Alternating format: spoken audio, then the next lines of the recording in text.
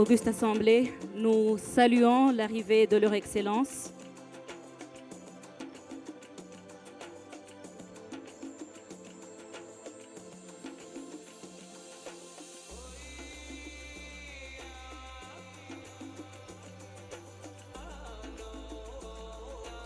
Nous saluons l'arrivée de leur Excellence, les chefs d'État, le chef de la République du Burundi qui est accompagné par le chef de la République de Zambie par des acclamations, les différents chefs d'État et de gouvernement, les chefs de délégation de la grande famille du marché commun de l'Afrique orientale et australe par une pluie d'acclamations pour leur Excellence.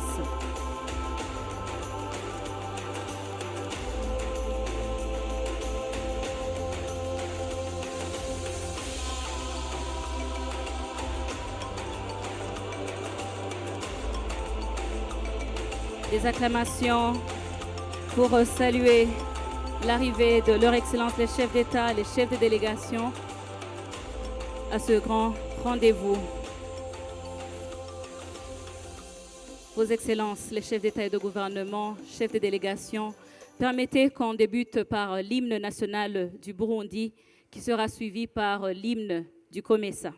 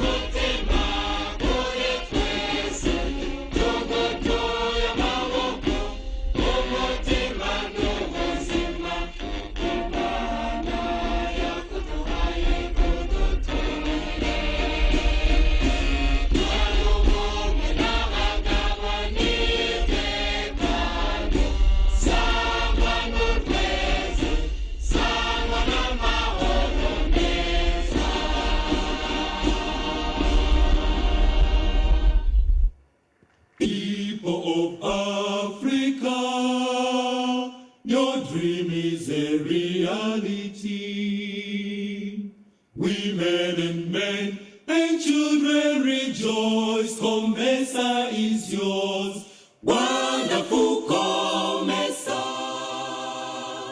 People of Africa, rise up and unite as one. Hard work is key to prosperity, united we stand, wonderful COMESA,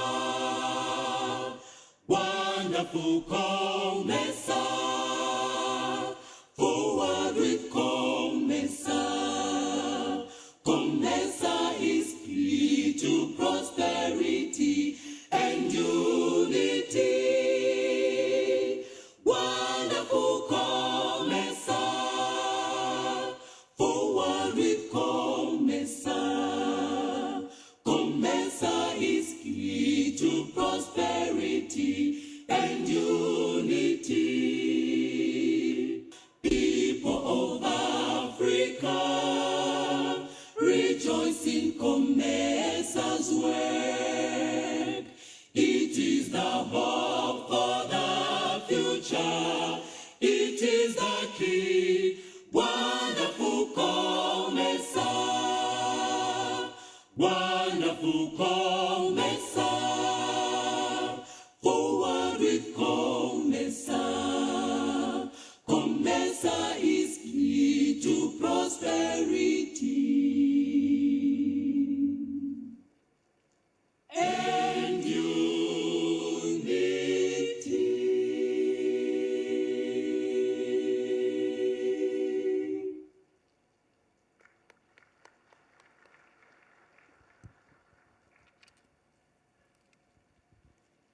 Excellences, Monsieur le Président de la République du Burundi, pays hôte, distingués invités, prenez place.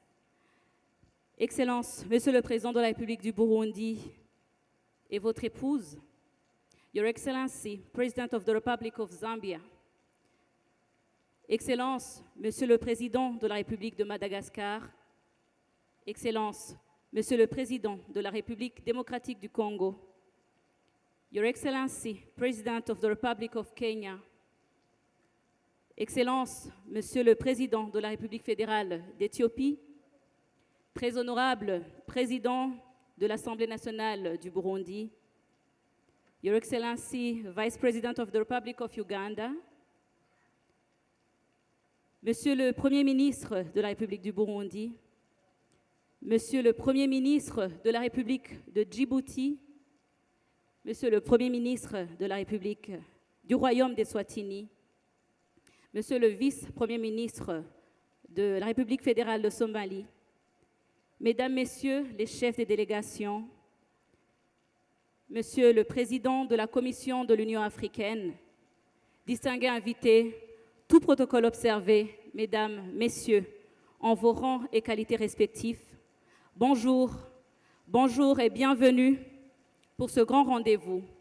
En ce 31 octobre 2024, Leur Excellence, les chefs d'État, de gouvernement du COMESA sont réunis ici à Bujumbura pour les travaux du 23e sommet du COMESA organisé sous le thème « Accélérant l'intégration régionale pour le développement des chaînes de valeur régionales dans les domaines de l'agriculture résiliente au climat, de l'exploitation minière et du tourisme ».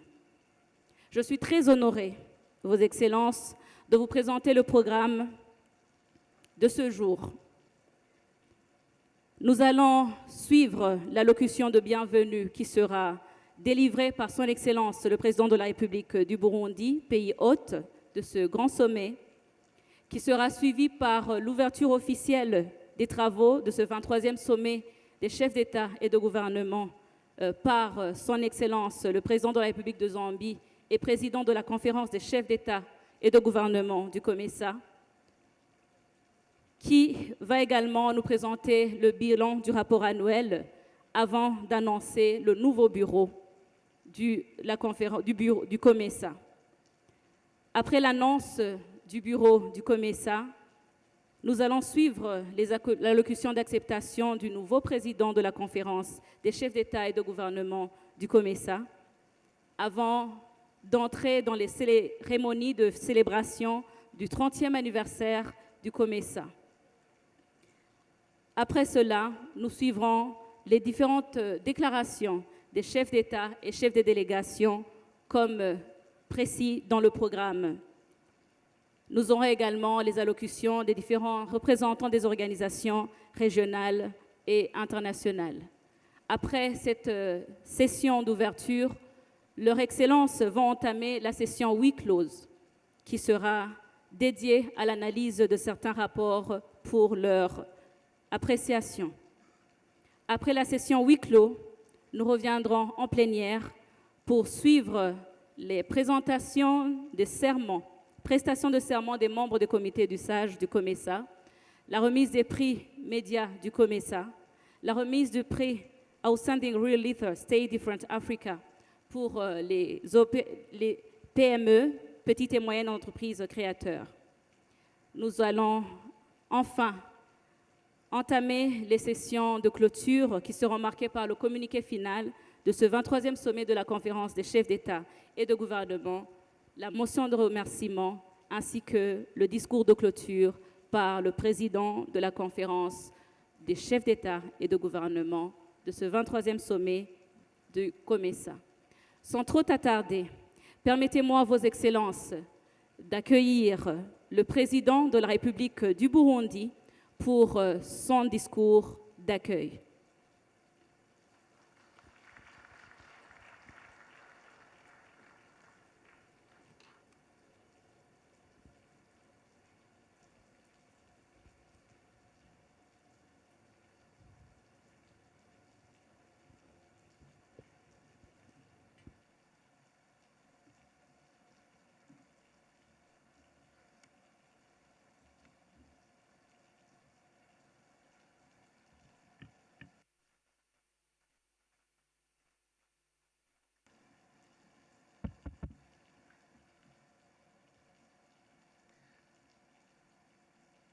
Rendons grâce à Dieu le Tout-Puissant qui nous a accordé ce jour béni où nous accueillons ici les dignes filles et fils de l'Afrique.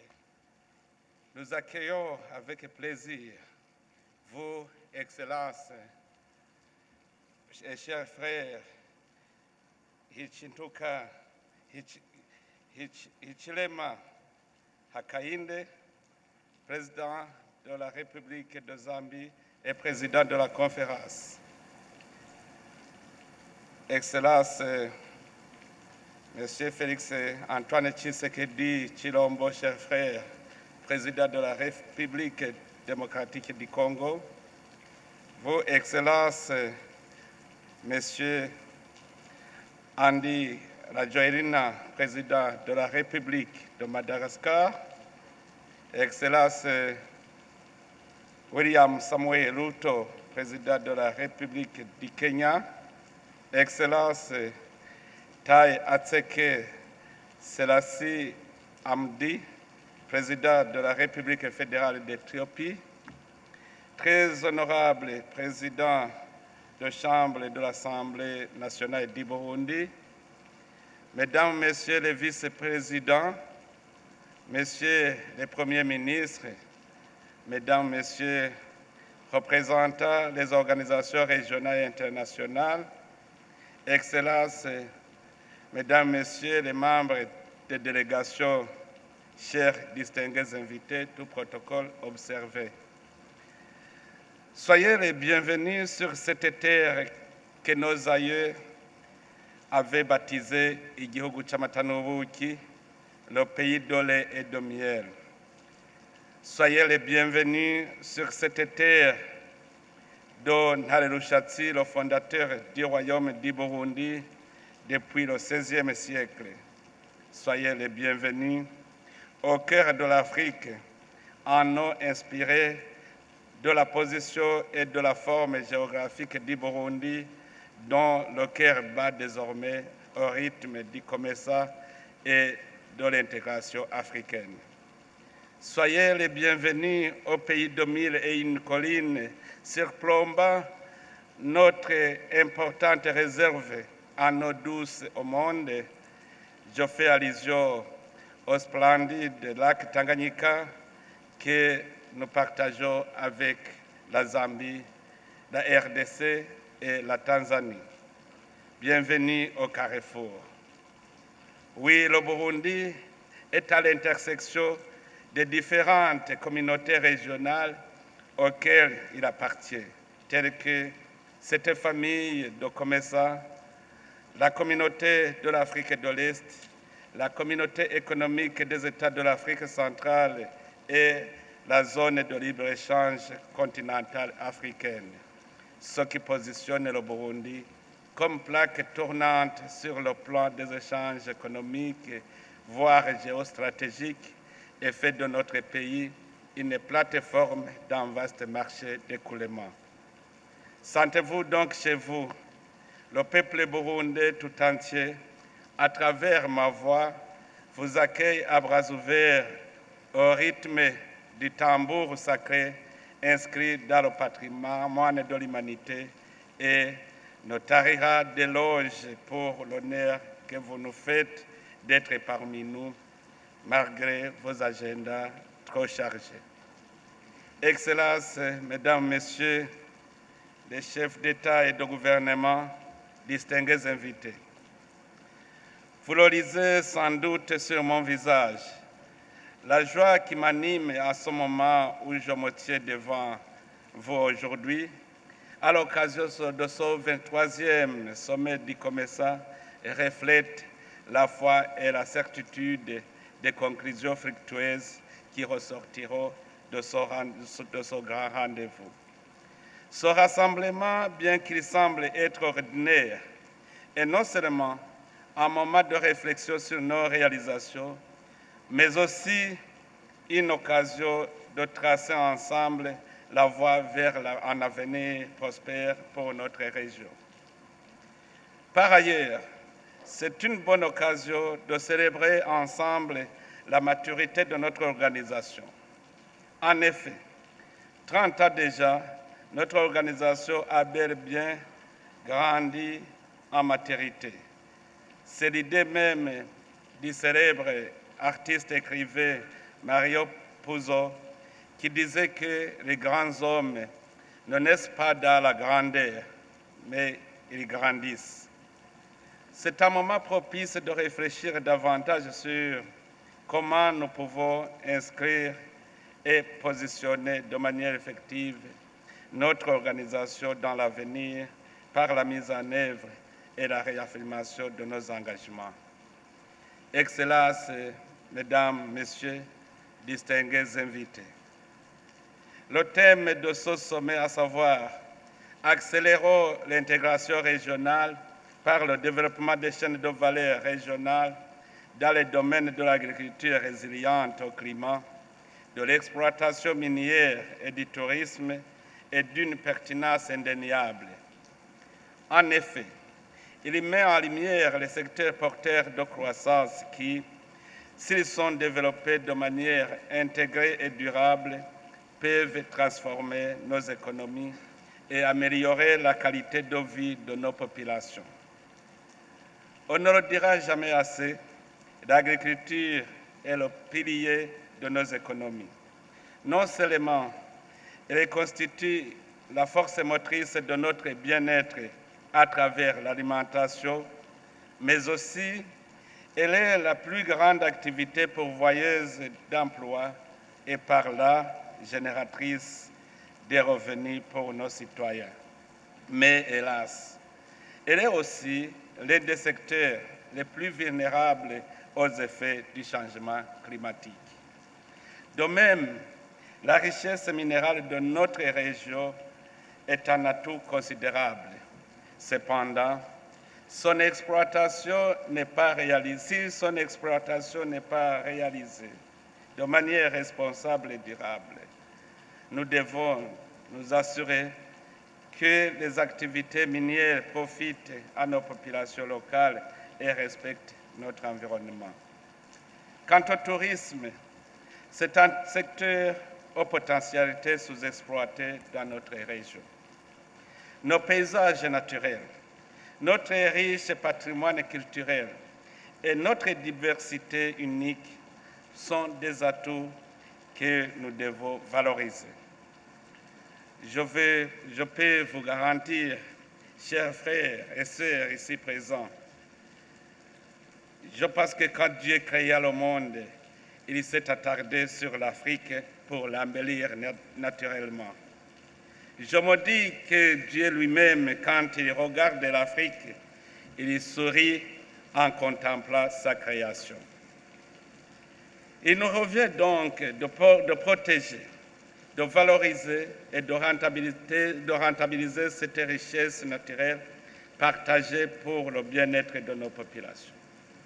Excellences, Mesdames, Messieurs, Auguste Assemblée, nous sommes réunis aujourd'hui dans le cadre du marché commun de l'Afrique de l'Est et de l'Afrique australe.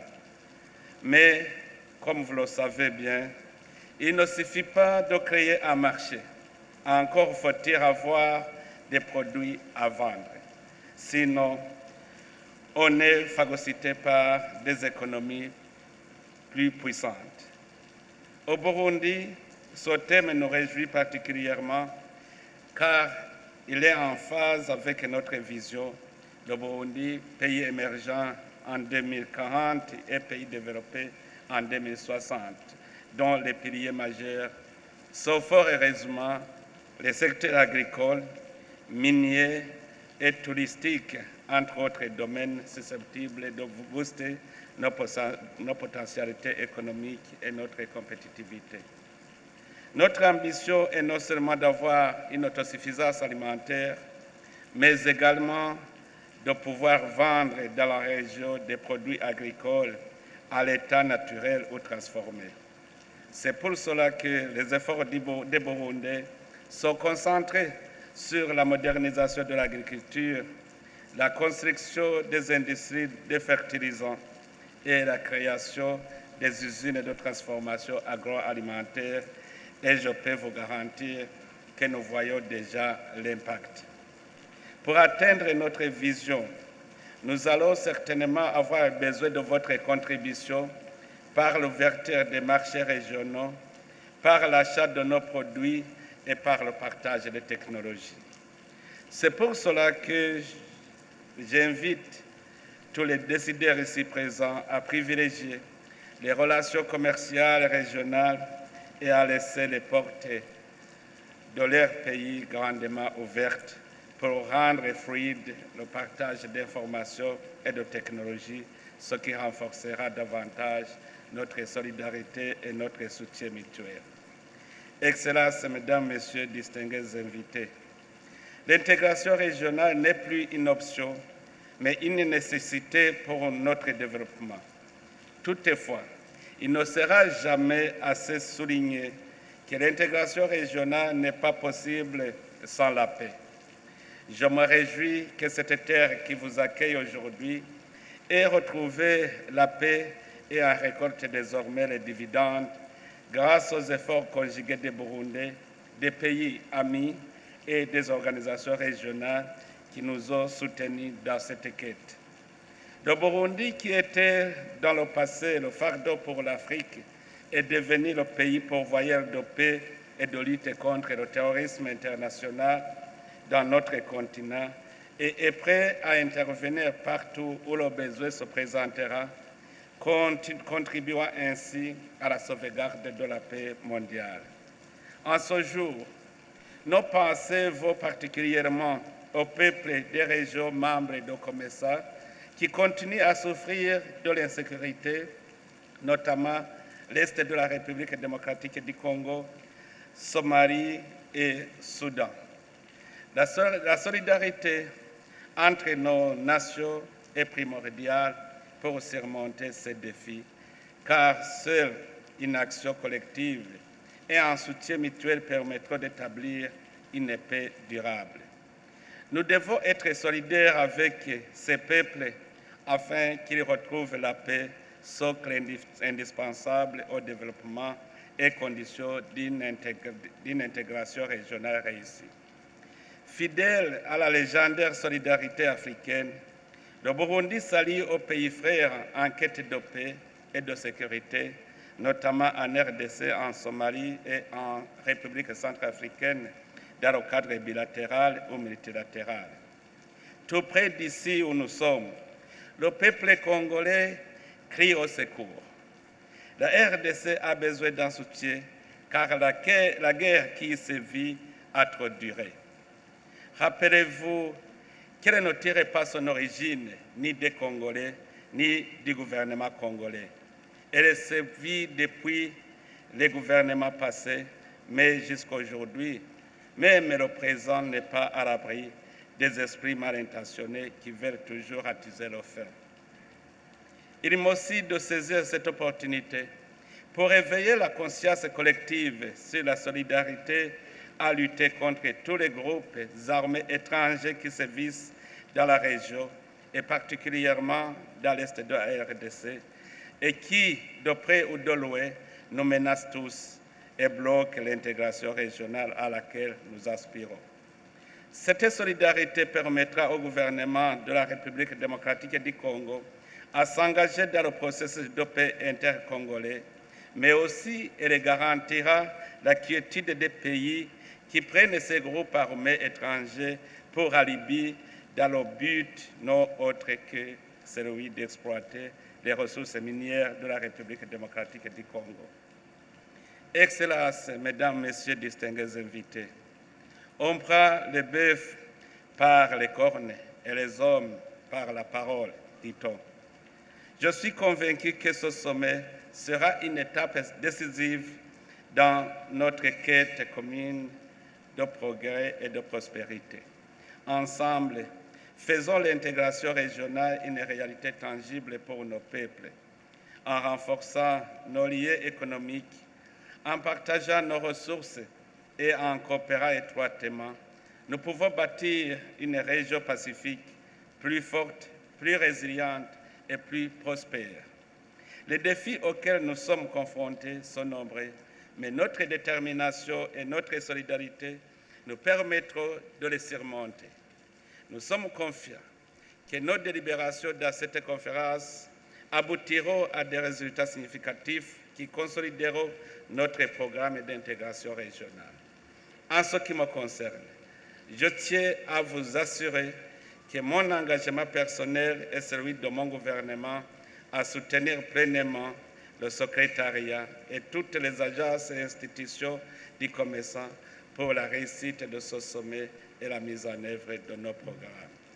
En concluant, je voudrais anticiper en rendre mes hommages les plus sincères au président de la République de Zambie et président sortant de la conférence des chefs d'État et de gouvernement du COMESA pour son excellent leadership et exprimer ma gratitude à vous, Auguste Assemblée, pour votre engagement et votre dévouement à la cause de l'intégration régionale.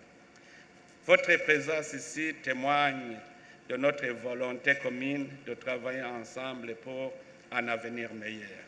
Ensemble, nous pouvons réaliser de grandes choses et faire de notre région un modèle de développement durable et inclusif. Que vive l'intégration régionale, que vive l'amitié entre nos peuples. Je vous remercie de votre aimable attention.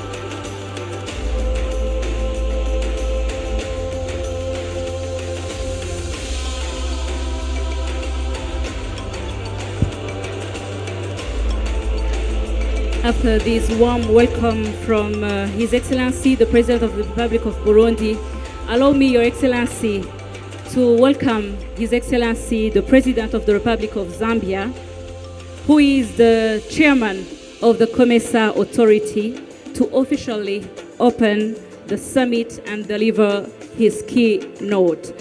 Most welcome, Your Excellency, President of the Republic of Zambia. We welcome with much applauses. He's the chairman of the COMESA Authority. Applauses to welcome His Excellency for the opening address.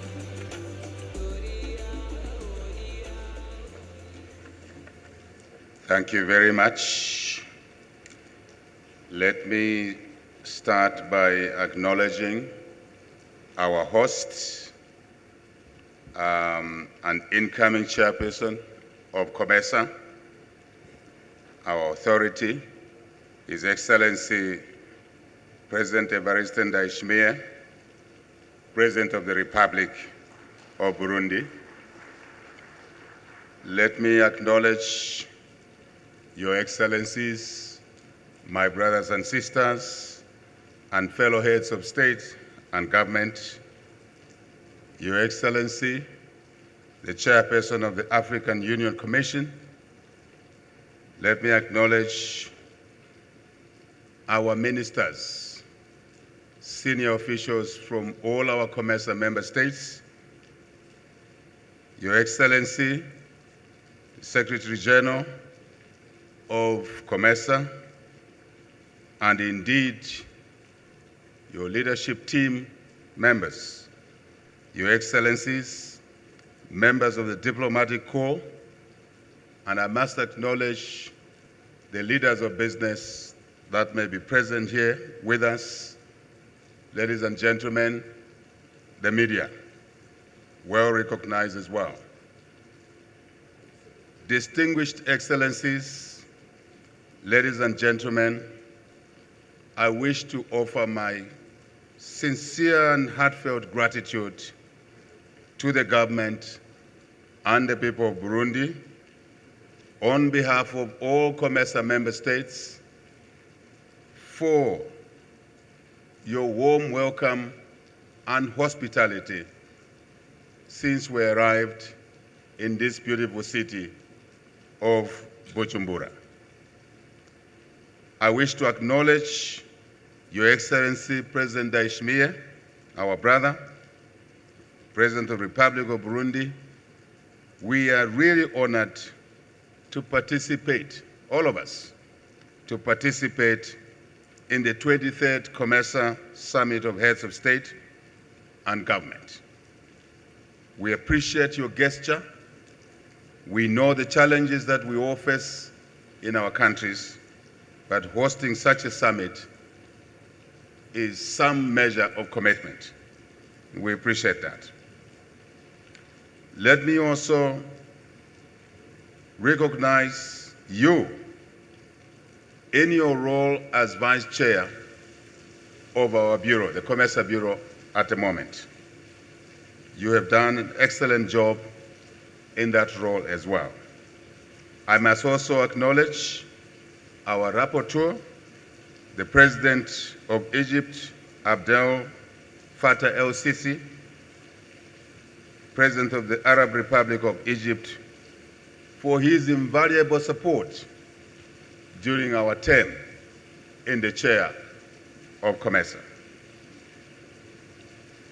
The theme of our summit has been already well articulated by President Ndayishimiye, so I'll not take time on that, but it's indeed an appropriate theme. It is my duty at this stage, dear colleagues, excellencies, heads of state and government, to summarize in some measure the achievements that have been scored during our time in the chair of COMESA. I will start with export growth.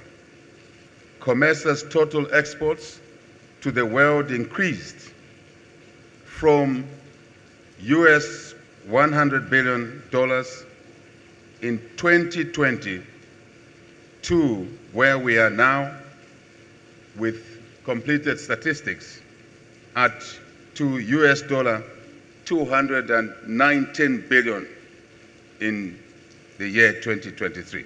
This is a huge uplift to the level of 210% increment in our collective exports to the rest of the world. I think it's a big achievement. Intra-COMESA exports, which are also extremely important to us. As a group, we must do business with each other. It is inevitable, it's imperative that we do business with each other. And our intra-COMESA exports grew by 40% from $10 billion in 2020 to where we are now, $14 billion. That's a sizable increment. We can do more. We need to do more. As COMESA, we should endeavor to do more business with each other. It's very important. Let me talk about seamless trade and mobility in our region. The ratification and the implementation of the Tripartite Free Trade Area in July 2024 marked a pivotal achievement towards the establishment of a unified continental market, improved customs and trade facilitation.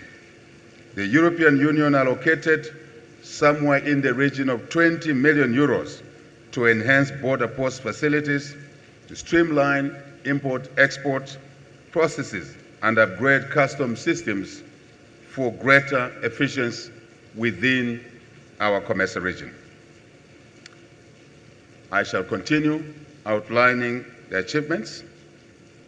Expansion of the Yellow Card Insurance Scheme, which all of you are aware of.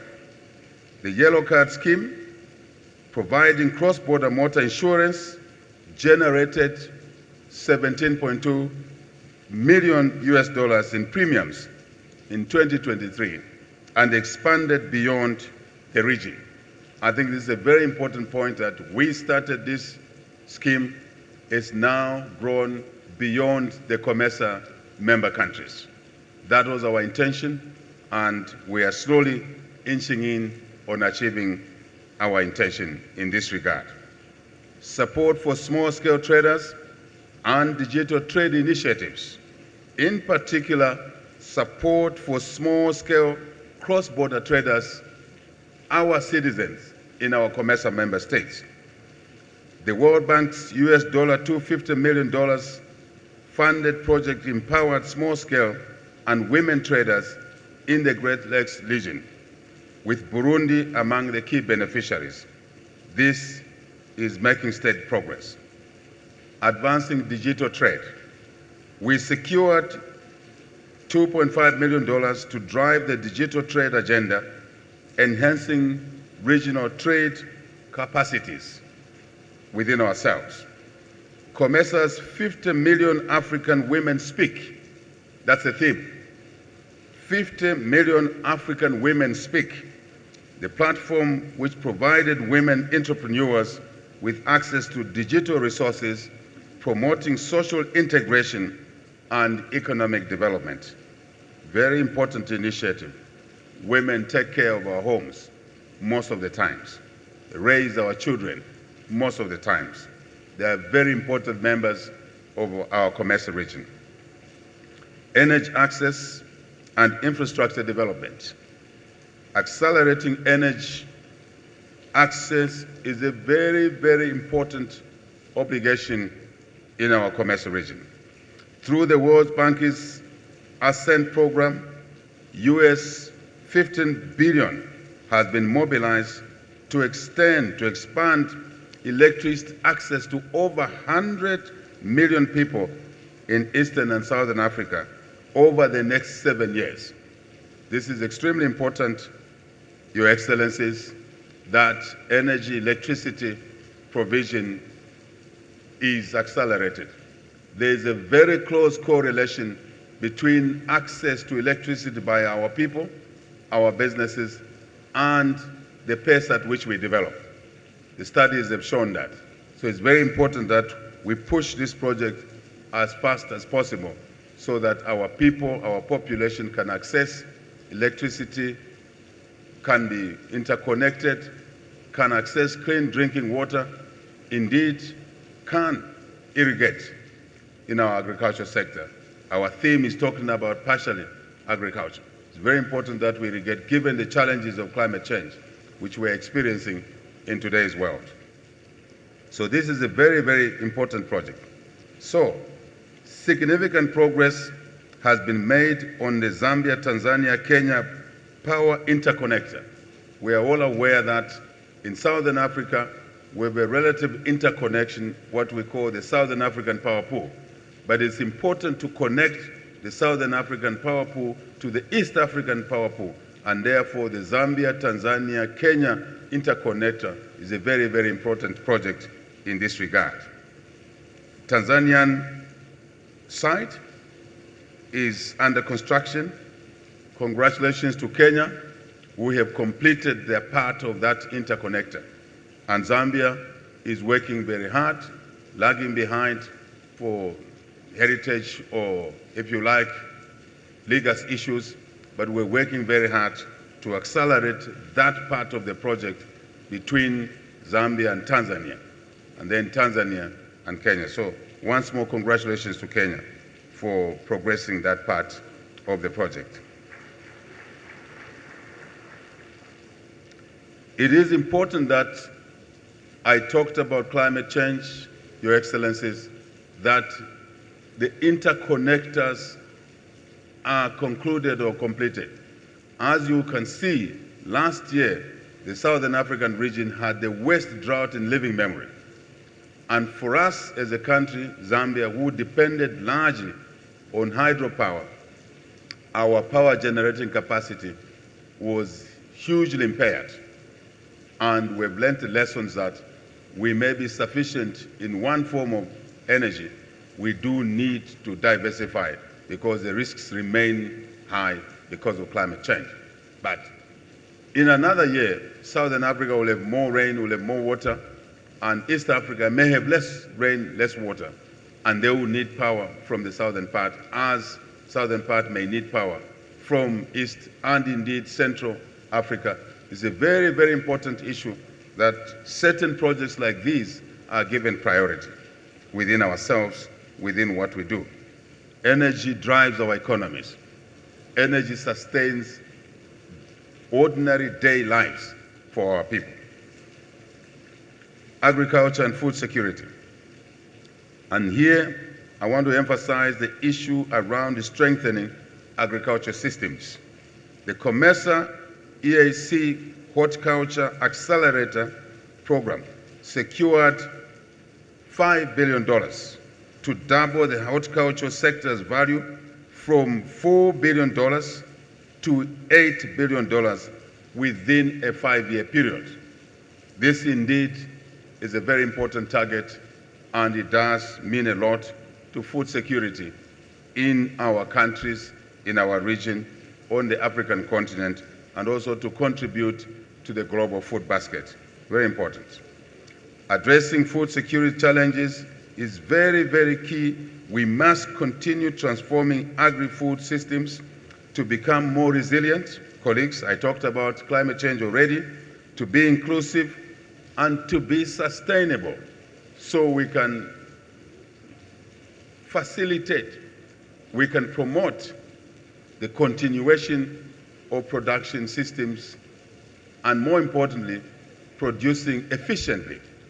One particular issue that stands out, one or two issues that stand out here, is the issues that we must focus on aspects of productivity. In most of our countries, I repeat, our farmers produce food or industrial agricultural products at very low levels of productivity.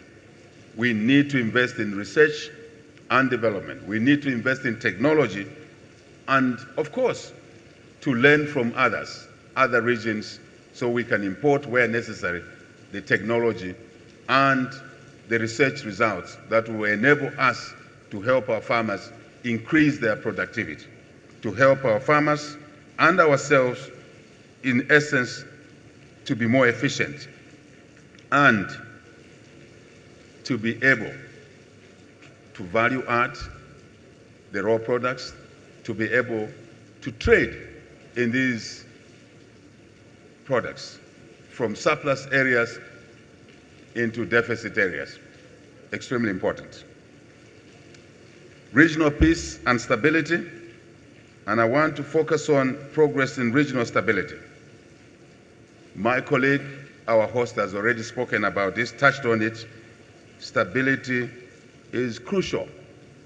Peace, security, stability is crucial for our economic development agenda, for our COMESA agenda. Extremely important. We've seen the damage that instability does to our normal lives, to business, to our economies, and to opportunities for our young population in terms of jobs or indeed business opportunities. Peace, once lost, is difficult to recover.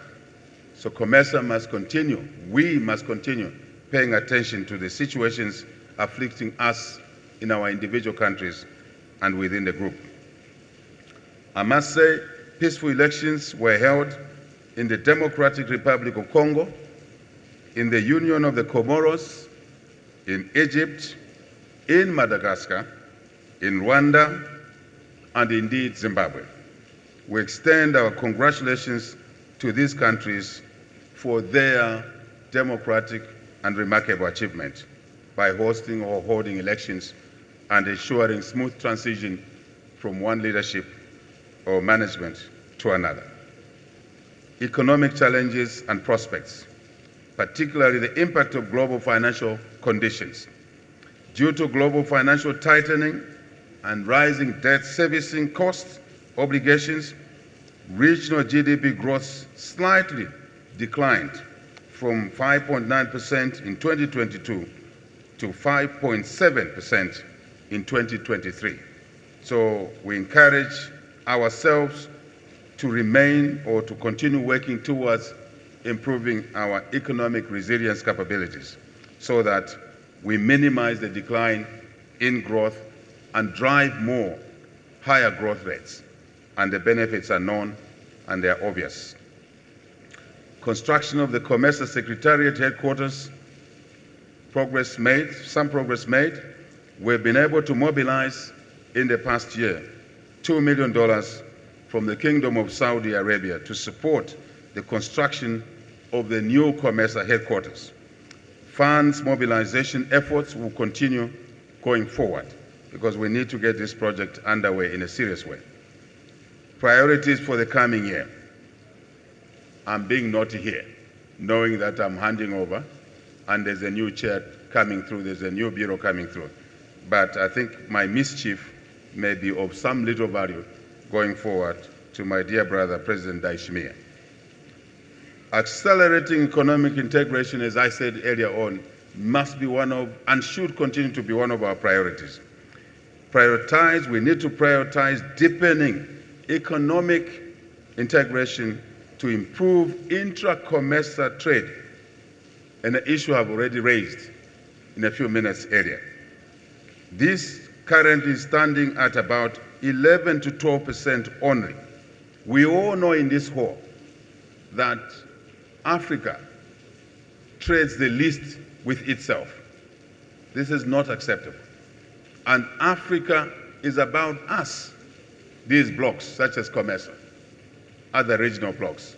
So we need to make extra efforts to increase trade, and I dare say, investment amongst ourselves.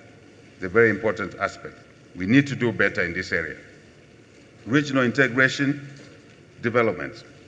We need and we will continue, we should continue promoting the corridor approach to address regional infrastructure gaps, which I think is the most pragmatic way to do.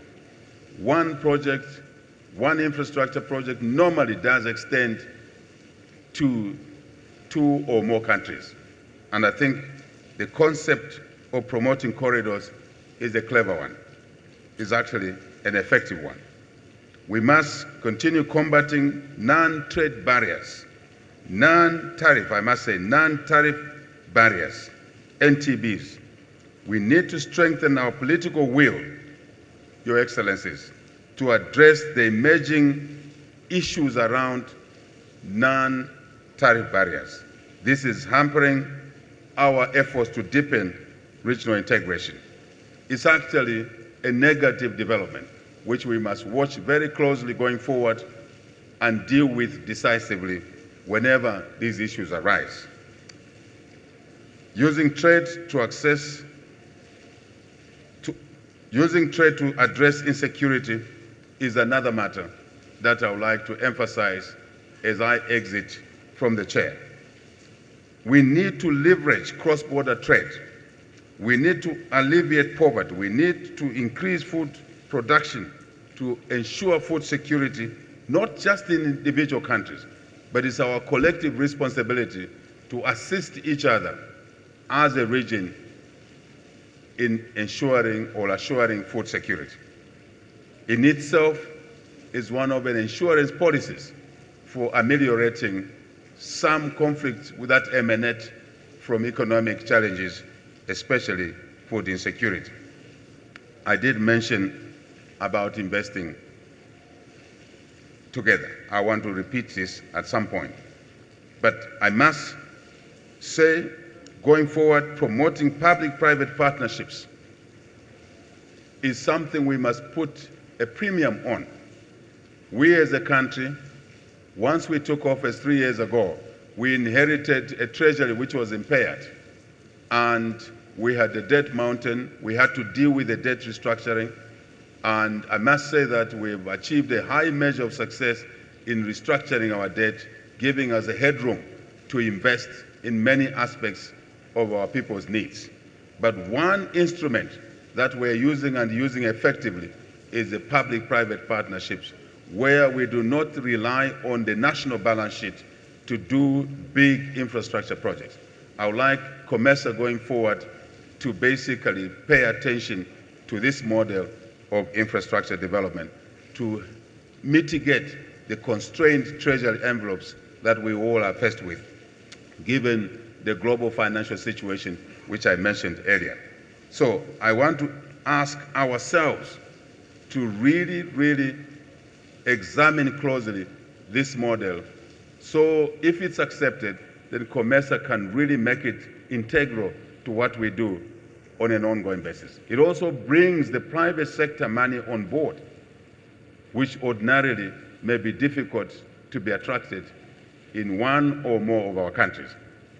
And when we work on the corridor concept, this will even be much easier and quicker to complete projects.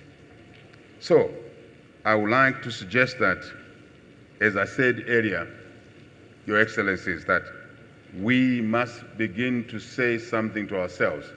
Why are we not investing in and with each other more? What is the issue? Whenever we think of foreign direct investments, we don't consider our neighbors. We think it's Europe, it's Asia, it's America. I think we need a rethink around this issue. It is only normal and ordinary to look at the neighbor first before you go far. Let us invest in and with each other. Let us invest in and with each other. We all have resources that are endowed in our countries, but we're not exploiting them fast enough at a scale that will accelerate economic development in our countries and in our region. And the benefits of such is obvious, doesn't need illustration.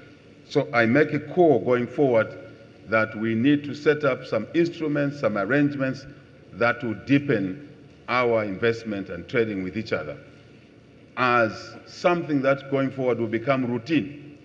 It will become the norm rather than the exception. At this point, I really would like to say, if you will allow me, Your Excellencies, that there are things that we must consider as first steps. This is one of them, going forward. I think we've been missing this one for too long.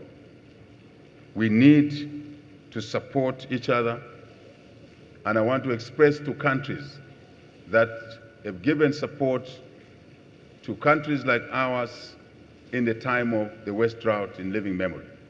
And it's important that we in our country reciprocate that when countries in COMESA are in need, whatever that need is, and we're capable of providing support. I think the spirit that we should grow within our COMESA region. In closing, I want to thank you, the COMESA member states. I want to thank the Bureau. I want to thank the Secretariat, COMESA Secretariat, and various COMESA institutions for your support during our time in the chair of COMESA. The things that we've been able to do, we were able to do them as a team. So most appreciated on behalf of my country, our country, Zambia. I want to extend our warm congratulations to the new chair, COMESA chair, incoming chair, President Daishmia. Thank you, congratulate you for ascending to this very important role in our region. It is also important that I thank Kenyan President Ruto, who is incoming chair, for accepting to perform this function. These are not easy things, given that we have responsibilities in our individual countries. So, congratulations to the new team, to the new Bureau.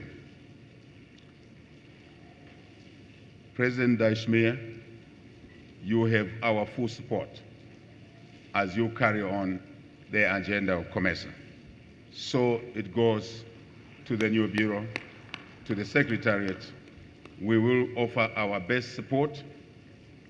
For me, as servant of the people of Zambia, but all our government and all our institutions will continue availing themselves to help push the COMESA agenda forward. Many thanks to you, my colleagues, and those in attendance for your attention. God bless COMESA. God bless Africa. Thank you.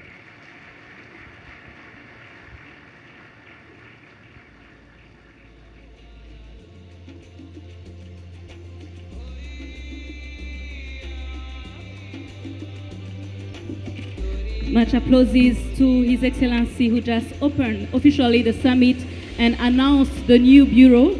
Let me invite the Secretary General to facilitate the ceremony of handing over the instrument of power from outgoing Chairman of COMESA Summit, His Excellency the President of the Republic of Zambia, and ongoing Chairman of the Summit COMESA Authority, His Excellency the President of the Republic of Burundi.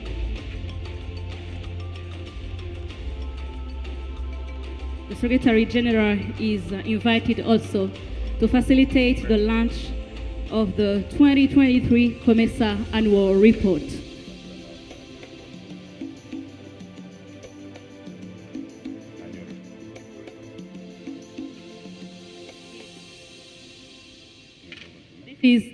She will facilitate, she gave just the annual report of the 2023. Let's applause for the big achievement during the great leadership of His Excellency, President of the Republic of Zambia.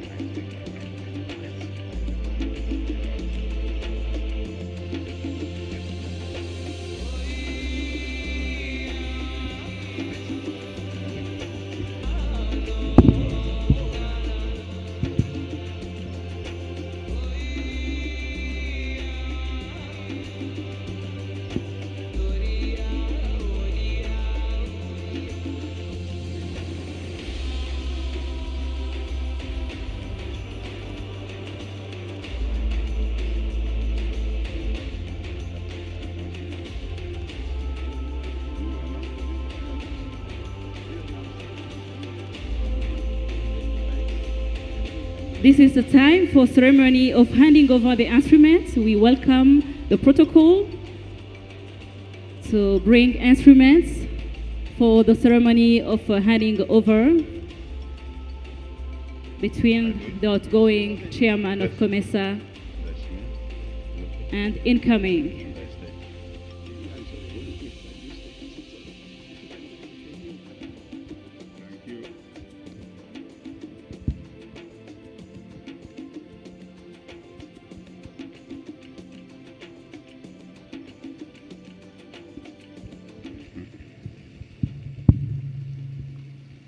Thank you very much, Director of Ceremonies. I have been tasked to announce the new bureau as the outgoing chair myself.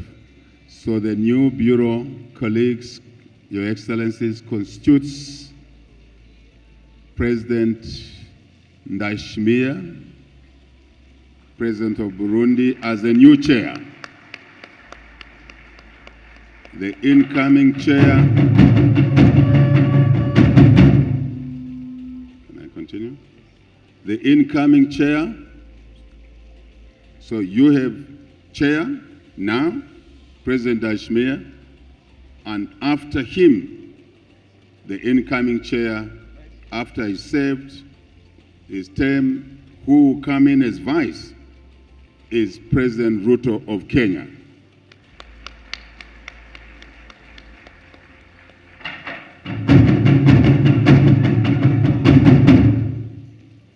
And I will stay on as outgoing chair. So the bureau is, as you know it, traditionally 3 countries. Now Burundi in the chair, Kenya vice to take over, and Zambia will stay for a year as outgoing chair. and next year I'm gone. Thank you very much. This is the new bureau. Congratulations to the bureau.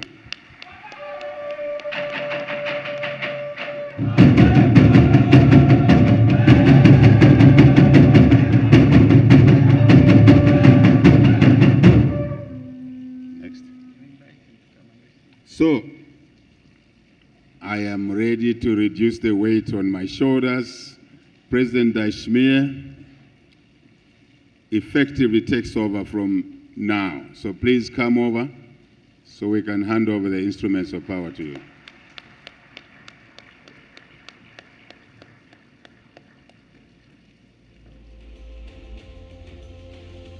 So tell me the process.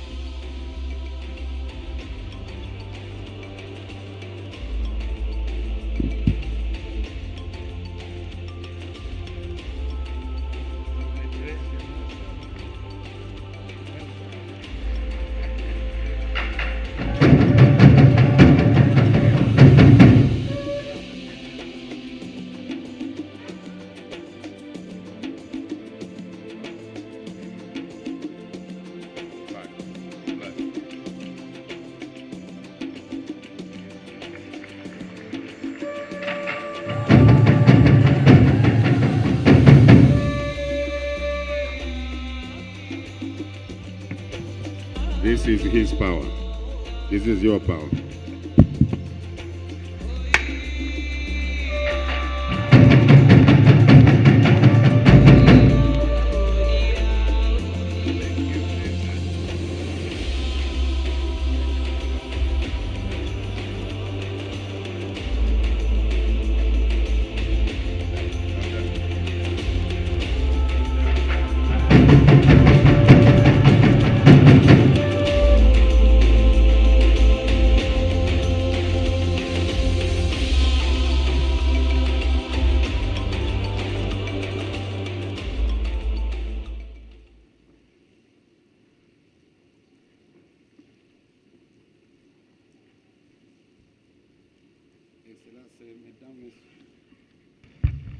Excellences, Mesdames, Messieurs, il est très difficile de procéder à un homme aussi intelligent et clairvoyant que notre frère Hichilema Hakainde, mais je suis rassuré qu'avec lui et avec mon frère Samuel Ruto, nous pourrons réussir.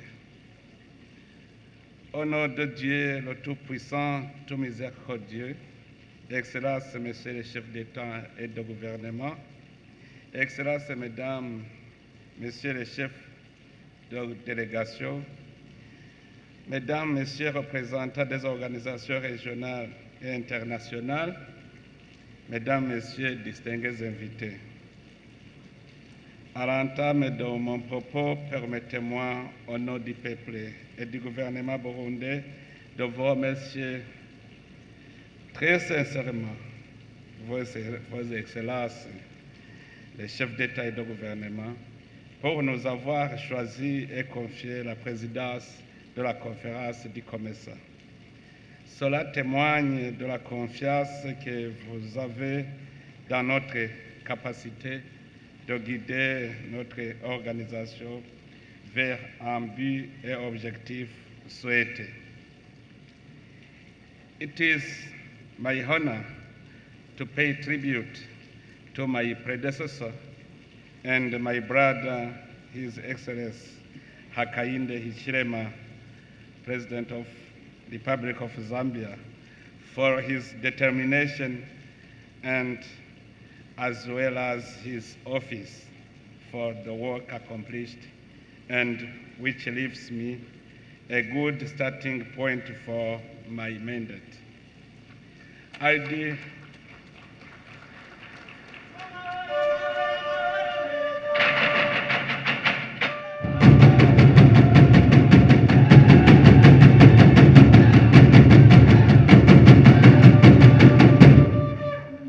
I'd like also to thank the COMESA Secretariat through the Secretary General, Mrs. Shileshe Mhundu Kapwepwe, for the performances recorded, which would not have been possible without such a dynamic team. Mhondo in Kirundi means exalt. It is a word that conveys joy. It is an expression to show happiness, to celebrate success. So, Madam Mhondo, you have Mhondo from the government of Burundi for the achievement made. Accept this exaltation from us to you. Permettez-moi également, Excellences, Mesdames, Messieurs, de saisir cette occasion pour réitérer ma sincère reconnaissance et mon appréciation à votre Excellence ici présent pour avoir pris le temps, malgré votre calendrier assez chargé, d'être avec nous aujourd'hui et assister à cette importante réunion. Votre présence est un témoignage clair de la solidarité et du soutien que vous et vos gouvernements accordent au peuple burundais et à l'ensemble de la fraternité du COMESA. Excellences, Mesdames, Messieurs, distingués invités, l'industrialisation pour la transformation des ressources de nos pays reste notre priorité commune et l'objectif clé de notre programme d'intégration régionale, ainsi qu'un moteur puissant pour notre croissance économique, la réalisation des aspirations de l'agenda 2063 et des objectifs de développement des Nations Unies à l'horizon 2030. Je suis heureux de constater que la plupart, sinon la totalité de nos États membres, ont adopté et mettent en œuvre la stratégie industrielle du COMESA et ses plans d'action au niveau national. Nos efforts collectifs sont encore nécessaires dans divers secteurs tels que le secteur pharmaceutique et le développement minier. À cet égard, le secrétariat du COMESA, en collaboration avec les partenaires du développement, a continué à fournir une assistance technique à l'industrie pharmaceutique. Des efforts entrepris pour élaborer une politique de valorisation des minéraux dans la région COMESA. Des progrès sont également réalisés dans l'amélioration de la connectivité par le réseau routier, maritime et aérien grâce à l'harmonisation de diverses politiques, règles et réglementations dans le cadre de l'accord tripartite COMESA, EAC et SADC. Vos Excellences, Mesdames, Messieurs, distingués délégués, le thème du débat aujourd'hui est accélérons l'intégration régionale par le développement des chaînes de valeur régionales dans le domaine de l'agriculture résiliente au climat, l'exploitation minière et du tourisme. Dans notre région, le Tout-Puissant a mis à la disposition de nos pays ce dont nous avons besoin pour nous développer. Comme d'ailleurs l'ensemble du continent africain, notre région est dotée d'énormes superficies de terres arables, dont moins de la moitié fait objet d'une agriculture productive. Nous devons fournir notre leadership et les programmes d'appui nécessaires à la promotion des chaînes de valeur régionales, au développement et à la diversification de l'agro-industrie et la valorisation de nos ressources naturelles.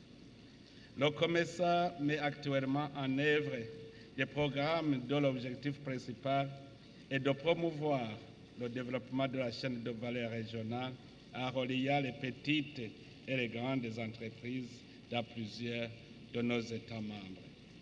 Comme nous continuons à être guidés par le plan stratégique à moyen terme 2021-2025, le COMESA poursuit son acheminement vers la réalisation d'un marché commun. En étant qu'élément constitutif de la communauté économique africaine dans l'esprit de l'agenda 2063.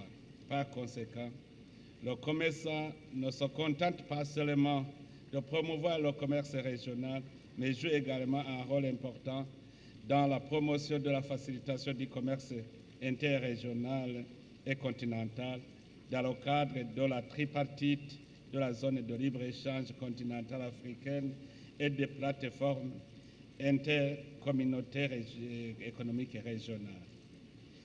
Je suis ravi de constater que l'accord sur la zone de libre-échange tripartite est entré en vigueur après l'obtention du nombre requis de ratification. Mettons en commun nos ressources pour réaliser les objectifs de l'accord tripartite, à savoir l'intégration de nos marchés, le développement de chaînes de valeur régionales et l'amélioration de la connectivité de nos infrastructures.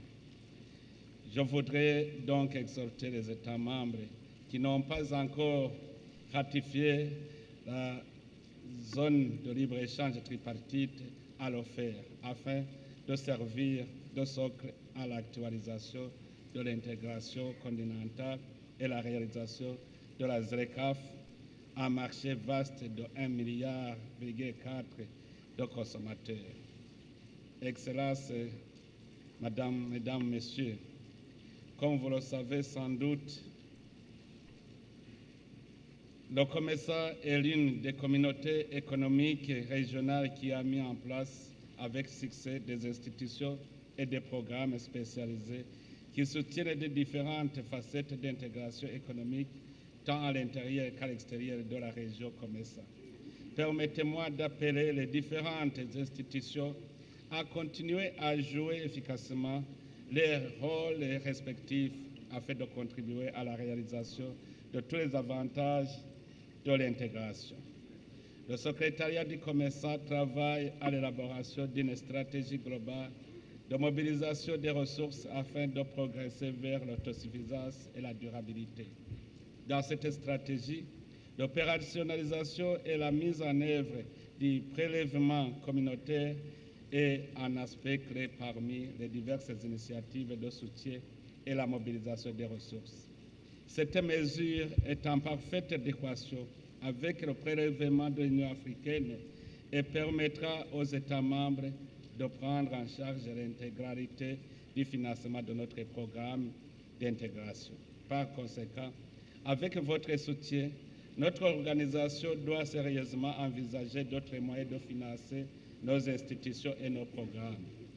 Au nom du gouvernement du Burundi, je m'engage à soutenir le secrétariat du COMESA, dirigé par Madame la secrétaire générale, dans ses efforts pour trouver d'autres moyens de mobiliser les ressources nationales afin de mettre en œuvre les programmes d'intégration régionale du COMESA.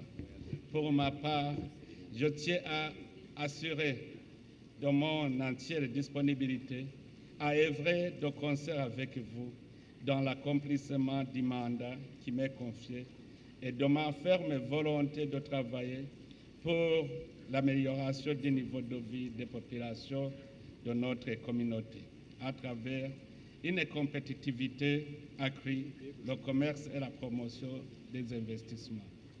Pour terminer, permettez-moi d'accepter au nom du gouvernement du Burundi la présidence de la conférence du COMESA et de tous les organes respectifs de notre organisation. En guise d'engagement à accélérer l'intégration, et relever le défi lié à la libre circulation des biens et des personnes, à partir d'aujourd'hui, le Burundi exemptera le visa court séjour à tous les pays membres de COMESA.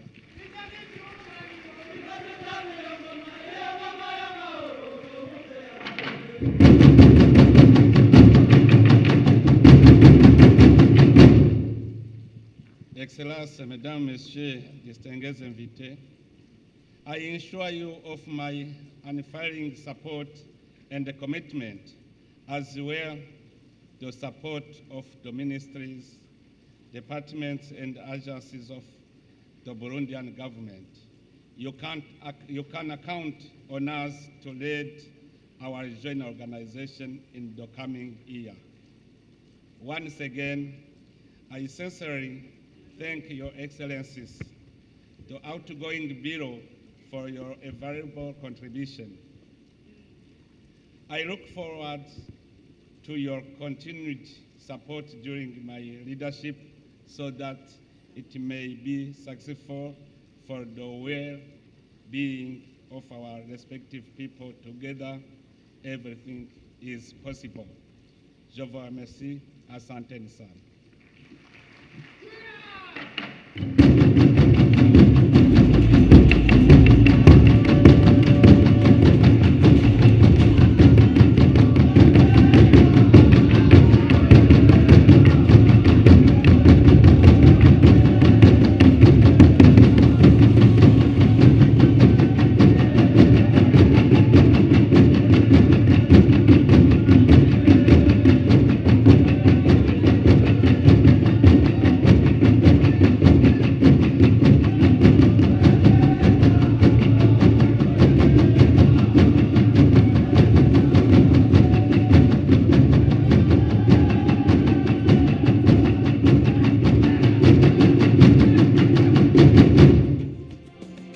Much applauses, Your Excellency, President of the Republic of Burundi, Chairman of the COMESA Authority, for your commitment. Your Excellencies, today we are celebrating 30 years of COMESA impact. Let's invite Your Excellencies to celebrate it by a short dance of majorettes, and we will be following a short video that will show us the progress, the program, the project, the impact of COMESA during these 30 years. Let me invite the animation group to start and ask to the technical cabin to get ready the video.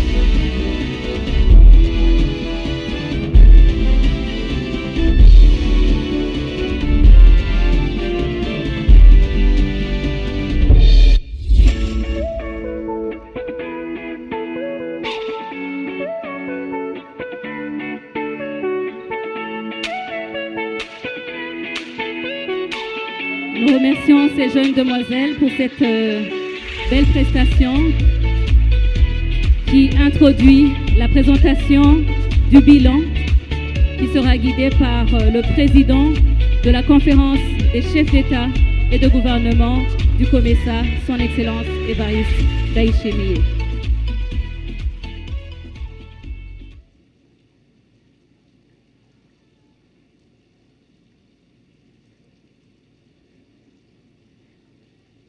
Nous allons à présent suivre le bilan des 30 ans de réalisation.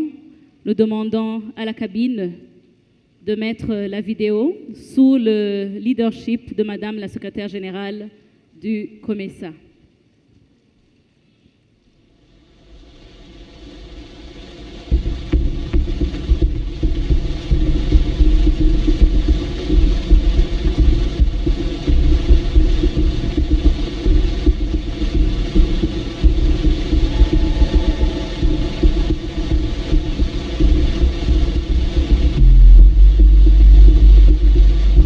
Greetings to you. My name is Dr. Dennis Matanda, and over the past 21 years, I've worked and been associated with several COMESA institutions, and I'm proud to be an expert on COMESA. So, in this short film, when we talk about 30 years of COMESA impact and celebrate another major milestone, we mean the clarity around an economic development blueprint that has been in the works since the 1960s. But of course, it is quite easy to take for granted the countless hours, days, weeks, years of work that our past and present leaders have put in and continue to put into prioritizing connectivity at the COMESA market level, connectivity in COMESA regional infrastructure, and the also important connectivity at the COMESA institutional level. These three connectivity attributes truly capture the essence of COMESA and make the 21 member states of this COMESA region front and center in the journey towards the African Union's Agenda 2063, the Africa we want. Et nous voyons que vraiment il n'y a pas des Africains qui disent voilà maintenant je m'aligne à telle idéologie ou à telle autre. Ensemble, on cherche à converger sur la recherche du bien-être des citoyens du monde. On veut le bien-être des citoyens du monde parce qu'on est dans la mondialisation. Il faut qu'on accepte d'aller ensemble. You must understand that the current global financial system was set up against a certain context. Yeah.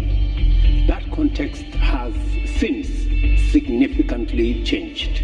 Zambia is part of key regional groups, the Southern African Development Community, on our part, Southern Tip of Africa, COMESA, a trading bloc, which is very important for our quest to enhance trade and investment in our country, on our continent. فيما يتعلق بمجال السلم والأمن، فليس خافيا علينا حجم وعمق التحديات التي تواجهها بلادنا لاستدامة السلم والأمن، وهو ما بات يفرض علينا الالتزام بعدد من المحددات والمبادئ الرئيسية، وأهمها ضرورة احترام حق جميع شعوب الدول الإفريقية في الحياة وتسوية النزاعات والصراعات والقضايا التي تهدد هذا الحق، إلى جانب الحفاظ على مؤسساتنا الوطنية باعتبارها العمود الفقري لاستقرار الدول وأمن شعوبها وضمان مصالحها العليا. Well, I think if you look at our tagline for our celebration, it's 30 years of COMESA impact. And for me, that is very important because at the end of the day, whatever we do must have an impact, a positive impact on the population and citizen of the region. Everything that we do must have a result. And I think for me, as I work, as I carry out my roles and responsibilities, at the back of my mind is, am I having an impact? Is this action, is this program uplifting? Is this program having an impact? I think that's really what drives us as COMESA.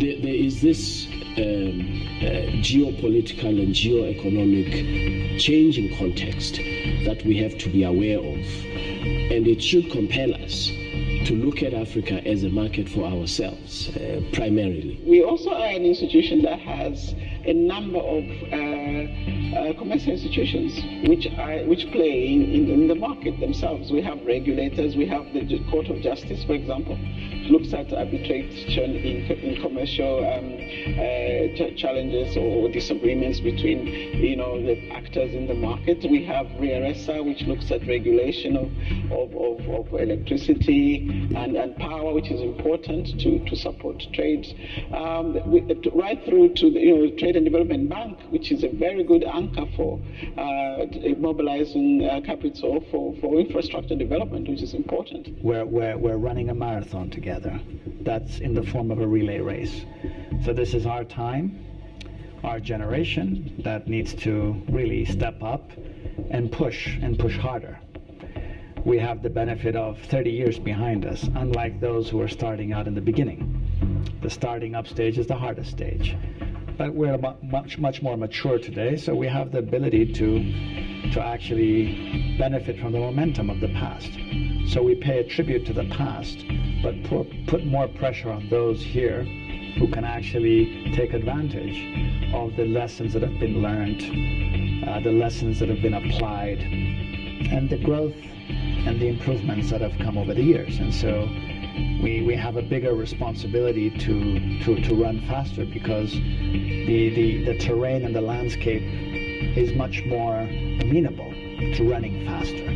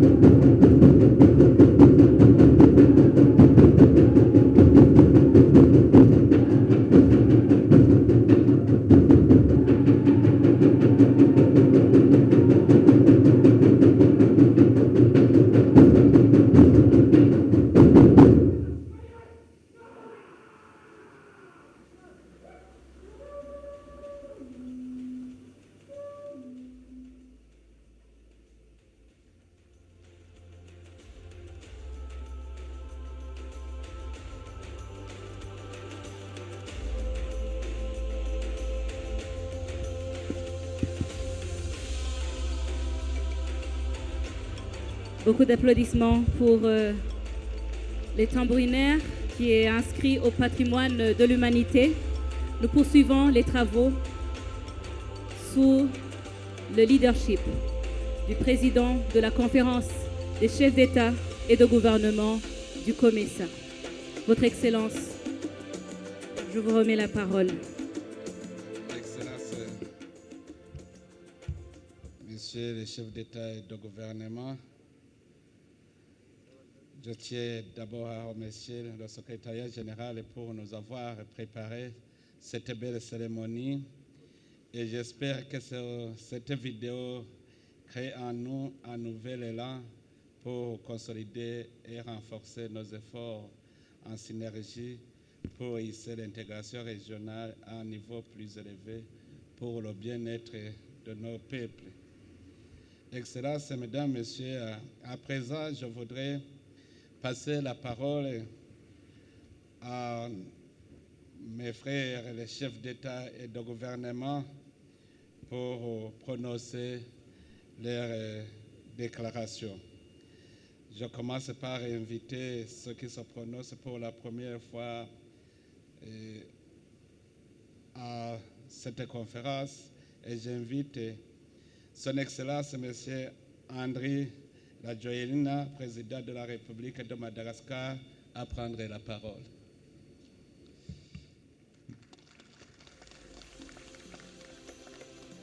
Merci, Monsieur le Président.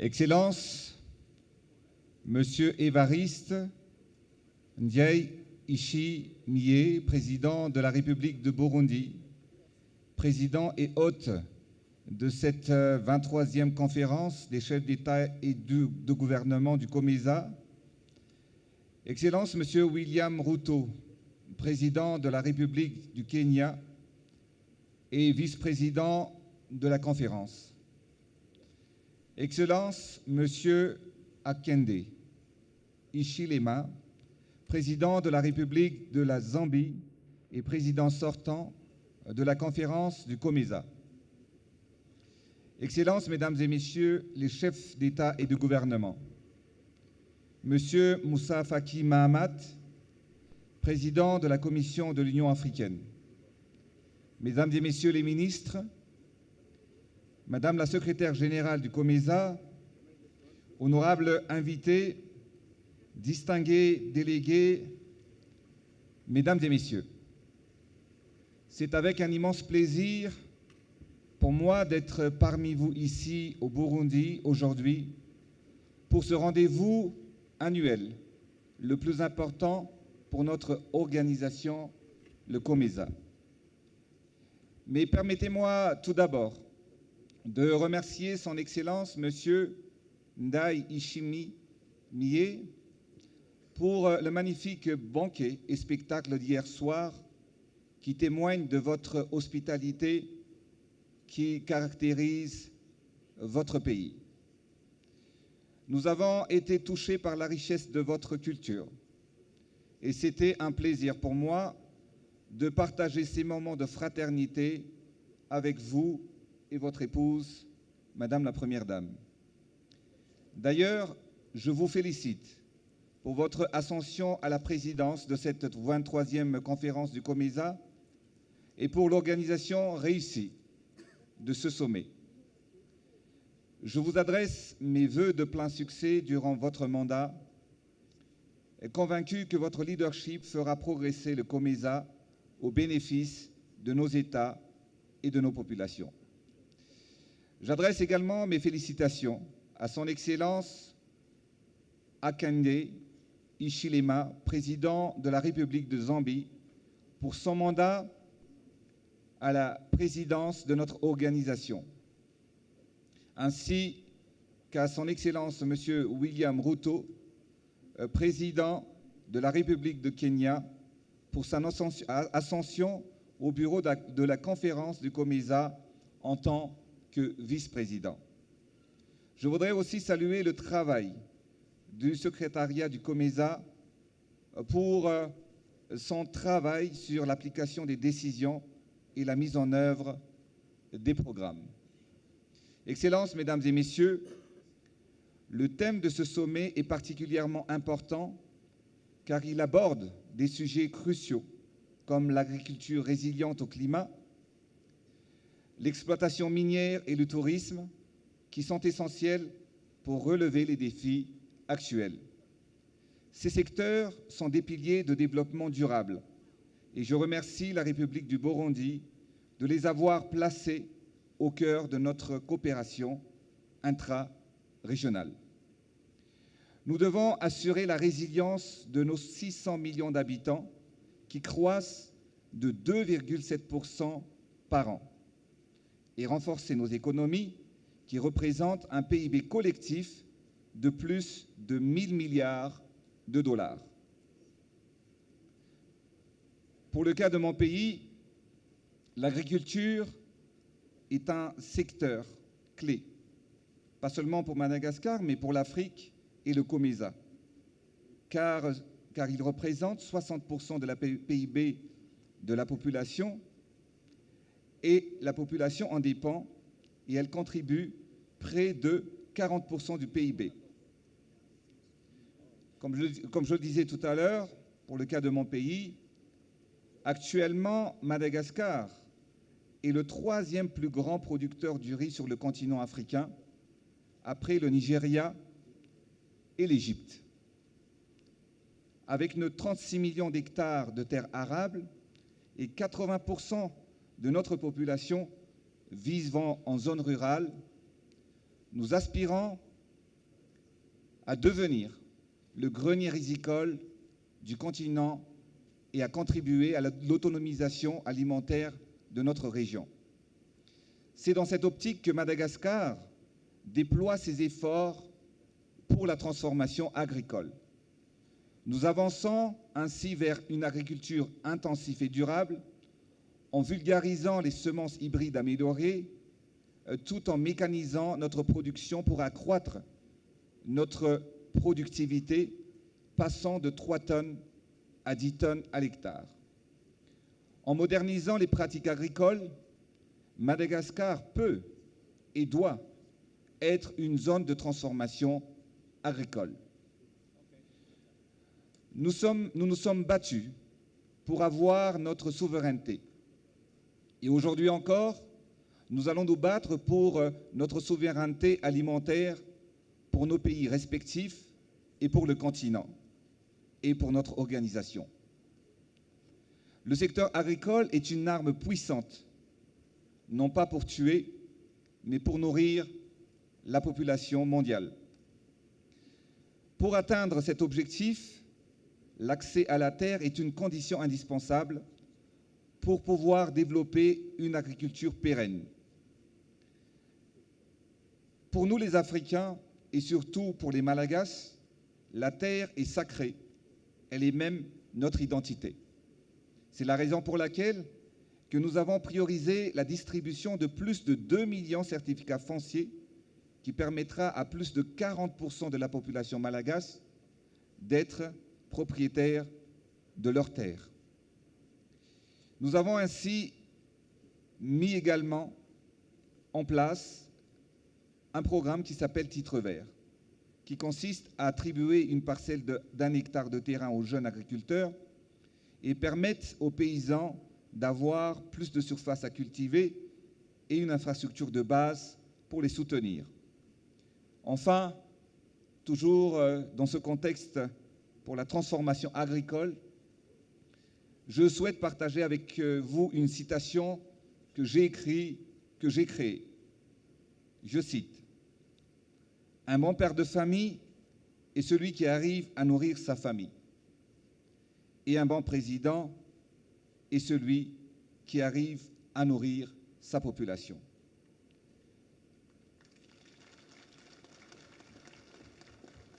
Concernant le tourisme, dans notre région, ce secteur contribue jusqu'à 25% du PIB, qui représente plus de la moitié de nos recettes d'exportation. À lui seul, le tourisme enregistre une croissance grandissante et rapide, plus de 3,3%. Le tourisme figure parmi nos piliers de développement socio-économique pour mon pays. Si vous regardez Madagascar sur la carte du continent, vous n'allez jamais rater cette grande île qui se situe au sud-est de notre continent. Car Madagascar possède et dispose 5000 km de côte. Madagascar est donc la plus grande île du continent africain et la 4e plus vaste au monde et abrite 5% de la biodiversité mondiale et 90% de la faune et de la flore de notre pays ne se trouvent qu'à Madagascar. Avec nos paysages exceptionnels, notre patrimoine culturel et historique, nous misons sur la promotion du tourisme, mais également du tourisme éco-responsable, tout en préservant nos ressources naturelles. Nous avons donc mis en place des réserves foncières touristiques pour accueillir les investissements dans les éco-resorts et des éco-lodges de luxe. Et il est primordial que la coopération régionale à travers le COMESA accélère également la mise en place d'infrastructures renforçant la connectivité et facilitant la mobilité des personnes, des marchandises, des services et booster ainsi le tourisme. Parallèlement, notre région regorge de ressources naturelles inestimables. nos 21 pays membres du COMESA détiennent une part significative des réserves mondiales de minerais estimées entre 20 et 36%. Nous disposons des gisements en or, bauxite, ilménite, platine, cuivre, lithium, manganèse, uranium et terres rares. Valoriser ces ressources représente une opportunité immense pour le développement économique et constitue une solution pour combattre la pauvreté de notre région, mais aussi du continent. C'est pourquoi nous devons élaborer des stratégies communes pour promouvoir la transformation locale et la création de valeur ajoutée afin que ces richesses puissent profiter directement à nos populations et aux futures générations.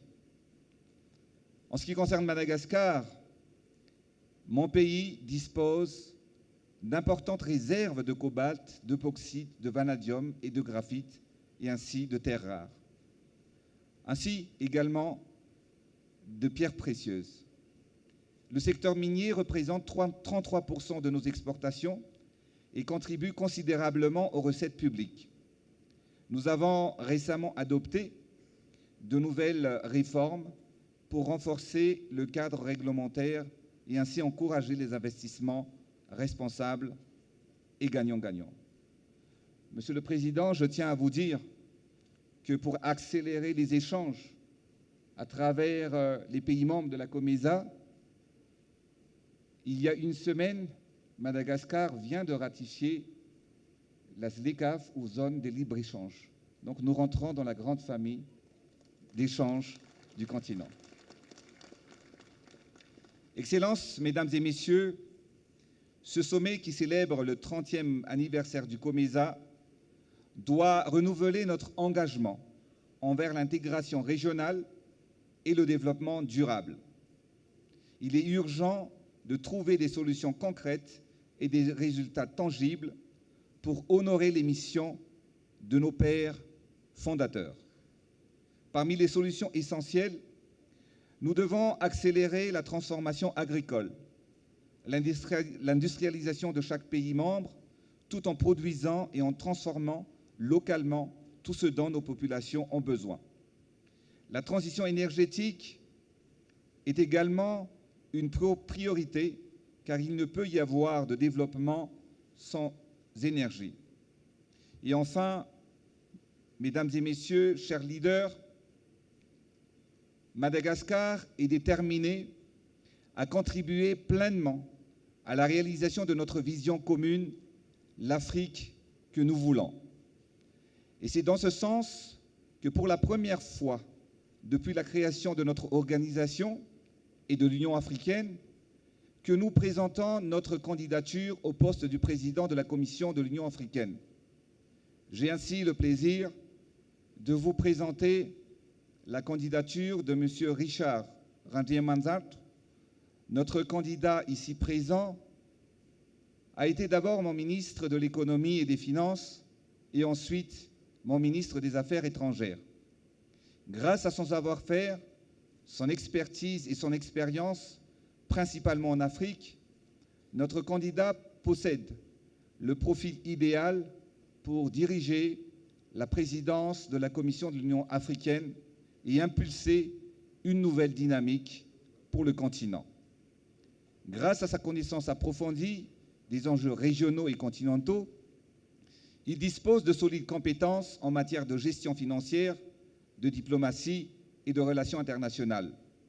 Il a d'ailleurs mené une carrière au niveau des instances régionales, à l'instar de notre organisation même, le COMESA. Il a toutes les qualifications requises pour diriger la Commission de l'Union africaine. Il parle couramment l'anglais, le français et a une connaissance pratique de l'allemand et du portugais. Et c'est avec un profond sens de responsabilité et d'engagement que je sollicite donc votre soutien et votre solidarité et l'appui de tous les États membres à la candidature malagasy lors des élections qui auront lieu durant le 38e session ordinaire de la conférence de l'Union africaine en février 2025.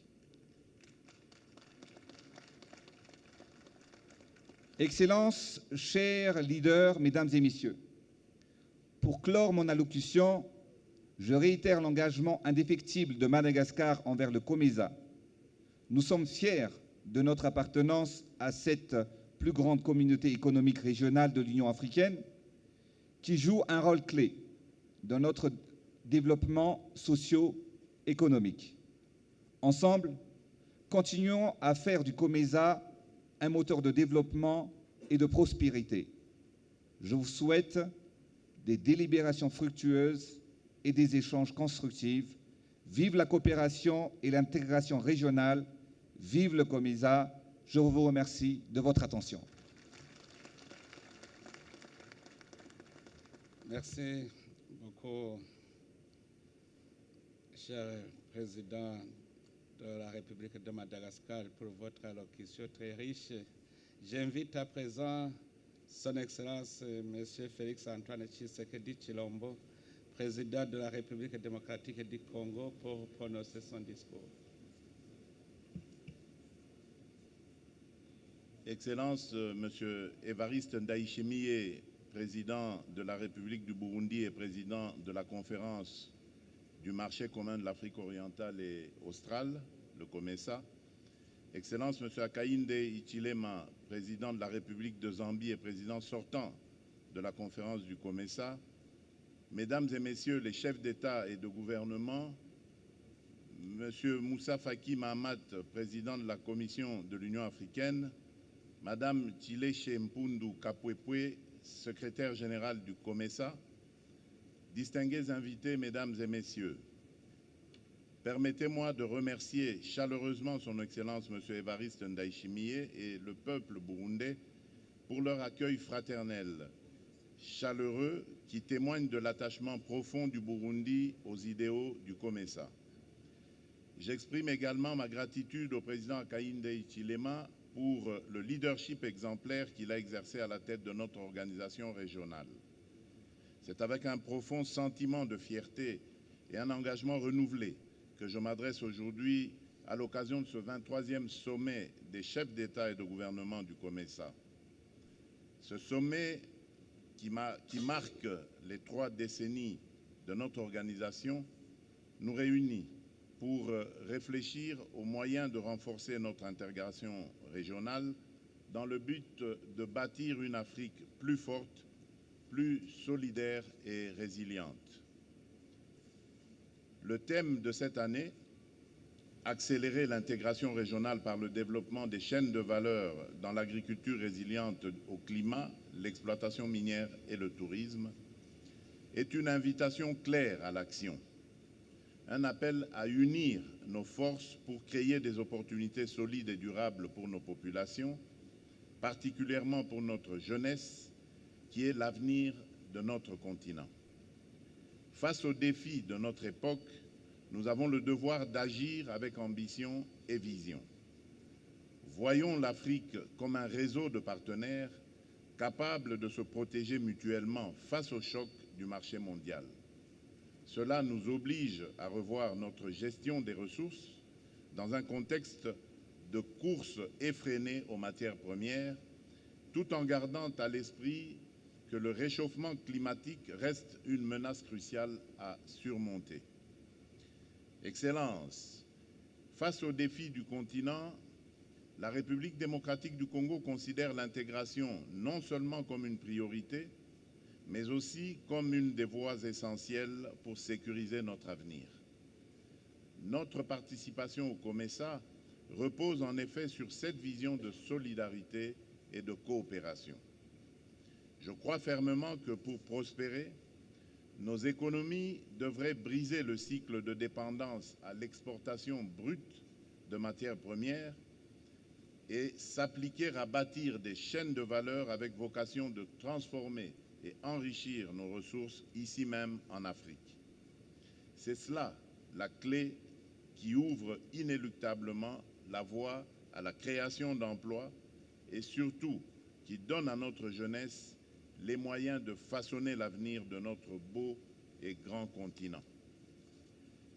La République démocratique du Congo se tient prête à jouer un rôle de premier plan dans cette dynamique.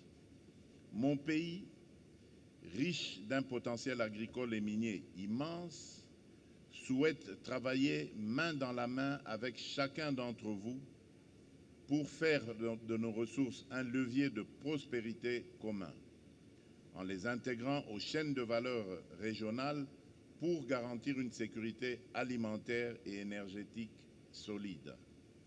Le développement du tourisme durable représente également une voie d'avenir.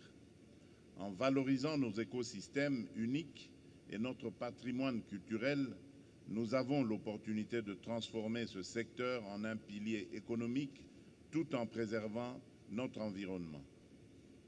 Distingués collègues, la paix et la sécurité sont les fondations de toute intégration régionale réussie. Sans paix, il ne peut y avoir de prospérité durable. Aujourd'hui encore, plusieurs pays de notre région, en ce compris la République démocratique du Congo, sont confrontés à des défis sécuritaires majeurs causés par des forces négatives qui continuent de semer la désolation et freinent le développement de nos peuples. La République démocratique du Congo est toutefois résolument engagée dans un processus de pacification de ces provinces de l'Est touchées par la guerre d'agression qui nous est injustement imposée par le Rwanda. Nous aspirons à une collaboration régionale renforcée pour éradiquer les sources d'instabilité et promouvoir un climat favorable aux affaires et au développement dans toute la région.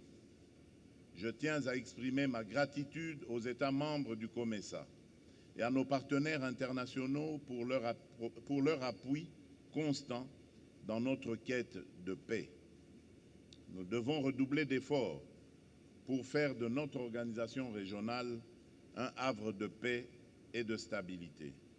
C'est à cette condition seulement que nous pourrons offrir à nos citoyens des perspectives meilleures. Excellences, Mesdames et Messieurs, ce sommet est pour nous tous l'occasion de renouveler notre engagement envers les idéaux du COMESA. Je formule ainsi le vœu que nous saisissons cette opportunité pour renforcer nos synergies, harmoniser nos politiques et tirer parti de notre diversité pour bâtir une organisation régionale prospère, résiliente et unie. La République démocratique du Congo reste pleinement engagée et déterminée à jouer son rôle au sein de cette noble organisation. Ensemble, relevons le défi de l'intégration régionale et construisons un avenir stable et prospère pour nos peuples. Je vous remercie.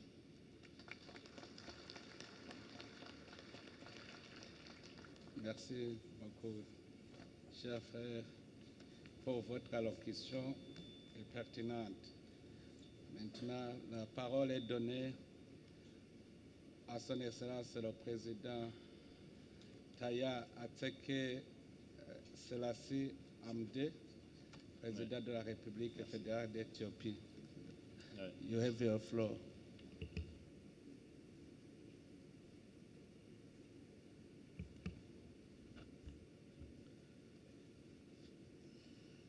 Your Excellency Evariste Ndayishimiye, President of the Republic of Burundi, and incoming chairperson of the COMESA Authority, Your Excellency Hakainde Hichilema, President of the Republic of Zambia and the outgoing chairperson of COMESA Authority, Your Excellency William Ruto, Vice Chairperson of COMESA, Excellencies, Heads of States and Government, Your Excellency Musa Faki Mohammed, Chairperson of the African Union Commission, Your Excellency Chelishi Kipiwepi, Secretary General of COMESA, Excellencies, Heads of Regional and International Organizations, ladies and gentlemen. allow me to express my sincere gratitude to the people and government of the Republic of Burundi for the warm and gracious hospitality extended to me and to my delegation. The spectacular and captivating cultural music and dance performance showcased the rich tapestry of your culture, Mr. President. I found myself within the rhythmic embrace of dance and Gishora drummers who have come to the Adwa Museum and filled the air of Addis Ababa with enchanted vibes. It was indeed breathtaking and inspiring. And I thank the Gishora drummers sincerely. Mr. President, let me extend my sincere congratulations on assuming the chairmanship of COMESA. I take this opportunity to offer my best wishes and to assure you of Ethiopia's full support as you lead our common market. Excellencies and dear colleagues, it is a great honor and privilege to address this esteemed assembly and deliver my maiden speech before such a distinguished gathering of colleagues. The theme of this year's gathering properly encapsulates the development paths our continent must embark upon to meet its rising needs. Africa faces numerous obstacles in its value chains, including inadequate infrastructure, connectivity, a persistent digital divide, political instability, and restrictive policies and policy measures. Despite these challenges, we have achieved significant progress in recent years as a result of our collective commitment to regional economic growth.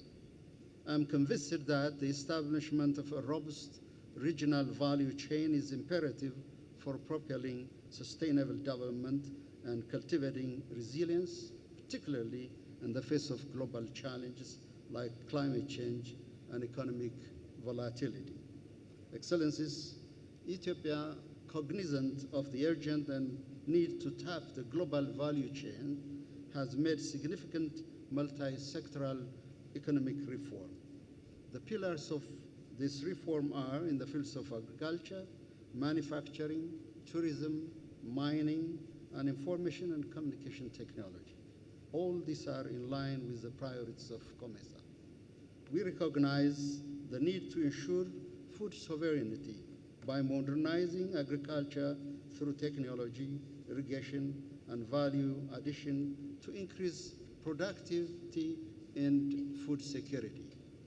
I'm pleased to inform this esteemed assembly that Ethiopia is on the right track to become self-sufficient in wheat production. In 2023, Ethiopia's wheat production increased by 1.6 million metric tons compared to 2022, further creating the avenue of exporting wheat to neighboring countries.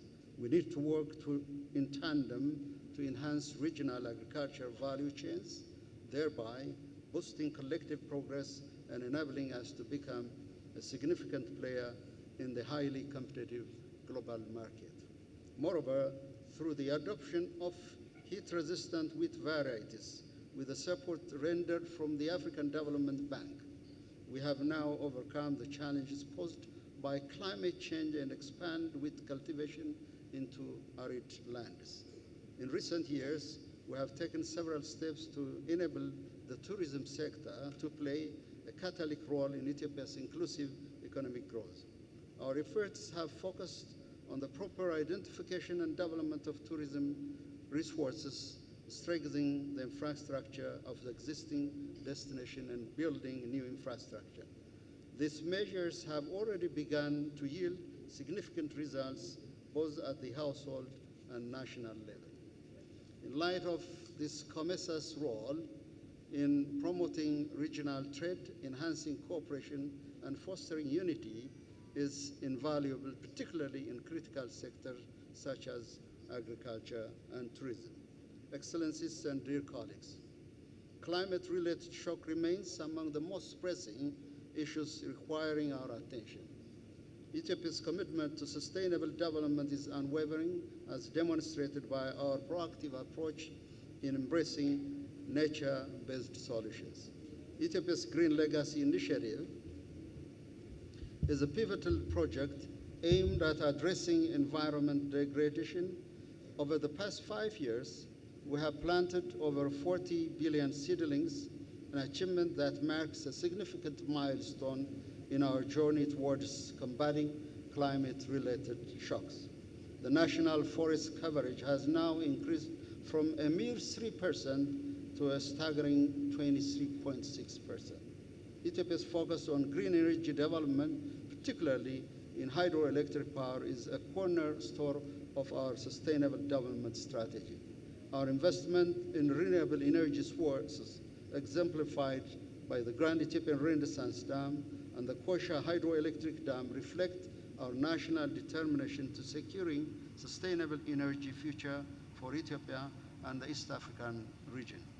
This sectoral reform achievement are further complemented by structural reforms, including microeconomic stability and public enterprise reform, as evidenced by Kenyan telecom giant Safaricom's investment in our fast-growing telecom sector.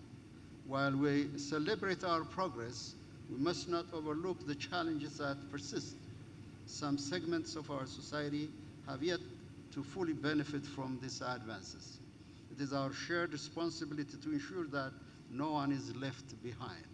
Expanding COMESA support through technical assistance and capacity building programs will be instrumental in promoting more inclusive growth.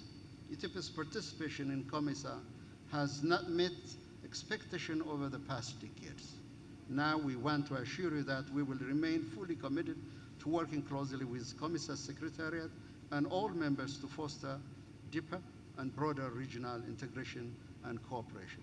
Together, we can unlock the vast potential of our shared resources, ensuring that the benefits of integration reach every corner of our region. Let us continue to work collectively to strengthen our regional value chains, of course, strengthening African financial multilateral institutions as Africa needs them, and address shared challenges and drive our communities toward this sustainable prosperity. In conclusion, I would like to say that let the drums of Gishora, drums of peace, develop solidarity and trust, fill our hearts and minds. I thank you, Mr. President. Thank you so much.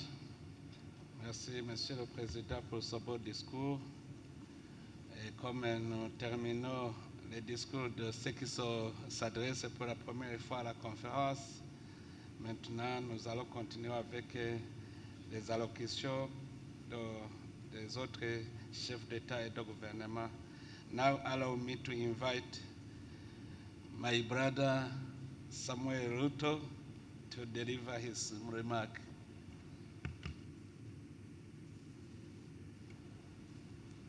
Thank you very much, Mr. President. Your Excellency Evariste Ndayishimiye, President of the Republic of Burundi and our host, and now Chair of COMESA. Your Excellency Hakainde Hichilema, President of Zambia and our outgoing Chairman of COMESA, Excellencies, Heads of State and Government, Your Excellency Musa Faki Mohammed, the Chair of the Africa Union Commission, Excellencies, Honorable Ministers, ladies and gentlemen, members of our private sector, allow me to congratulate COMESA, our organization, on this 30-year celebration.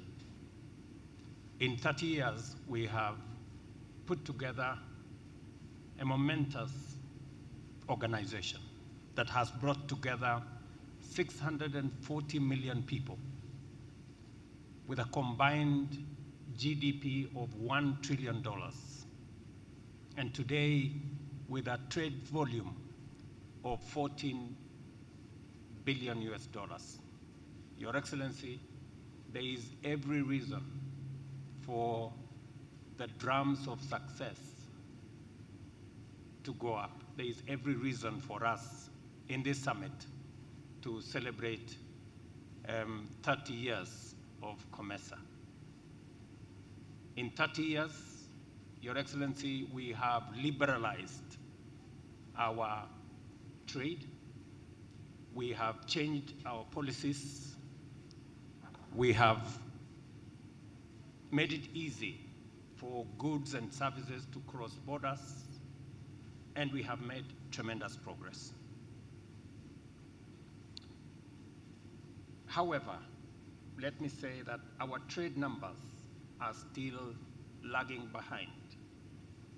Intra-trade between COMESA countries is still around 10%. If you compare to SADC, that is 15%, and if you compare to EAC, that is almost 25%. It means there is scope for us as COMESA to do more and to do it better.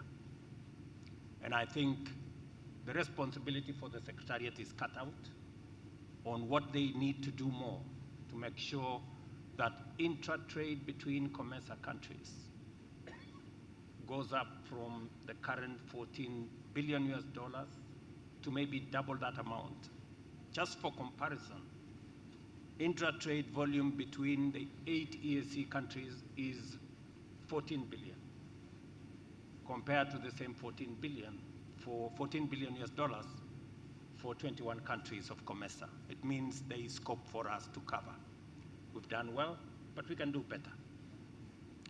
Your Excellencies, part of the challenge that we face in the intra-trade between our countries, both in COMESA and in our continent, is largely because of the limited trading products.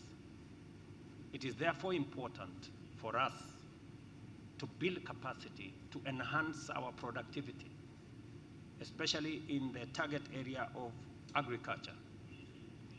Last year, we had a fertilizer summit in Kenya for purposes of seeing how we can build sufficient capacity for fertilizer production, fertilizer use, so that we can enhance our productivity and to scale our productivity from primary products to value addition so that we can have more tradable products across our borders. It is imperative on us to scale up our productivity and to scale up our value addition interventions. It is the reason why in Kenya we are building in every county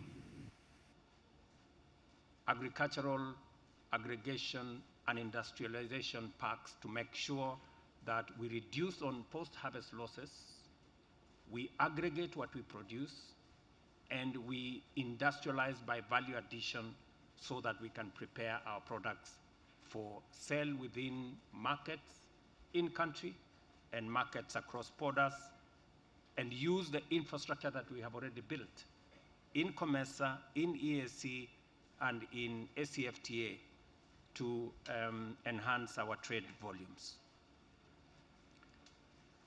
The other issue that impedes the numbers for our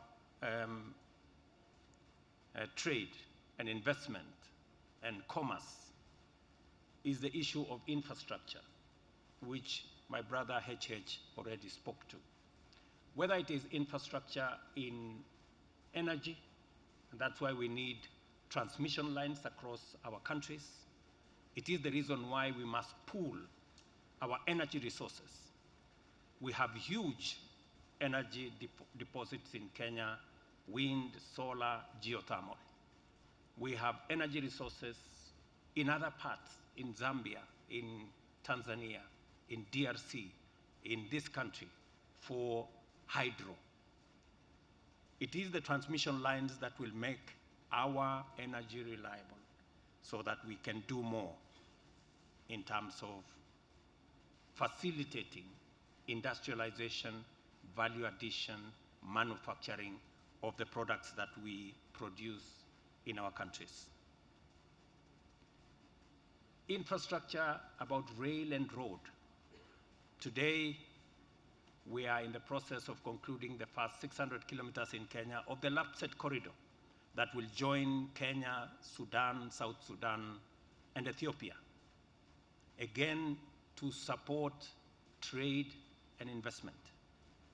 I'm happy to report that we are also concluding the next phase of the standard gauge railway that will leave Naivasha in Kenya to Uganda, to DRC possibly, and eventually to connect the Indian Ocean to the Atlantic. It is our hope that we can together build these pieces of infrastructure so that we can remove the hurdles to our trade of goods that is occasioned by lack of infrastructure. Mr. Chairman, as we waited to come to this meeting, I had a conversation with the Prime Minister of Eswatini. And he told me that it took him 13 hours to come from Eswatini to Bujumbura, a journey that would otherwise take him 2.5 hours. But because he had to go to all manner of capitals, he had to go to South Africa, then go to Ethiopia, then go to another place. He left home one day and arrived here a different day. We need to reduce and have a proper mechanism for our bilateral air service agreements to make it easier for people, business people, goods, services to move from one country to another. Let me also touch on what we need to do to build the financial infrastructure to support trade across borders in our countries. We have African financial institutions, Africa Development Bank, Afri-Exim Bank, Trade Development Bank, which is headquartered here in Burundi. We have the Africa Trade Insurance Agency. We have the Africa Finance Corporation. These are African institutions that are agile, that understand our continent very well. And as governments, as COMESA, we must deliberately support these institutions so that they can support our trade, they can support our investment, they can support our value addition because they understand us and they understand our continent. Sometimes we spend too much time chasing multilateral institutions, and we should. But we must also believe in ourselves and build our own African institutions, because they develop financial tools that are sensitive to our situation, that are agile, that are responsive to the situation in our continent. Let me give an example, Mr. Chairman. Today we spend $5 billion in exchange rates for goods that we sell to other parts of the world. $5 billion. Afri-Exim Bank has developed a financial tool using known as the Pan-African Payment and Settlement System. This Pan-African Payment and Settlement System will allow us as Africans be able to trade for goods and services in our own currencies. It is no longer possible for us to change into other currencies to be able to trade in Africa. 16 countries have already signed in. I want to ask those of us in COMESA, for us to be able to trade faster, easier, let our central banks join the Pan-African payment system, so that payment and settlement system, so that our traders, our business people, we can assist them to be efficient in trade. Instead of chasing currencies, they should be chasing products and making sure that they facilitate trade across our borders. Mr. Chairman, in concluding, let me say a very significant development happened on the 25th of July this year, because the TFTA came into force that brings together COMESA, EAC, and SADC. Now we have a bigger trading bloc that brings together 800 million people with a GDP of $1.8 trillion, and it gives us an opportunity to create a bigger space for our business people to trade, to invest, and to do commerce across our borders. I must congratulate Madagascar for ratifying the ACFTA. It brings us into a space where Africa today begins the journey to trade with itself in a meaningful way. It is not possible, Mr. Chairman, to speak about COMESA without speaking about Africa Union, because we are one and the same thing. And I'm happy that Musa Faki Mohammed is here for us to think about Agenda 2063 of the Africa Union. We must also think about how do we reform our organization, the Africa Union. In the last summit, you as heads of state gave me the mandate to work on reforming the institutions of the Africa Union. We've made progress. We've had several meetings with the AU Commission, and our intention, and we will be presenting a report to the heads of state in February on our proposals of how do we make the Africa Union Commission a fit-for-purpose organization, one that will speak for us as Africa, the 1.4 billion people, in an effective, efficient, forthright manner.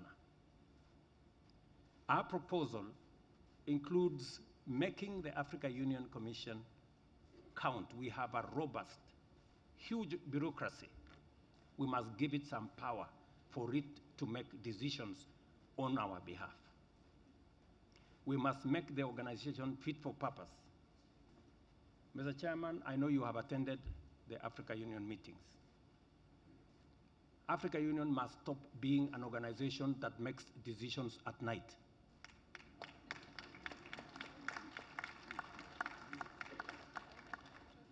Because as you know, we burden our bureaucrats, we burden junior people to sit across the night for them to make decisions at 4 a.m. and 3 a.m. and 2 a.m. when us as heads of state have left. I mean, a decision where the real decision makers don't make the decisions. Instead, they leave it to their juniors. Is an organization that will not succeed.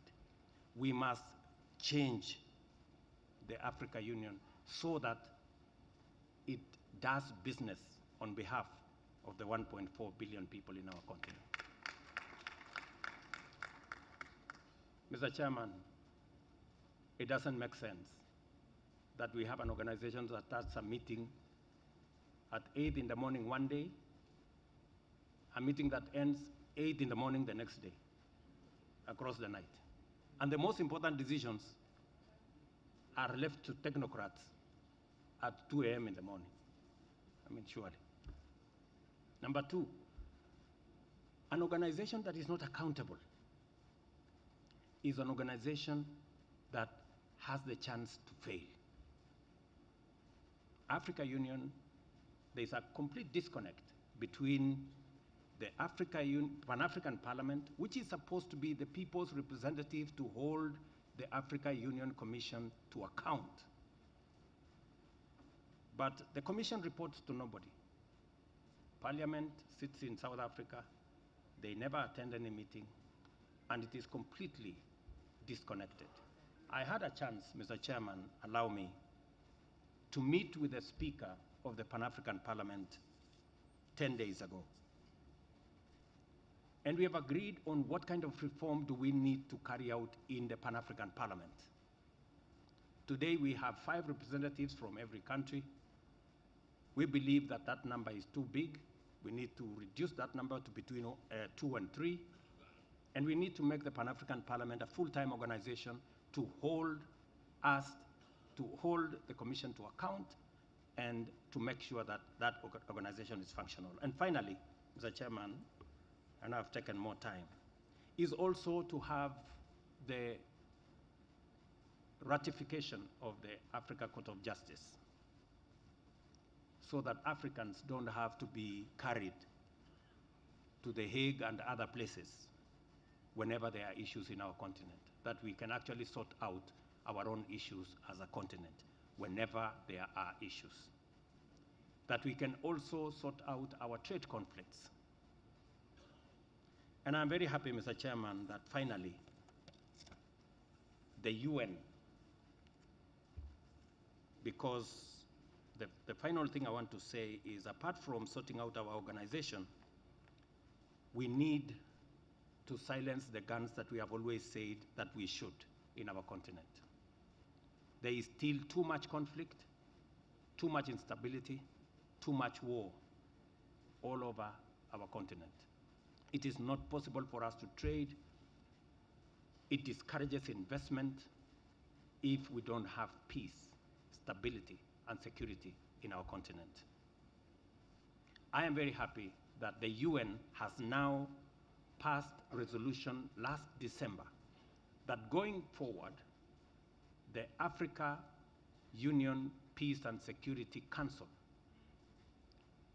the AU Fund, will now be funded by assessed contributions of all UN countries so that we can better support countries that have challenges of insecurity, of war, and conflict.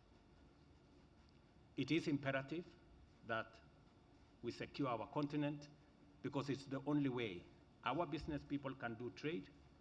It's the only way investors, African or foreign, can invest in our continent. Again, Mr. Chairman, let me say I'm truly grateful. And allow me to say that because my brother Rajolina here has challenged me, that I am requesting for your support for the former Prime Minister of Kenya, Raila Odinga, who was also a former AU infrastructure envoy, and he did a wonderful job. As he campaigns to be the next chairman of the Africa Union Commission, I have asked for your support. I will continue to ask for your support. And I'm sure we all believe that in competition, and we say, may the best man or woman win.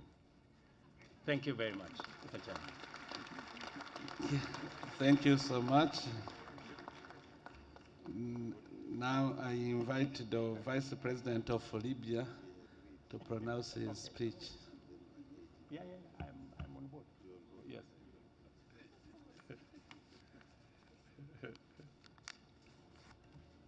Merci. I invite the Vice President of Uganda to pronounce his speech.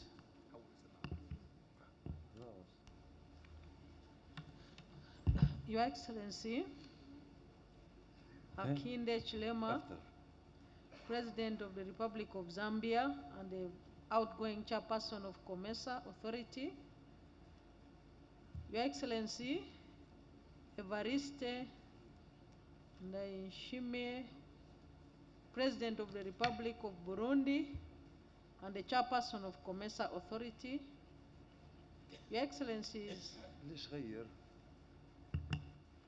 the Presidents of the COMESA member states, Heads of delegations, Chairperson of AU Commission, Secretary General of COMESA, distinguished delegates, ladies and gentlemen, I bring you, Your Excellency and Chair, warm greetings from your brother, His Excellency General Yoweri Kaguta Museveni, the President of the Republic of Uganda.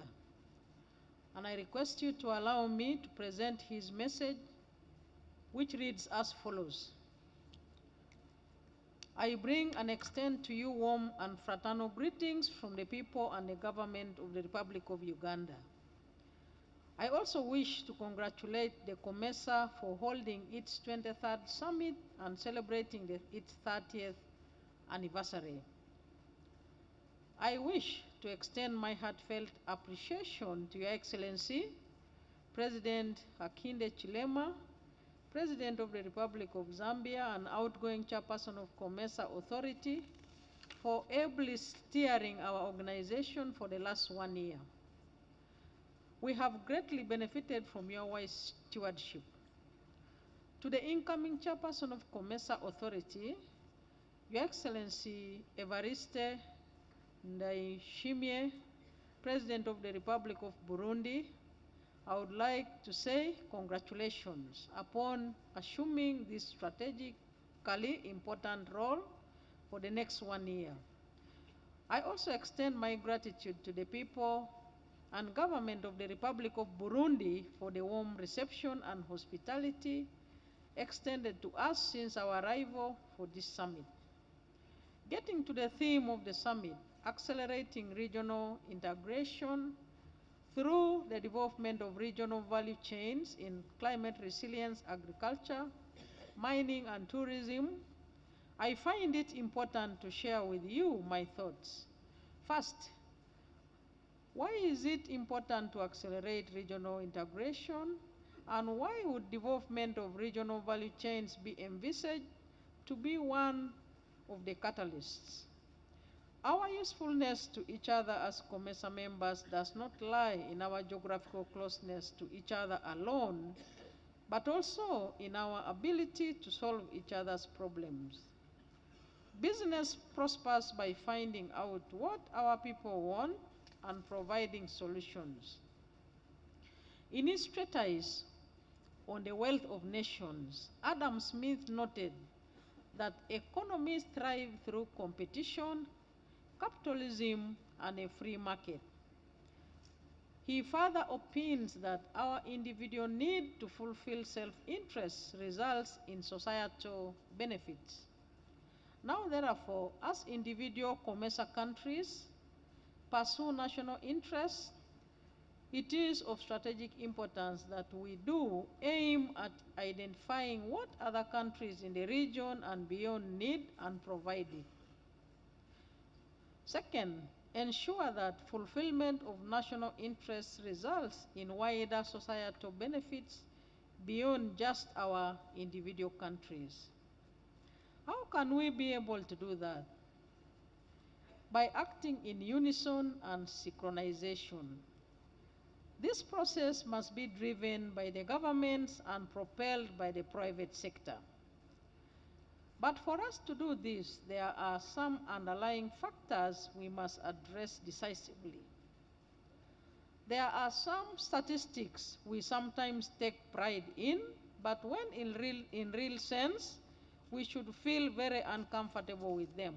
For example, the 21 countries of COMESA cover an area of 11.8 million square kilometers and have a population of 560 million people and a combined GDP of US dollars 768 billion.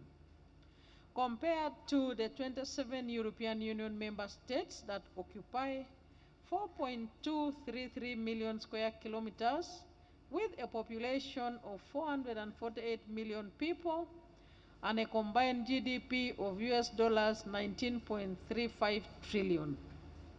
Secondly, Your Excellency, intra-COMESA trade stands at 7% of total trade compared to intra-European Union trade of 65% and intra-Asian trade of 25%.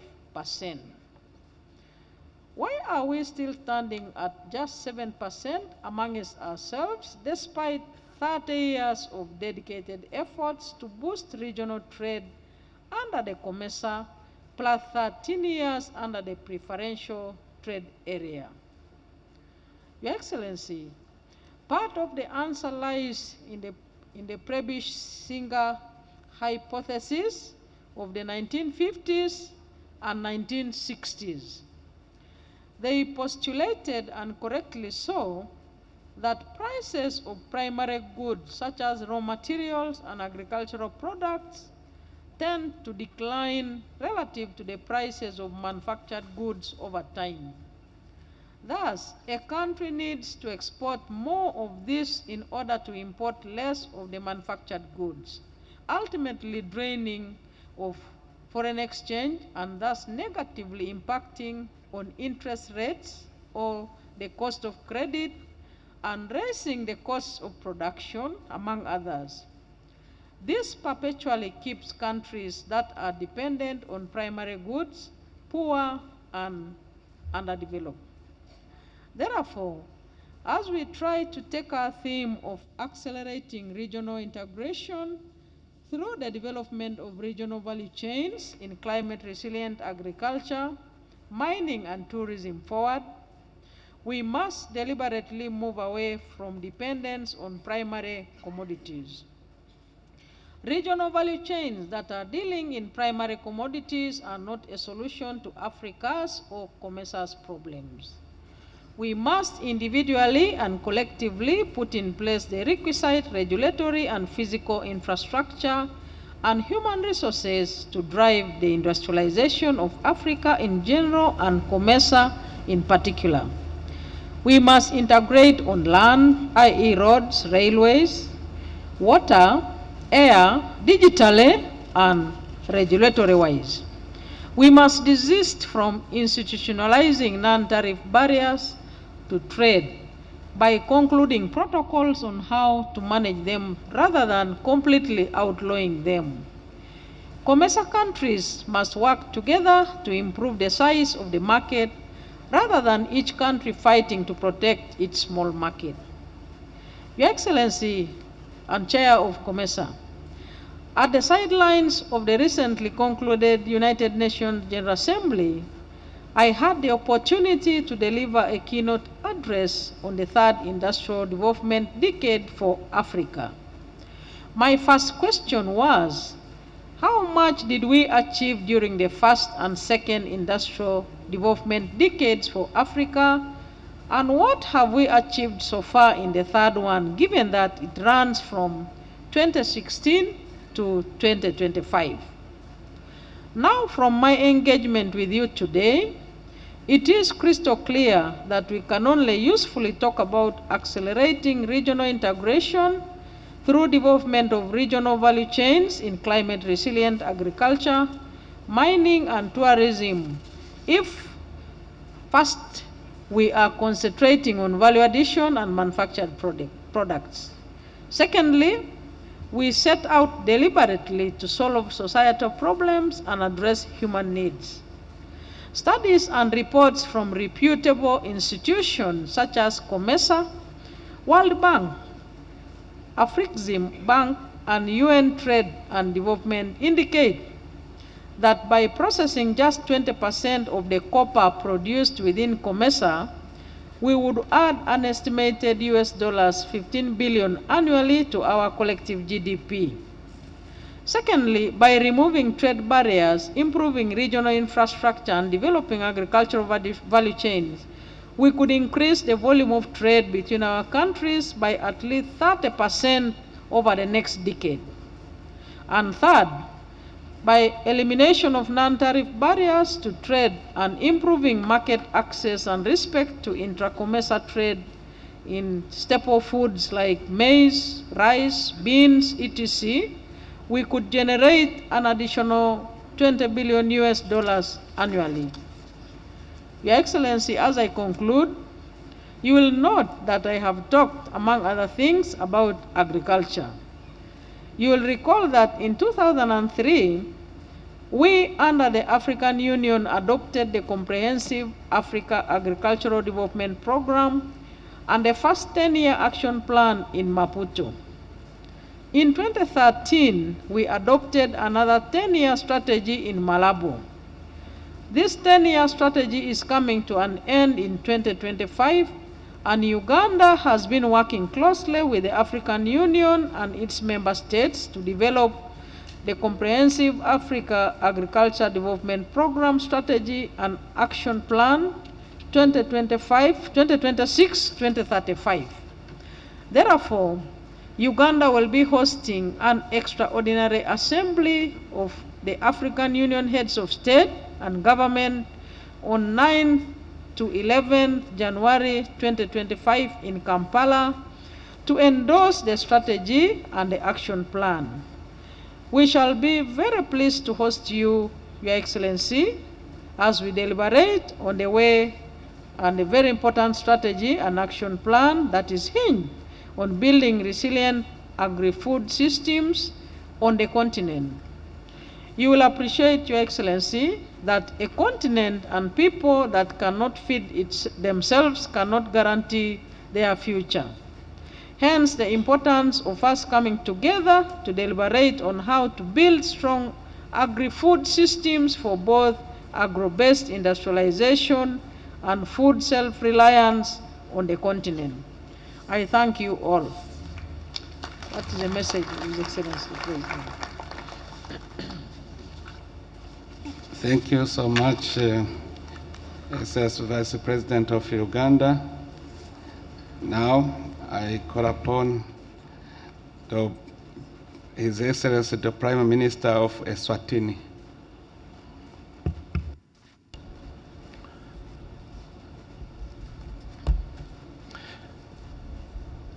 Excellency Mr. Evariste Ndayishimiye, President of the Republic of Burundi and incoming Chair of the COMESA Authority, Excellency Mr. Hakainde Hichilema,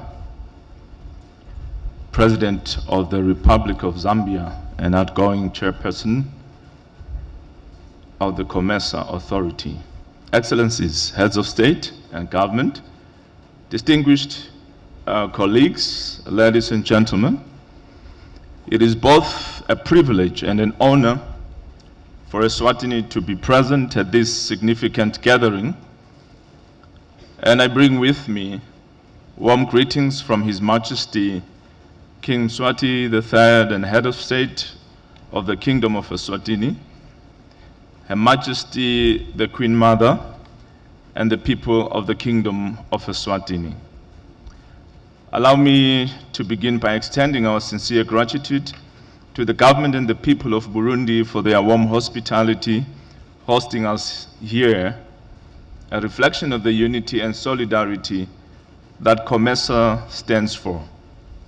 We commend Zambia for its steady, insightful work as outgoing chair, guiding our efforts with purpose and vision for prosperity across the region.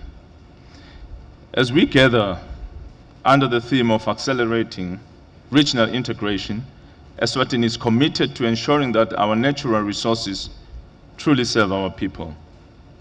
In the mining sector, this means prioritizing the beneficiation and processing of minerals within our borders rather than exporting raw materials.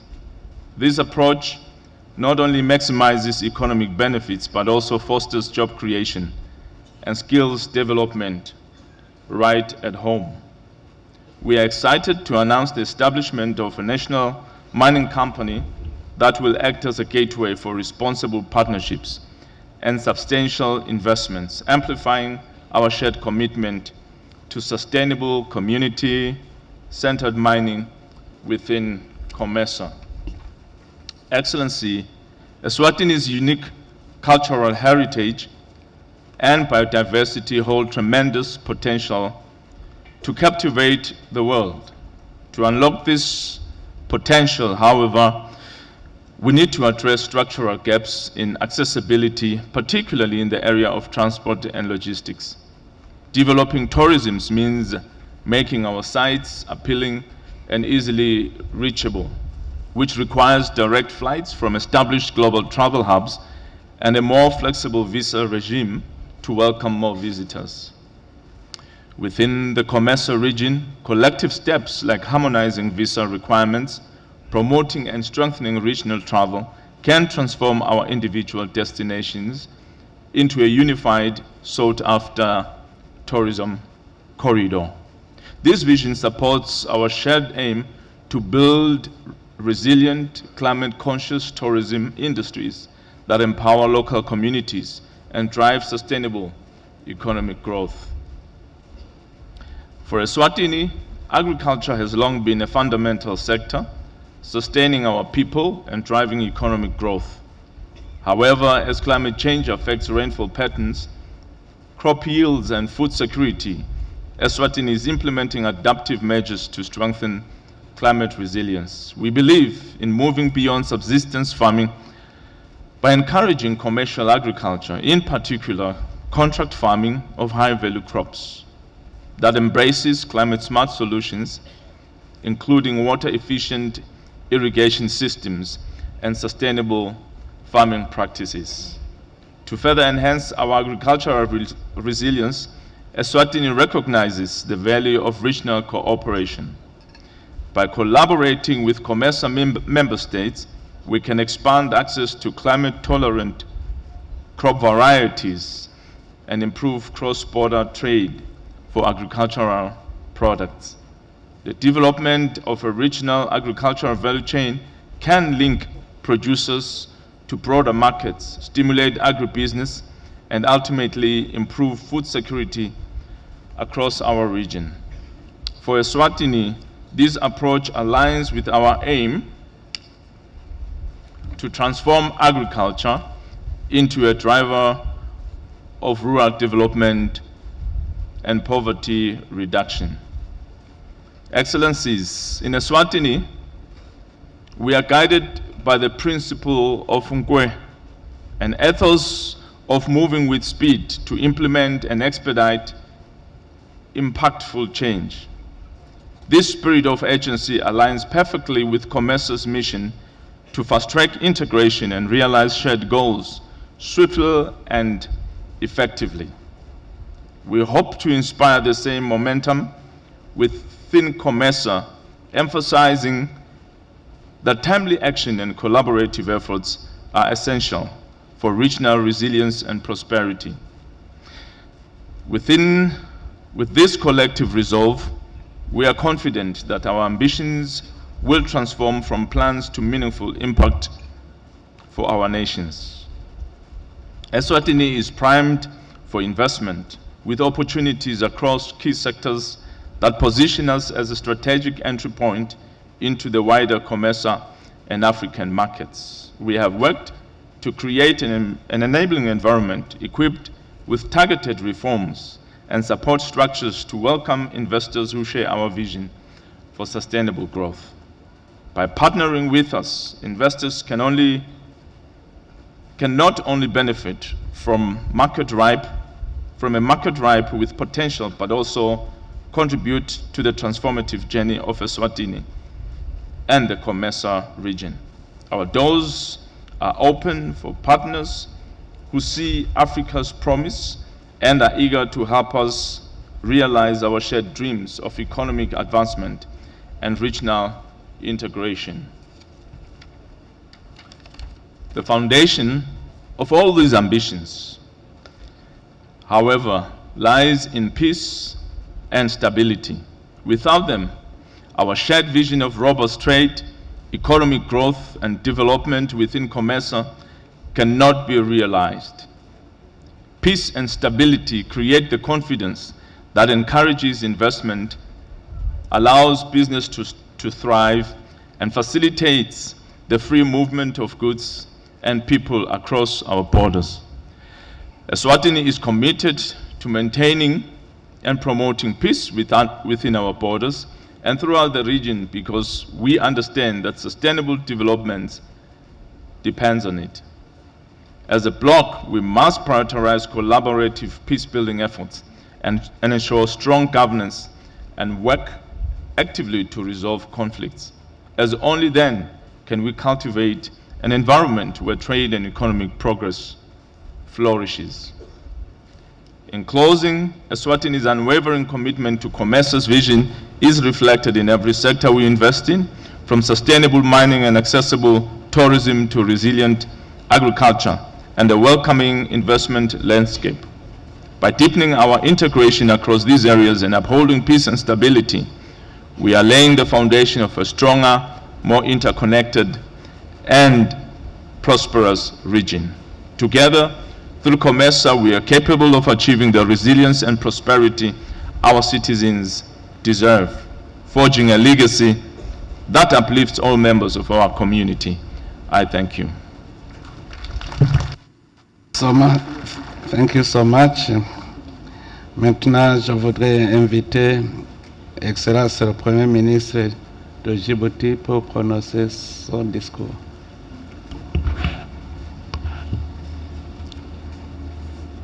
Monsieur le Président de la République du Burundi, distingué chef d'État et de gouvernement, Madame la Secrétaire générale du COMESA, honorables invités, tout protocole observé.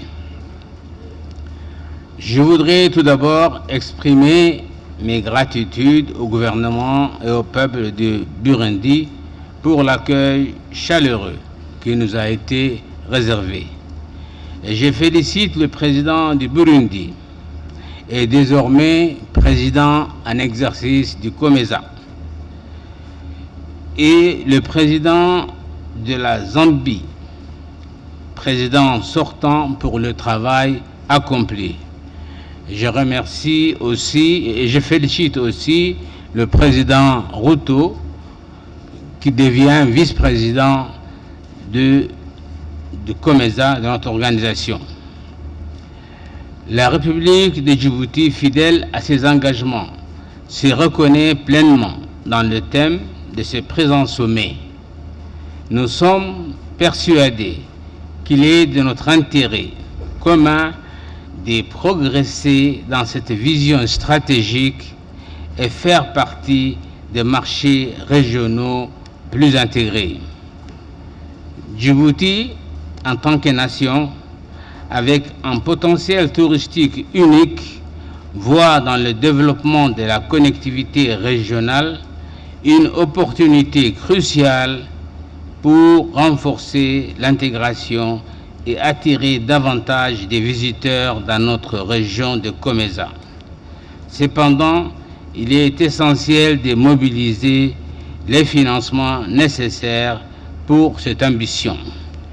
Djibouti est un pays stable et en paix, condition sine qua non pour l'intégration économique régionale. Nous avons aussi 11 câbles sous-marins qui traversent notre pays. Afin de relever ces défis, nous envisageons plusieurs pistes. Nous comptons d'abord sur des partenaires publics, privés, permettant de partager les coûts et les risques avec les secteurs privés pour accélérer la mise en place des infrastructures clés. En outre, nous sollicitons le soutien des banques et de développement régionales et internationales, telles que la Banque africaine de développement et la Banque mondiale, pour financer des projets ayant un impact régional majeur. Nous explorons aussi des programmes de financement verts et climatiques pour concevoir des infrastructures interconnectées, respectueuses de l'environnement et en s'alignant avec les objectifs de durabilité. Notre pays actuellement consomme de l'énergie renouvelable à 60%. Nous croyons fermement à ce que ces approches permettront de transformer Djibouti et la région en une destination touristique connectée, attractive et résiliente. Ensemble, en unissant nos forces et nos ressources, nous pourrons bâtir des infrastructures de qualité au service de notre développement commun et capables de favoriser amplement les échanges intra-COMESA. Enfin, profitant de ce fructueux sommet, je voudrais réaffirmer ici que le candidat de Djibouti à la présidence de la Commission de l'Union africaine, M. Mahmoud Ali Youssouf, ministre des Affaires étrangères et de la coopération internationale, est le meilleur candidat pour l'Afrique. Diplomate, dynamique et chevronné, il a accumulé une expérience de plus de 3 décennies, maîtrise parfaitement le français, l'anglais et l'arabe. Qui dit mieux?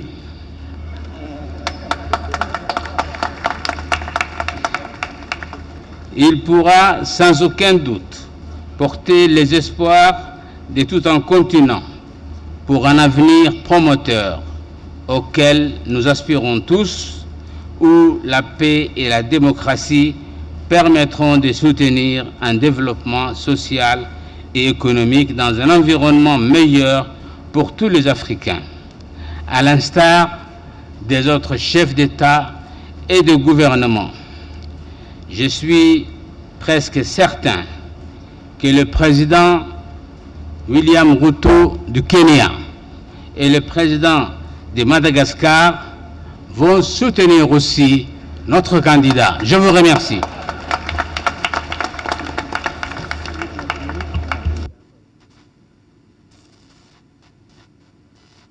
Merci beaucoup de votre discours très riche. Et maintenant, I'd like to invite the Vice Prime Minister of Somalia to pronounce his speech.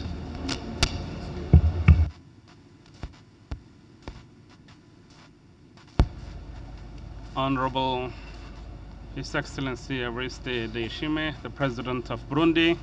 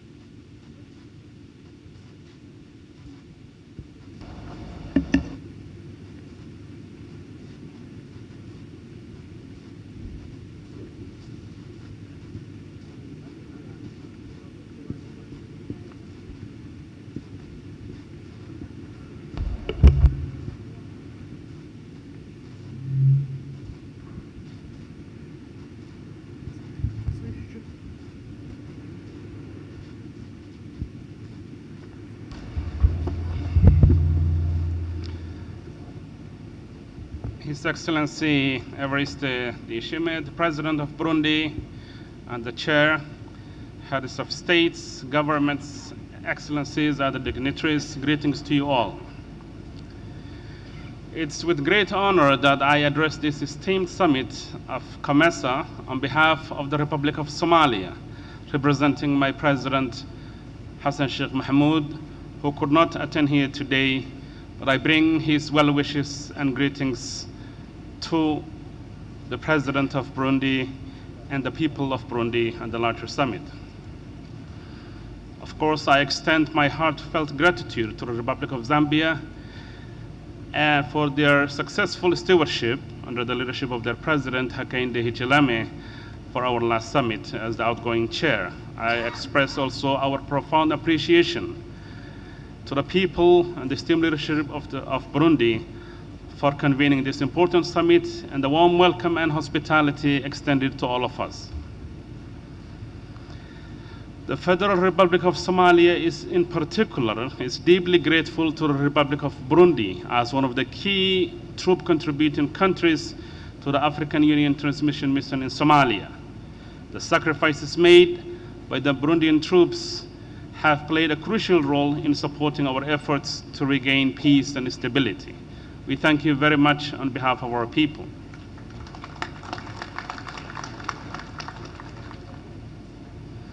I also pass my warmest congratulations to the newly elected Bureau.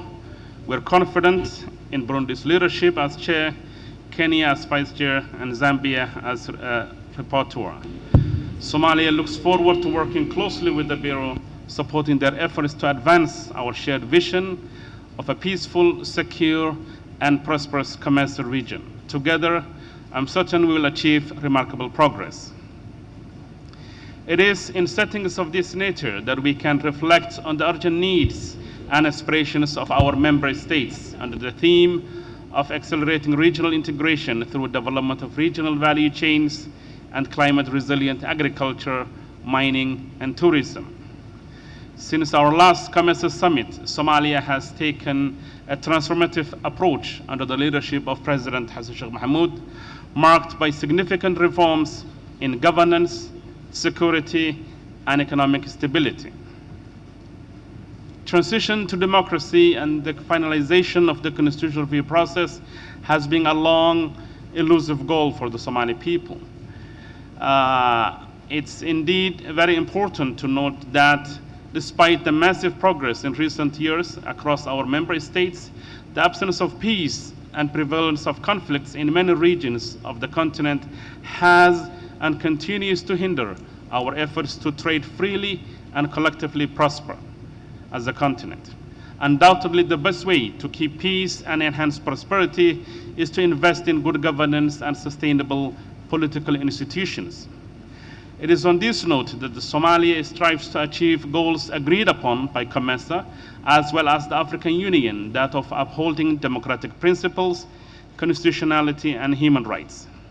Yesterday, the National Consultative Council of Somalia, the NCC, has once again endorsed the agreements forged earlier, setting the nation into a series of elections, starting with district elections, federal member state elections, and finally national elections, all based on the principle of one person, one vote. This is going to be a momentous occasion for the Somali people, for it has been almost close to 60 years since we have had democratic elections on the principles of one person, one vote. The federal parliament, on its part, is scheduled to finalize the constitutional review process and also endorse the legal regulations that would govern one person, one vote elections. This, we hope, would lay the foundations for a stable and democratic Somalia that will be contributing its share of prosperous progress and prosperity to this esteemed COMESA common market that we are part of.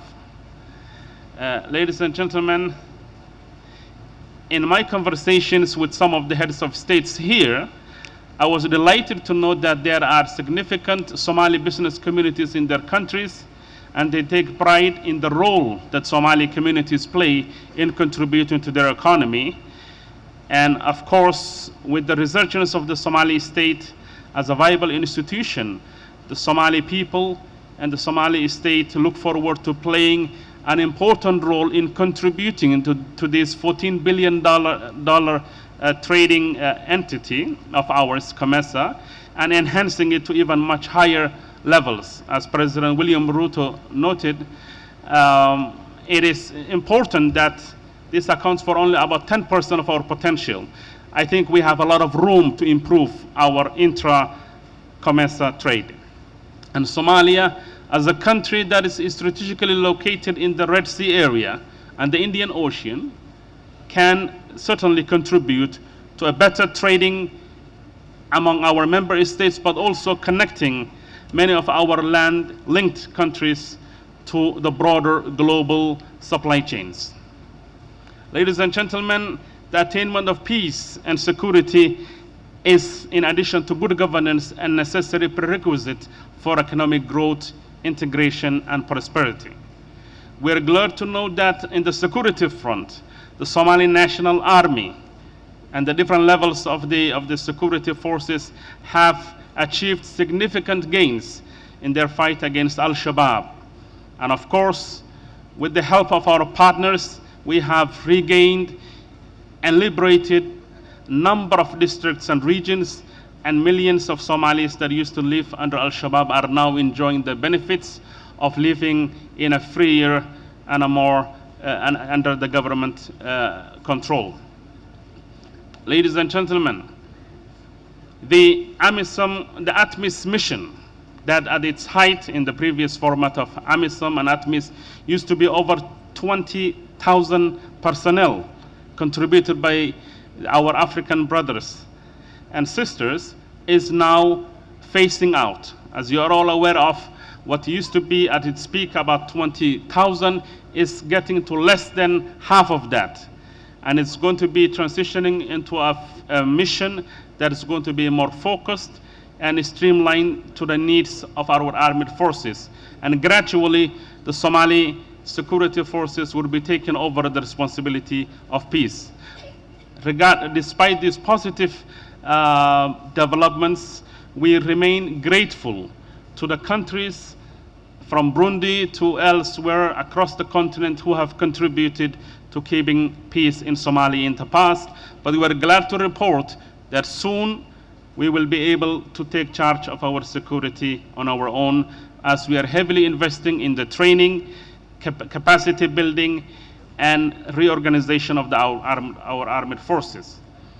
Ladies and gentlemen, on the economic front, Somalia has concluded its debt relief not that long ago, and now we are putting in place a national transformation plan that would help us to realize our potential and target our productive sector, as that is the theme of this gathering today, from fisheries, as we're blessed with the longest coast in the continental Africa, and we have a huge potential in marine resources, agriculture, and livestock.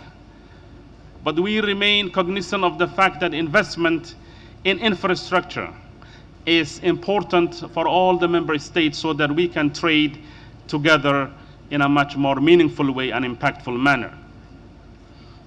Interestingly, Somalia trades with faraway places from Asia to South America to import sugar, coconut oil, and all kinds of basic commodities that could be produced in the African continent. So we realize a better integrated infrastructure in the form of ports, aviation, digital, can help us do business in a more seamless manner.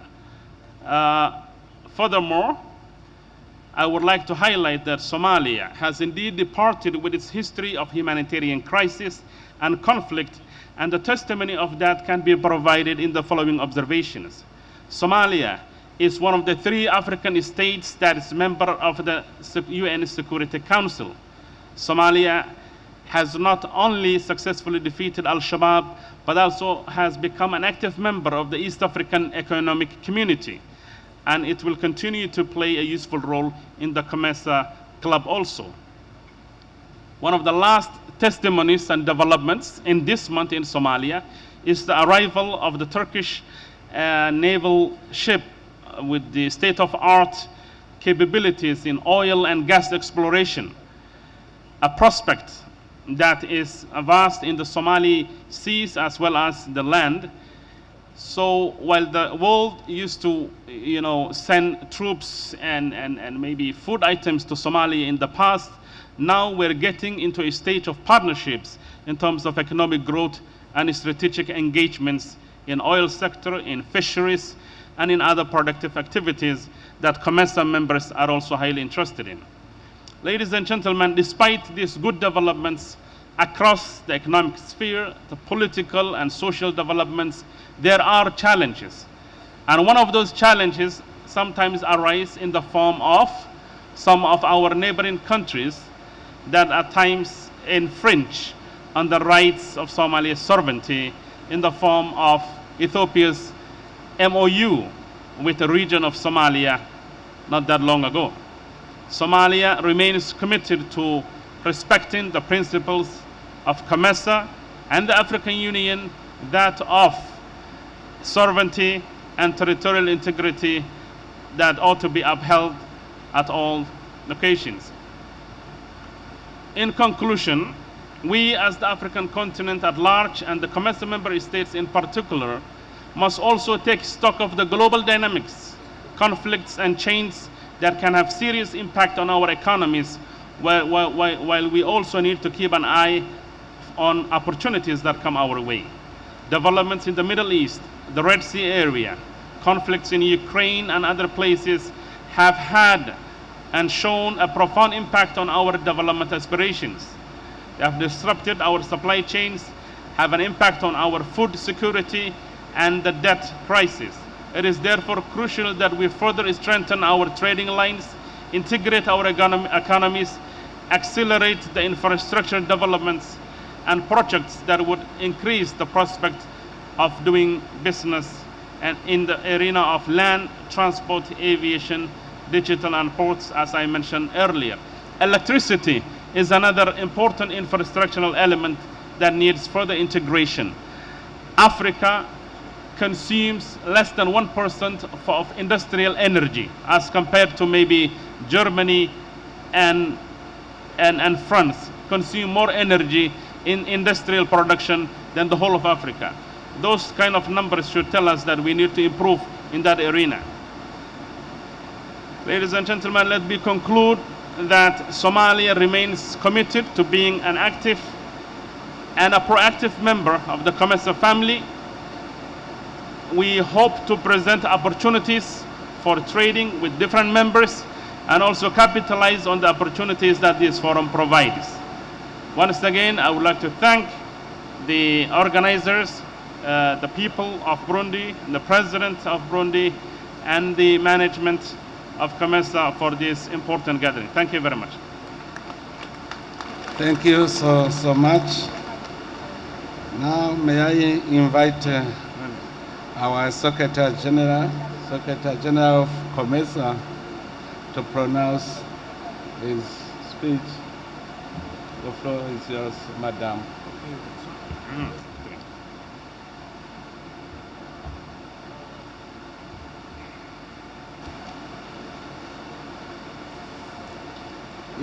Your Excellency, President Evariste Ndayishimiye, President of the Republic of Burundi and Chairperson of the COMESA Authority, Excellency President Hakainde Hichilema, President of the Republic of Zambia, host for COMESA, and outgoing Chairperson of the Authority, Your Excellency President William Ruto, President of the Republic of Kenya, and Vice Chairperson of the COMESA Authority, Excellencies, Presidents, members of the incoming and outgoing Bureau of the COMESA Authority, Excellencies, Heads of State and Government, Excellency, Chairperson of the African Union Commission, Honorable Ministers, Excellencies, members of the Diplomatic Corps, Excellencies, Heads of regional and international organizations, distinguished delegates. It is with great honor and immense pleasure that I welcome you all to the 23rd COMESA Summit Heads of State and Government in the lovely city of Bujumbura. I'd like to extend my heartfelt gratitude to the heads of state and government, their representatives and delegations, distinguished delegates who have traveled far and wide to be part of this important summit. I highly appreciate the gesture of solidarity to COMESA. I wish to take this opportunity to congratulate the newly elected members of the Bureau, represented by the President of Burundi as Chair, the President of Kenya as Vice Chair, and the President of Zambia as Rapporteur of the Bureau. Your Excellency, Evaristo Ndayishimiye, President of the Republic of Burundi and Chairperson of the Bureau of the Authority, I wish to pay a special tribute to you for your government and people of Burundi. Your election as Chairperson of the COMESA Authority, Your Excellency, is indeed a clear testimony of confidence and an endorsement of Burundi's commitment and support to the regional integration agenda of COMESA. I also wish to acknowledge the support and guidance that I have received from the outgoing Chairperson of the COMESA Authority, His Excellency Hakainde Hichilema, his government, and the people of Zambia.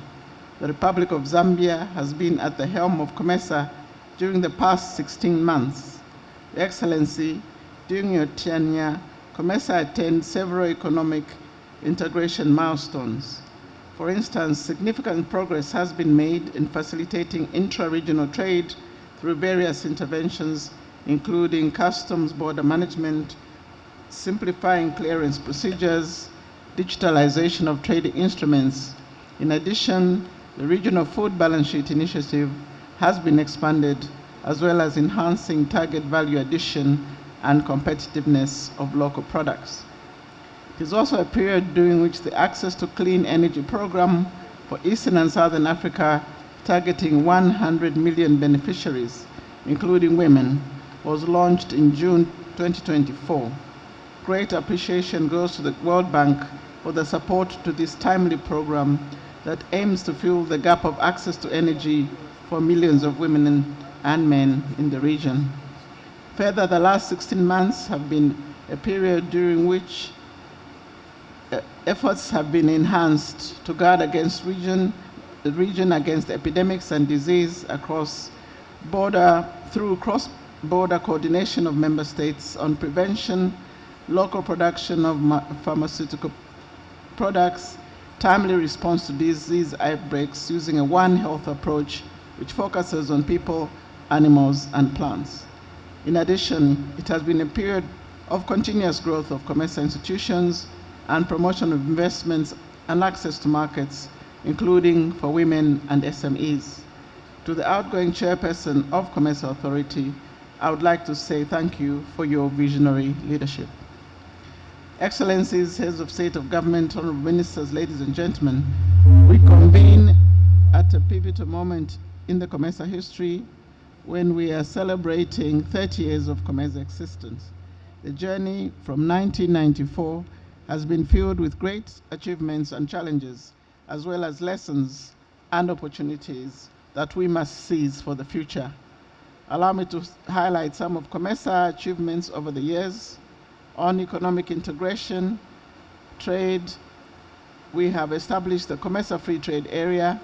Through various programs, FTA has increased intra-regional trade by reduction of trade barriers and improvement of the business environment, establishment of one-stop border posts, and enhancement of support to small-scale border trade. Trade volumes increased from $1.9 billion to $14.1 between 1997 and 2023. On infrastructure development, we promoted investment in transport, energy, telecommunications to facilitate economic activities and connectivity. The recently launched Ascent program to enhance access to clean energy for 100 million people will contribute to SMEs' productivity, protection of the environment, health of women and children, and enhance education among young women and men through connection of schools and health facilities. Further, energy will facilitate trade and investment in the region. On investment and industrialization, the region has seen a boost and significant growth in manufacturing capacities due to efforts in investments and industrialization development to add value to primary products like leather sector, agro-processing, and textiles. On gender and social affairs, COMESA has established institutional structures and policy frameworks and platforms to advance gender equality women and youth empowerment, social development. More than 600,000 women and youth are supported with business-related resources, networking opportunity, and capacity building and market exposure. Despite these achievements, the region has been faced with challenges including economic disparities, external shocks, climate change, disease outbreaks, youth unemployment, and political instability. To survive, COMESA has remained resilient and adaptable in the face of global economic challenges and crises. Excellencies, distinguished delegates, as one of the 8 regional economic communities of the African Union, COMESA continues to play a leading role in supporting continental integration efforts through its various initiatives and institutions. For instance, the entry into force of the COMESA EAC SADC tripartite free trade area in July 2024 is no mean achievement. This not only reduces challenges associated with multi-membership to various regional economic communities, but also sets a strong foundation for developing regional value chains and enhancing connectivity within the region. Excellencies, distinguished delegates, as I conclude, I wish to reiterate that COMESA's strength lies in its foundation aspirations of unity of purpose, collective vision for economic integration, cooperation, and sustainable development amongst its member states. Established in 1994, COMESA aimed to address various economic and social challenges while fostering a prosperous and integrated regional communities. COMESA's founding aspirations still remain.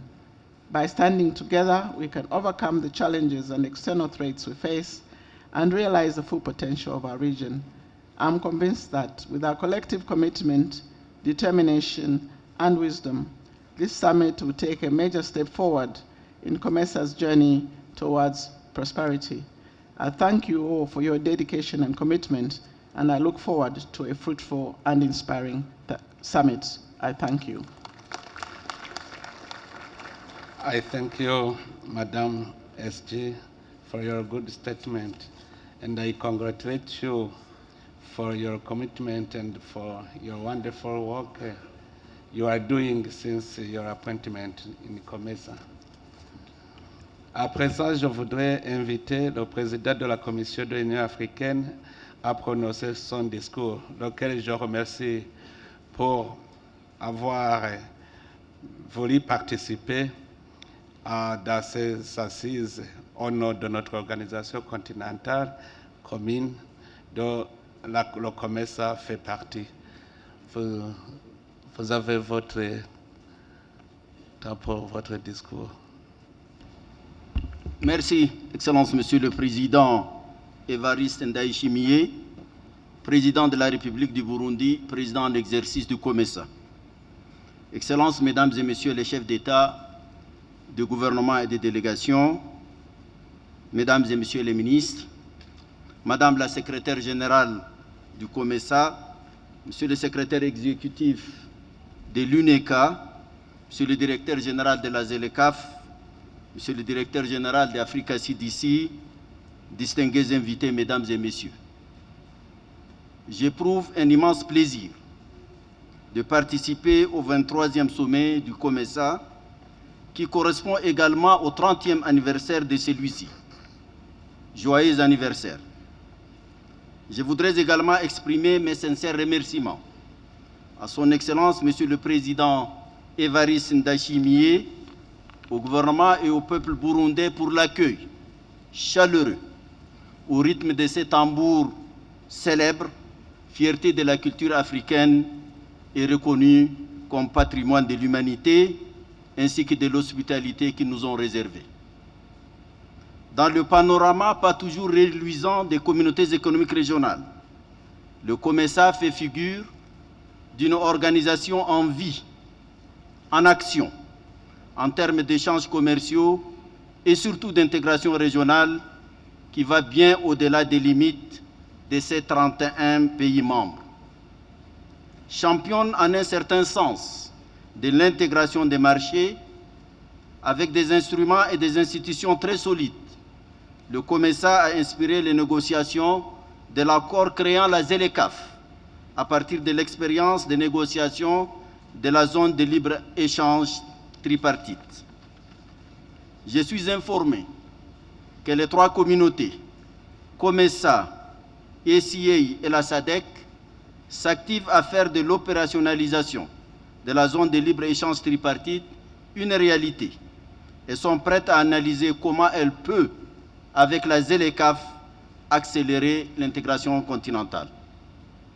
Excellences, Mesdames et Messieurs les chefs d'État, j'attire votre attention sur la nécessité de la ratification du protocole sur la libre circulation des biens et des personnes. On ne peut pas faire du commerce s'il n'y a pas la liberté d'aller, de venir et de s'établir. La COMESA peut jouer un rôle important à ce sujet. Excellences, Mesdames et Messieurs, permettez-moi de mettre l'accent pour le louer sur le développement des chaînes de valeur régionales dans les secteurs clés de l'agriculture, des mines et du tourisme. Dans la région COMESA, le secteur agricole représente, nous disent les statistiques, 32% du PIB et emploie 80% de la force de travail.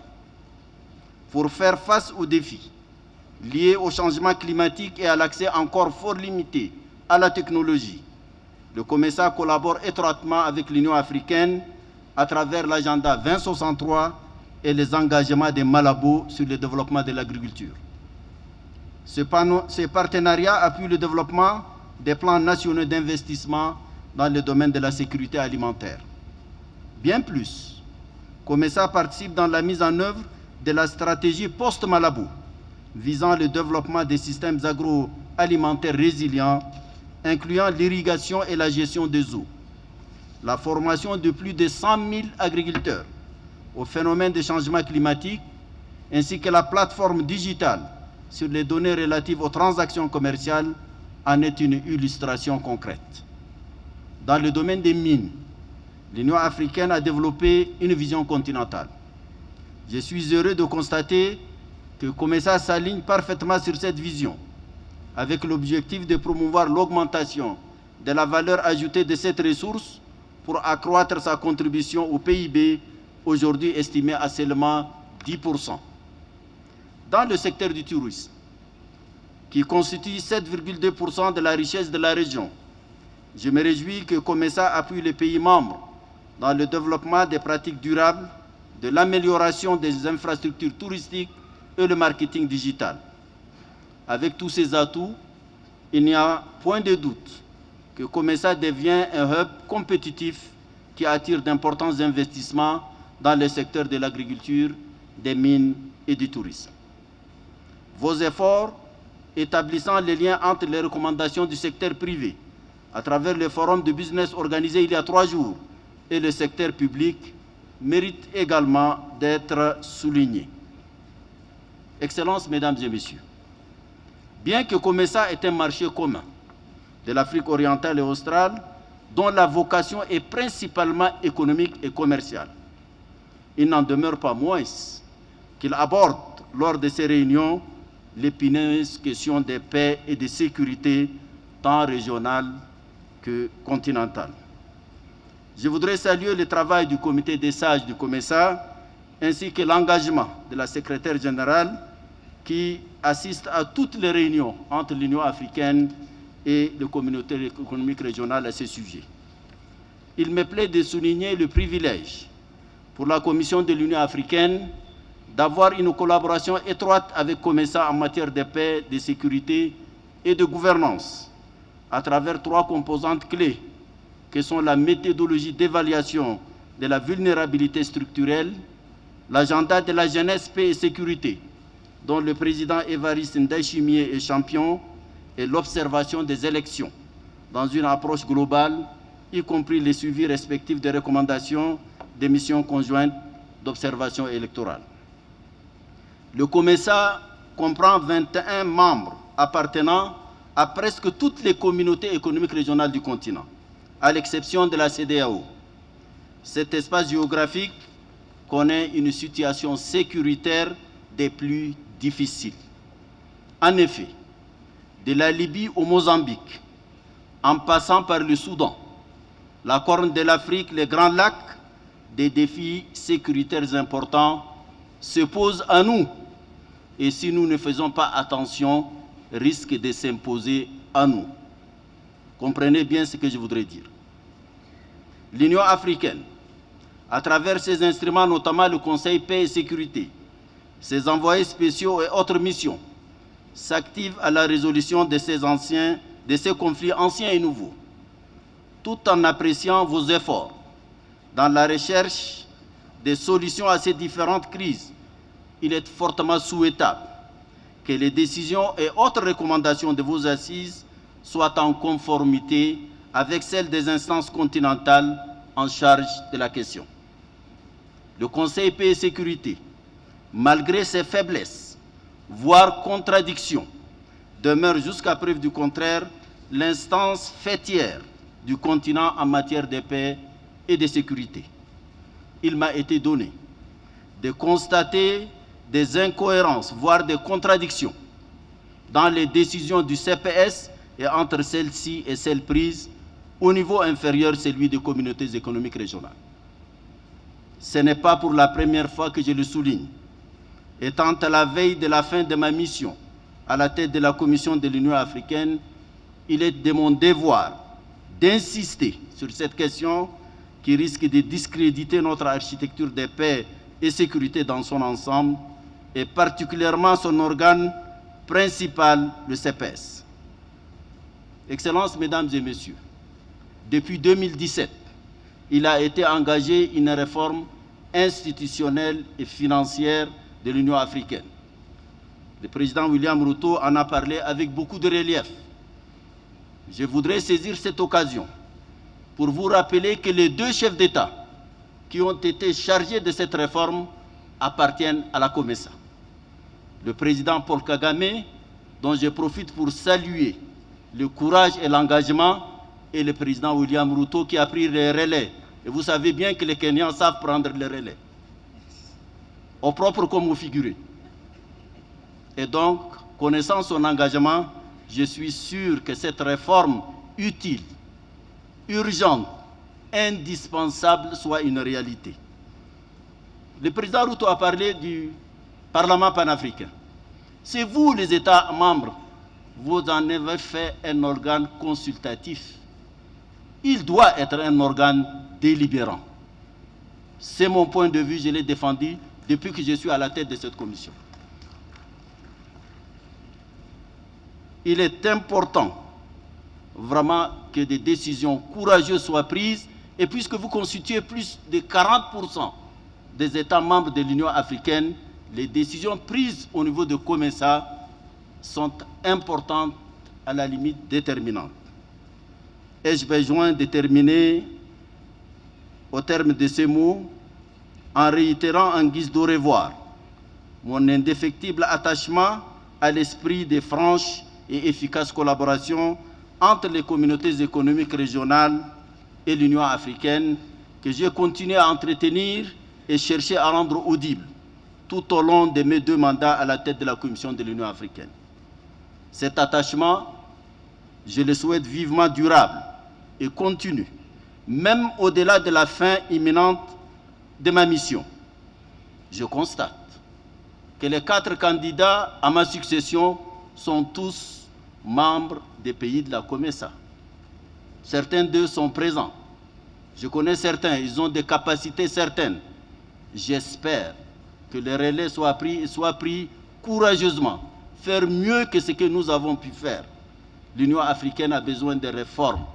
L'Afrique a besoin de réformes courageuses en matière de paix et sécurité, en matière d'intégration régionale, pour qu'on parle d'une seule voix et que l'on puisse compter. Nous sommes au G20, nous allons bientôt être membres permanents du Conseil de sécurité, je l'espère, conformément à notre décision des élus unis, avec droit de veto pour pouvoir peser sur l'avenir du monde.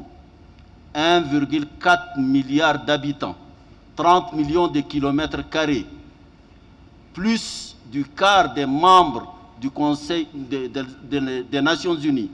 Je pense avec les ressources dont on dispose, nous devrions prendre date avec l'histoire. Et cela est possible. Cela est possible à partir de votre sommet aujourd'hui. Prenez des décisions courageuses, franchissons un certain nombre d'obstacles que nous nous sommes mis nous-mêmes parfois pour pouvoir être dans la cour à la place qui nous revient. Je vous remercie de votre aimable attention. Merci beaucoup, Monsieur le Président de la Commission de l'Union africaine.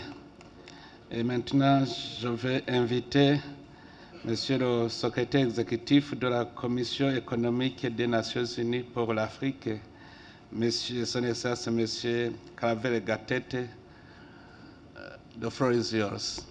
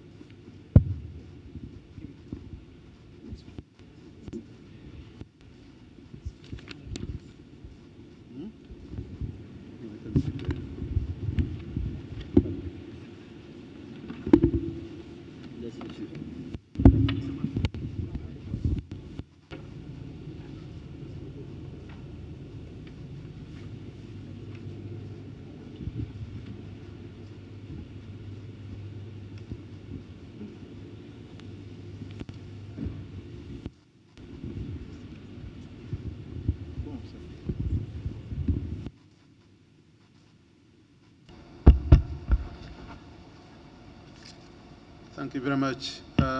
Your Excellency Evariste Ndayishimiye, President of the Republic of Burundi, the host of this important summit, and the chairperson of the COMESA Heads of State and Government, Your Excellency Hakainde Hichilema, President of the Republic of Zambia and the outgoing chair of COMESA Heads of States and Government, Your Excellencies, Heads of State and Government, Your Excellency Musa Faki Mahamat, Chairperson of the African Union Commission, Your Excellency Chireshi Kapwepe, Secretary General of COMESA, Honorable Ministers, distinguished delegates, ladies and gentlemen.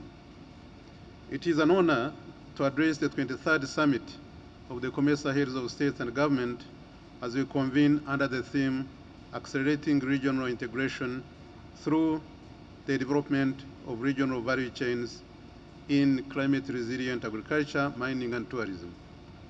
I wish to begin by extending my gratitude to His Excellency President Evariste Ndayishimiye for hosting us in this beautiful city of Bujumbura on the edge of one of Africa's most magnificent lakes, Lake Tanganyika. This summit holds special significance for Economic Commission for Africa, where advocacy for greater regional cooperation is a founding principle and a core mandate of the organization. Indeed, we can trace this commitment to continental integration back to ECA's first ever meeting held in Addis Ababa in December 1958. At the time, the legacy of colonization weighed heavy, and there were only 10 independent member states on the whole continent. At that first meeting, our member states made a clear and loud request to ECA to support greater policy coordination and cooperation among the newly independent African countries. Our resolve on the integration agenda has not wavered since then. Indeed, COMESA has a special place in our institutional memory at ECA because its predecessor, the Preferential Trade Area for Eastern and Southern African states, was the outcome of a decision at our first extraordinary conference of ministers, which took place in Lusaka in March 1978. Excellencies, distinguished delegates, since its founding in 1994, COMESA has achieved some remarkable things. with a combined population exceeding 650 million, a collective GDP surpassing $1 trillion US dollars, and merchandise trade valued at more than 400 billion US dollars, COMESA is a major pillar of Africa's regional integration agenda. Moreover, COMESA has established policies and institutions which will have a key role to play in the creation of a single continental market within the framework of the Africa Continental Free Trade Area. To cite a few examples, the COMESA Competition Authority, established in 2013, was the first regional competition authority in Africa and the second in the whole world. In its first 10 years alone, it handled over 360 merger cases and investigated 40 cases of restrictive business practices. COMESA has also created various trade facilitation instruments and financial institutions such as Trade Insurance Agency, the COMESA Clearing House, and the Trade and Development Bank, whose assets have increased from less than $1 billion US dollars in 2012 to more than $10 billion US dollars today.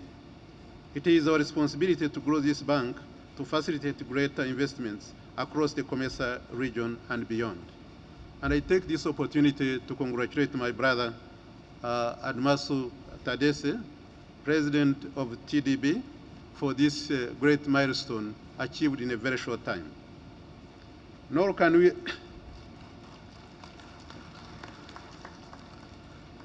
overlook the momentous achievement of the negotiations between COMESA, East African Community, and SADC to form the tripartite free trade area. In July this year, we had the wonderful news that the tripartite was coming into force after the required threshold was reached of 14 ratifications. This was a remarkable feat of negotiation, and the COMESA member states should be warmly congratulated on this achievement. The economic consequences are likely to be monumental for Africa's development.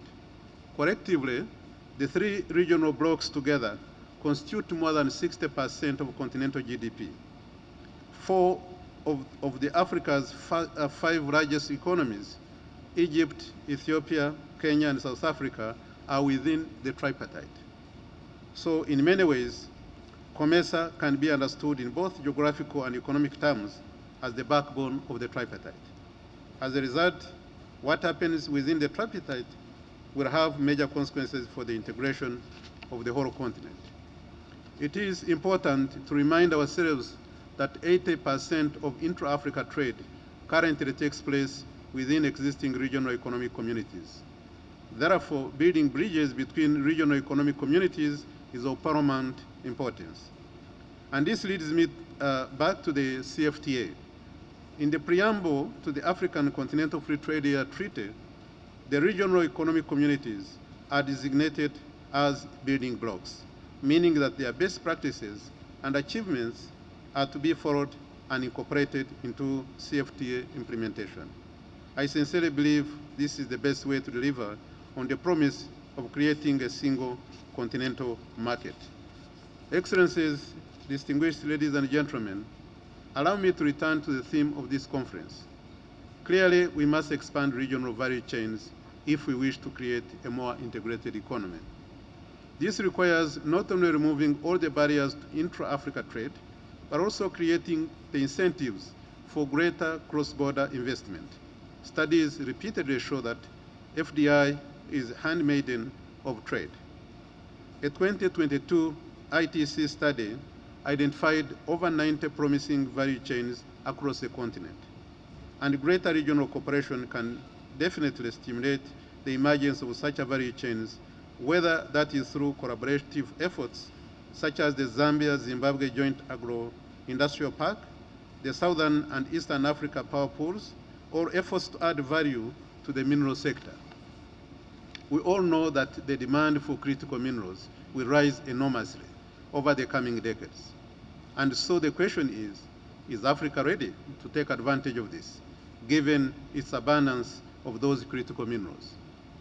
Excellencies, in conclusion, we are clear at ECA that the regional economic communities are the building blocks of continental integration. We are also clear that COMESA has the institutions rules and regulations to help accelerate continental integration. And the numbers support this narrative.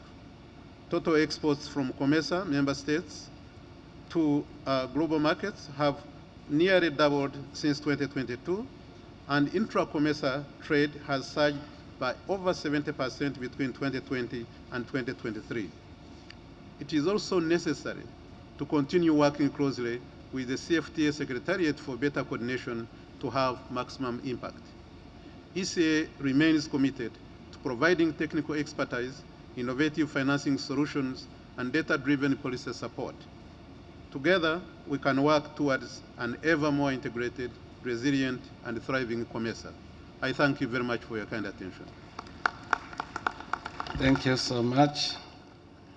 Excellences, Mesdames, Messieurs, nous avons deux orateurs qui ont demandé l'intervention par vidéoconférence. Il s'agit du président de la BAD et du secrétaire général de la ZRECAF. Je voudrais demander à la cabine technique de nous partager leurs interventions.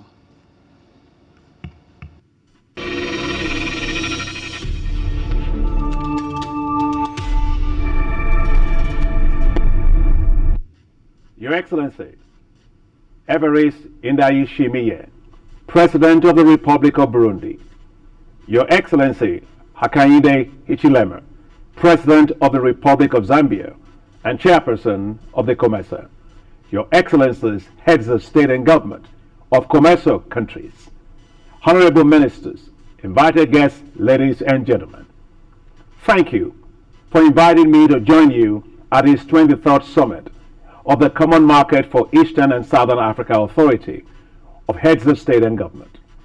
I deeply value the opportunity to engage with you.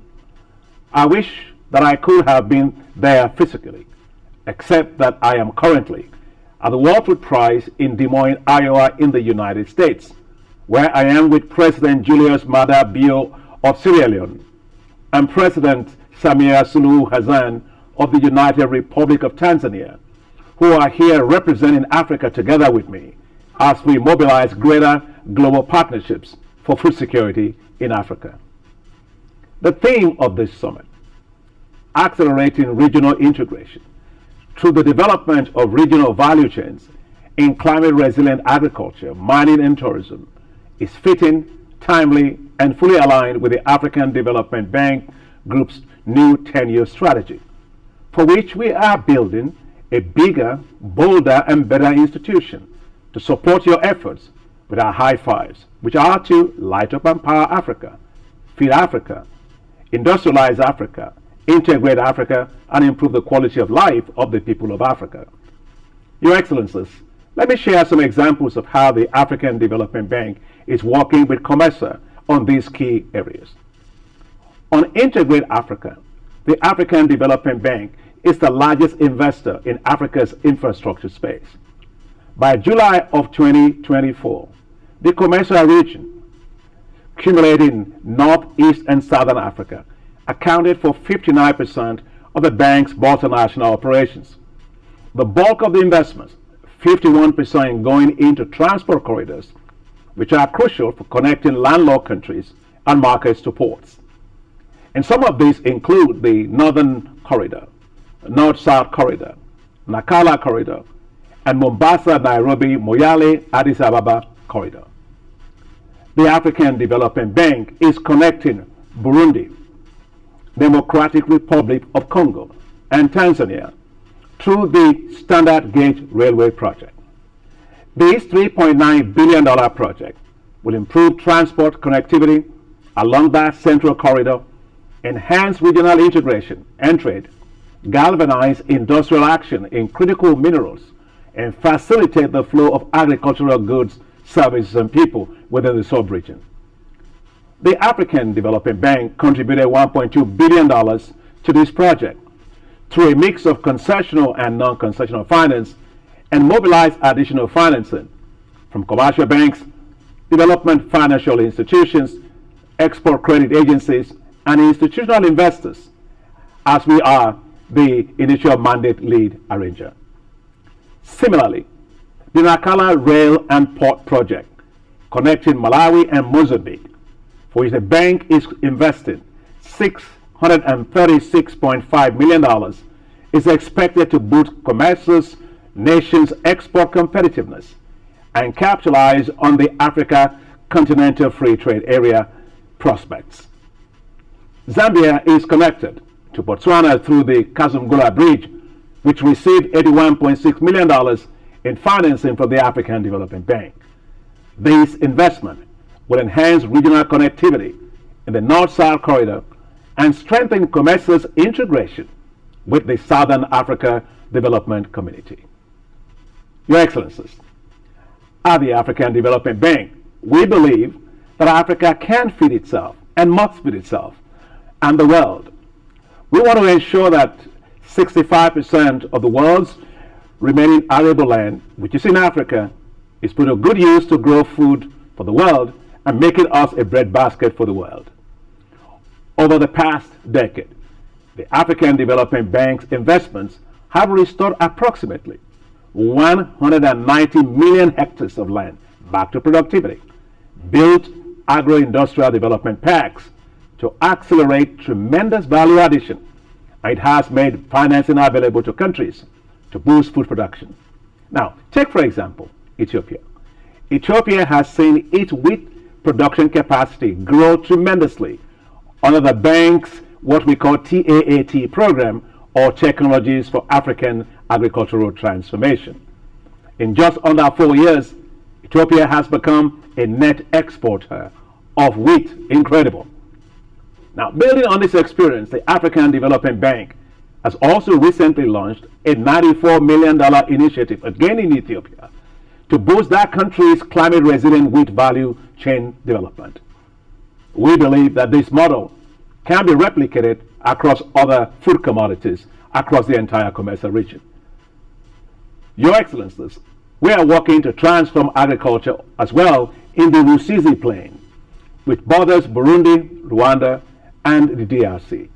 Through Burundi-Rwanda Integrated Development Project and $450 million in financing approved by the bank's board of directors in October of this year. This will be in addition to the construction of major and feeder roads, one-stop border posts, and the upgrade of existing roads to bitumen class, and to connect agricultural production sites to regional road networks in central and northern corridors, thereby improving access to farm inputs and markets. Now, as Africa produces more of its own food, which it must, there will be opportunities within COMESA with a population of 800 million people and $1.8 trillion of the continent's overall GDP. Now, the significance of these opportunities for COMESA is the reason the African Development Bank provided $8 million to support COMESA, East Africa Community, and SADC tripartite free trade area negotiations, which are being concluded, and the agreement is now in force. Congratulations. At the African Development Bank, your bank, we look forward to partnering and working with COMESA countries to address policy and regulatory barriers to trade, and so that together we can spoil the region's huge industrial development potential. Excellencies, while a lot has already been accomplished, much more remains to be done, and together we are now at a crucial point as we commence the implementation of the African Development Bank's new 10-year strategy, and as we work relentlessly to mobilize resources at even greater scale for the forthcoming replenishment of the African Development Fund, which of course, as you know, most commercial countries depend on to draw resources. There are also several opportunities for collaboration between the African Development Bank and COMESA. But let me focus on two critical areas where we hope to collaborate in the future. The first is transformative investments in infrastructure.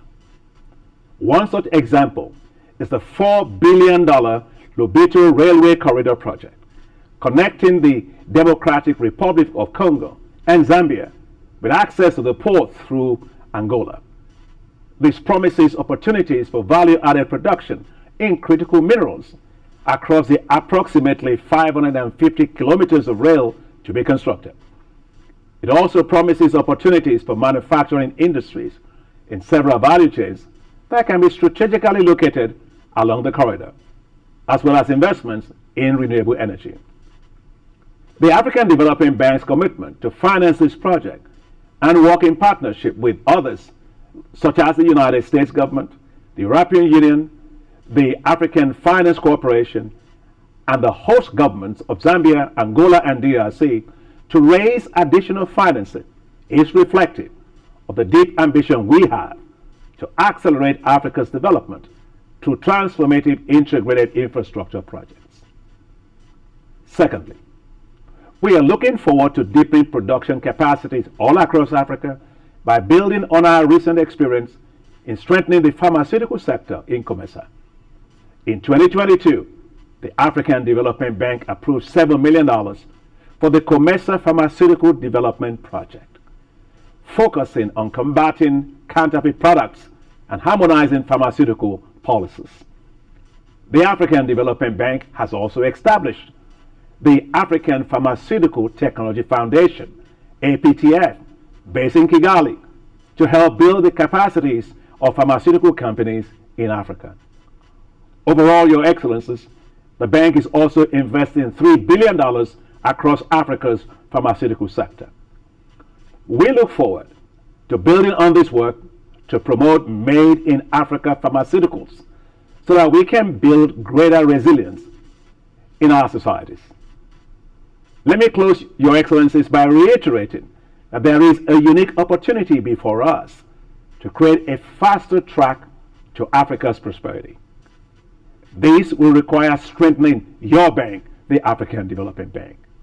And it is why I call on you to please support a strong replenishment of the African Development Fund, individually and collectively, as we seek to mobilize $25 billion in concessional financing. I believe that together we have an unprecedented opportunity to deliver bigger and more transformative investments across COMESA and the rest of Africa. Thank you very much.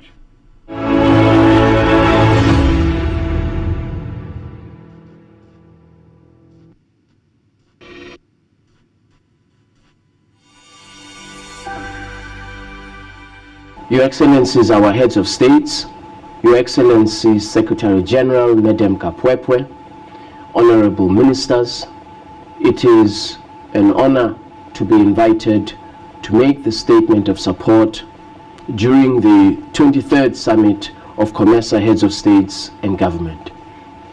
COMESA has been instrumental in establishing a very strong foundation for what the AFCFTA aims to achieve at a continental level. Progress made in trade liberalization, trade facilitation, infrastructure development within the COMESA region serves as a model for greater integration on the continent.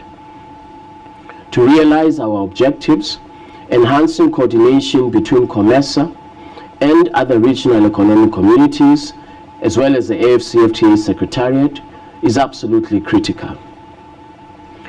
We are committed as the AFCFTA Secretariat to work with COMESA to build on the progress that COMESA has made, to learn from COMESA, and to observe some of the achievements that COMESA has recorded over the decades. Together, I believe, we will address critical barriers such as non-tariff measures, infrastructure deficit, lack of harmonization of customs procedures, to ensure that on the march to the liberalization of trade on our continent, not only do we achieve these objectives, but we create competitiveness, create jobs, and enable our private sector to succeed. Building on the strong foundation of COMESA, the AFCFTA Secretariat, COMESA Secretariat, and Afrexim Bank have advanced quite significantly in developing a single bond guarantee scheme which will enable transit of goods seamlessly, efficiently, and cost-effectively across the African continent.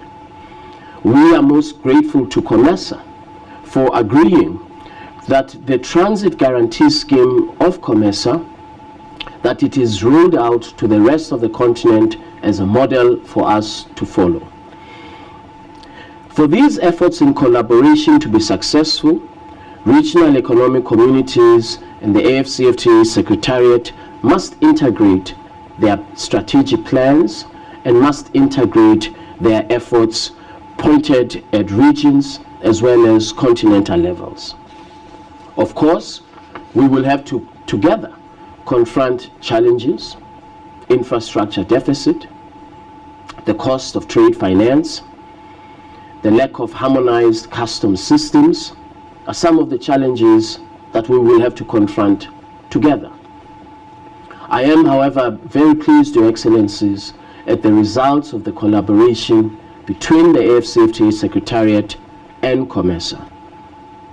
We remain committed to the strong partnership with COMESA, and we want to commit ourselves to a further partnership over the next decades as we implement Agenda 2063, the Africa we want. I thank you very much for this opportunity, and I wish you good deliberations. Merci beaucoup.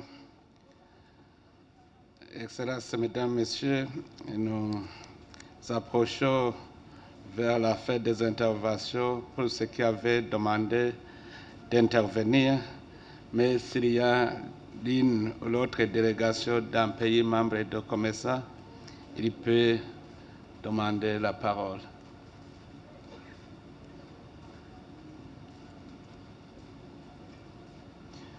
Alors, s'il n'y a pas d'autres interventions, nous arrivons à la fin de cette première session et je tiens à remercier tous les orateurs. Okay, oui, comment? Merci, Monsieur le Président. Excellences, Monsieur le Président de la République du Burundi, Excellences, Mesdames et Messieurs les chefs d'État et de gouvernement, Monsieur le Président de la Commission de l'Union africaine, Madame la Secrétaire générale du COMESA, honorable assistance, Mesdames et Messieurs, c'est un réel plaisir pour moi que je me tienne devant vous aujourd'hui au nom du Président de l'Union des Comores, Son Excellence M. Azali Assoumani, pour exprimer notre soutien et notre engagement envers le 23e sommet de la conférence des chefs d'État du marché commun de l'Afrique orientale et australe, COMESA. À cette occasion, permettez-moi tout d'abord d'adresser mes sincères remerciements à Son Excellence M. Evariste Ndayishimiye, Président de la République du Burundi, à son gouvernement, pour l'accueil chaleureux et fraternel et l'hospitalité généreuse qui nous ont été réservés sur le sol burundais. J'exprime ainsi à l'Assemblée des autorités burundaises toute notre gratitude pour les bonnes dispositions prises pour rendre notre séjour aussi agréable. Je leur adresse nos chaleureuses félicitations pour la bonne organisation de notre sommet et le bon déroulement de nos travaux qui présagent, j'en suis convaincu, des conclusions pertinentes et des résultats à la hauteur de nos attentes. Permettez-moi également de saluer la pertinence du thème proposé pour notre sommet. Accélérons l'intégration régionale par le développement des chaînes de valeur régionales dans les domaines de l'agriculture résiliente, au climat, de l'exploitation minière et du tourisme. Ce thème est déterminant pour l'intégration de nos économies et nos sociétés, qui est essentiel non seulement pour garantir la sécurité alimentaire, mais aussi pour stimuler le développement économique et social de nos territoires. En Union des Comores, le gouvernement est pleinement engagé à soutenir les agriculteurs en lui offrant tous les moyens nécessaires pour le développement de la chaîne de valeur agricole. C'est à ce titre et avec le soutien continu de ses partenaires techniques et financiers qu'il a lancé plusieurs projets et programmes en vue de promouvoir le développement de micro, petites et moyennes entreprises et des acteurs des chaînes de valeur concernés dans l'agriculture, le tourisme, des secteurs associés aux Comores. Cela consistait essentiellement à restructurer les chaînes de valeur agricoles en mettant l'accent sur la réhabilitation des plateformes d'intervention au sein de l'agriculture, à savoir les centres ruraux du développement économique CER2, en réhabilitant et en mettant en place des magasins de stockage, des unités de transformation, des pistes rurales devant permettre d'assurer la connectivité entre les zones de production et les zones de commercialisation. Il s'agissait aussi de mettre à la disposition des producteurs des semences de races améliorées d'animaux en vue de maximiser la production agricole et d'une manière durable. Cela se poursuit aussi avec la mise en place de mécanismes de soutien technique et financier aux micro, petits et moyennes entreprises et entrepreneurs comoriens qui évoluent dans le secteur de l'agriculture et du tourisme. Ces activités ont donné des résultats très significatifs pour le développement de la chaîne de valeur agricole à travers une amélioration des cadres institutionnels et réglementaires des secteurs cités, avec le renforcement des capacités des structures d'appui aux agriculteurs et l'adoption de plusieurs tests réglementaires. Plusieurs infrastructures liées au développement de la chaîne de valeur ont été réalisées, notamment la réhabilitation et opérationnalisation des centres ruraux de développement économique CER2, dont des bâtiments administratifs, des étables, des chèvreries, des magasins de stockage, des produits agricoles, des poulaillers et des citernes pour une agriculture plus résiliente. L'opérationnalisation des plateformes d'intervention, à savoir les centres ruraux de développement économique CER2, a concerné aussi la remise à ce centre des mobiliers de bureau, du matériel informatique pour les bâtiments administratifs, des véhicules pick-up, des motocross, des tracteurs neufs, des outils agricoles, des camions-bennes et des motobennes. Il y a lieu de noter aussi que plusieurs pistes rurales qui assurent la connectivité entre les zones de production et de commercialisation ont été réhabilitées. Ces activités de développement de la chaîne de valeur agricole concernaient aussi la distribution de lianes de vanille aux producteurs. Ceci constitue une contribution à l'augmentation de la production de la vanille, donc une amélioration de l'état des produits d'exportation du pays. La distribution de plantes fruitiers aux agriculteurs de 3 îles contribuera également au développement de l'arboriculture fruitière aux Comores et permettra d'accélérer la croissance de la production agricole, de réduire le prix à la consommation, d'assurer la sécurité alimentaire et nutritionnelle et de soutenir la transformation et l'industrialisation et donc une nouvelle source de revenus aux producteurs. Parallèlement, des formations axées sur toutes les thématiques, alimentation, reproduction, santé et gestion, ont été dépensées au personnel de CER2.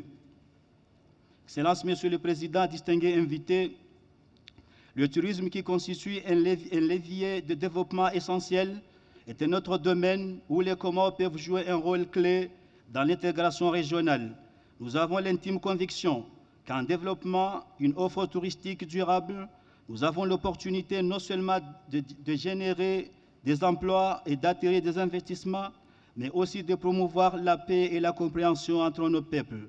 En effet, les îles Comores, avec le paysage paradisiaque, à couper le souffle et leur richesse culturelle, ont toutes les potentialités pour constituer une destination prisée. L'Union des Comores pourra ainsi à mesure apporter sa contribution pour positionner notre région comme une destination touristique de choix sur le continent. Excellences, Mesdames et Messieurs, honorables assistances, le lancement de ces premières activités pour le développement de la chaîne de valeur agricole à l'Union des Comores a créé l'engouement au niveau des différents acteurs de la chaîne de valeur agricole et a permis à plusieurs partenaires techniques et financiers du pays d'initier de nouveaux programmes pour la continuité et la pérennité des actions déjà mises en place.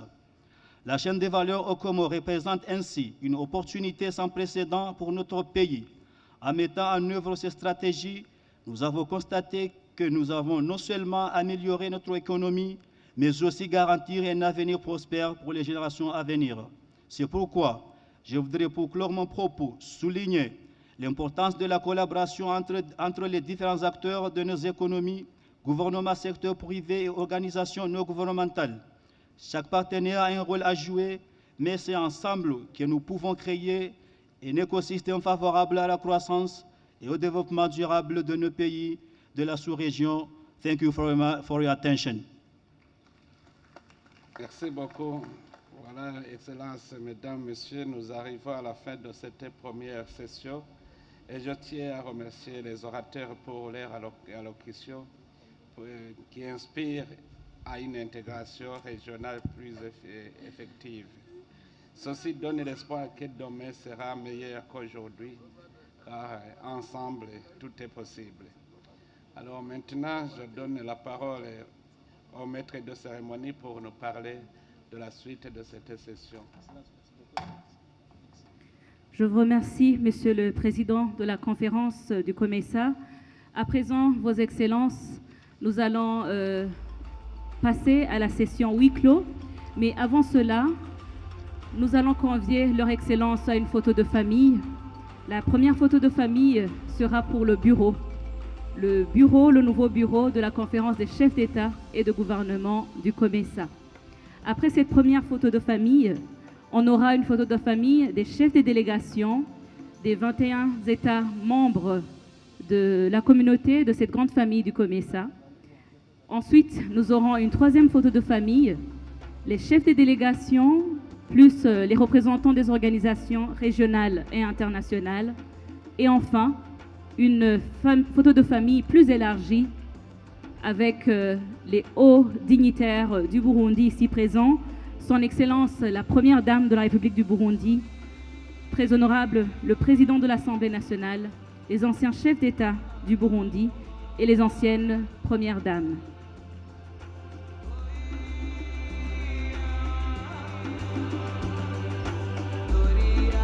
The first group photo will be for the Bureau of the Conference of the COMESA.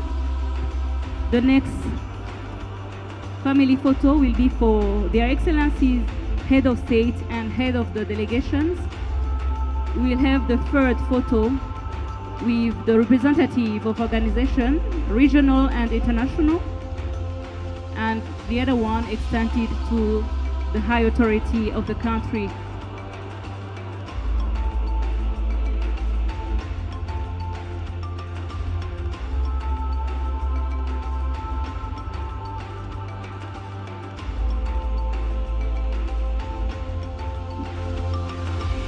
Nous invitons les protocoles à guider Leur Excellence les chefs d'État ici présents ainsi que les chefs de délégation pour la deuxième photo de famille. Their Excellency Head of State are welcomed for the second group photo and the Head of Delegations.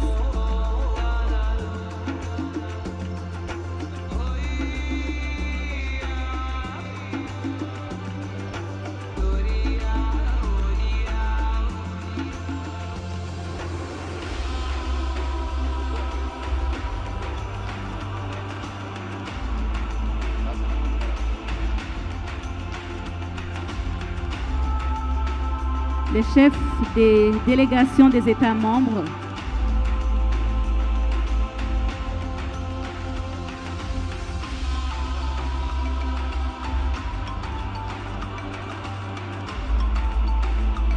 or heads of delegation from partner states. Les États membres avant les organisations, d'abord les États membres, les chefs de délégation des États membres. Ça, c'est le deuxième groupe.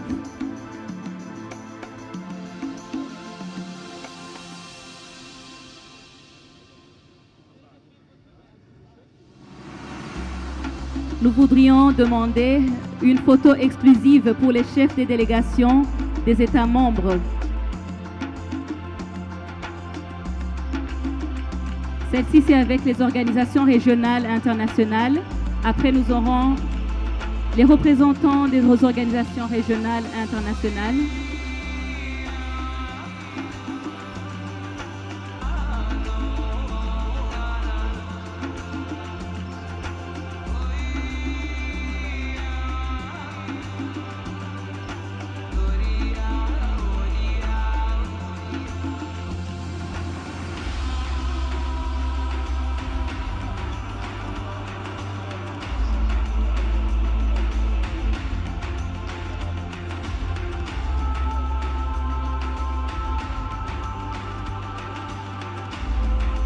nous invitons les hautes autorités, son Excellence la Première Dame de la République du Burundi, le très honorable Président de l'Assemblée nationale du Burundi, les anciens chefs d'État du Burundi, les anciennes Premières Dames du Burundi.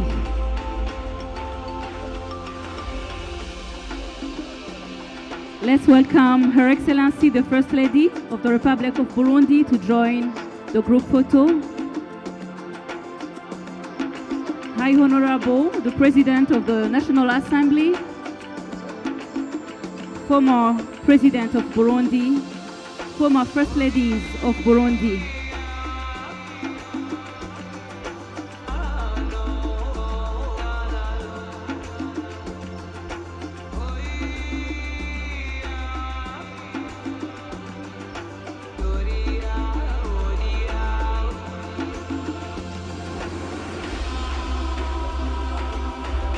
Le Premier ministre, son Excellence le Premier ministre du gouvernement, le chef du gouvernement burundais également.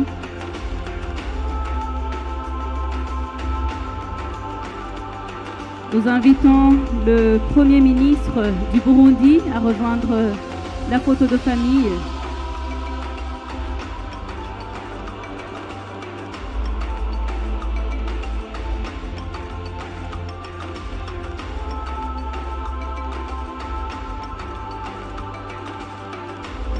Nous demandons l'indulgence de leur Excellence, le Premier ministre. Voilà. Et c'est la fin de cette première session. Et nous invitons également l'Assemblée à bien vouloir laisser le temps plein au chef des délégations pour la session huis close.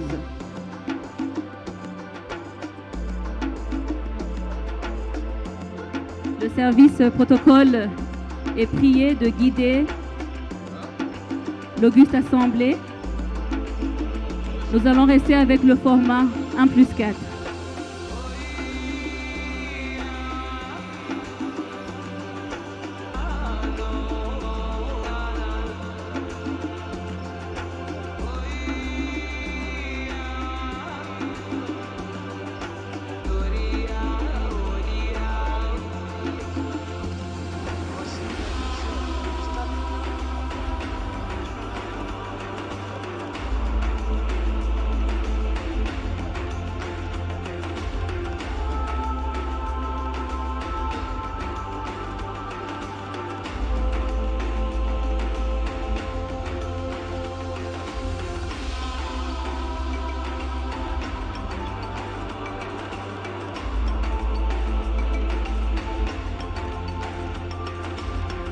We continue the program with the closed session.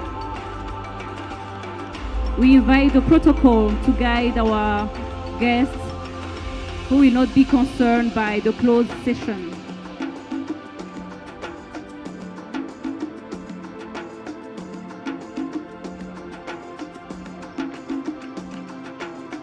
We invite the protocol to guide our distinguished guests who will not be concerned by the closed session.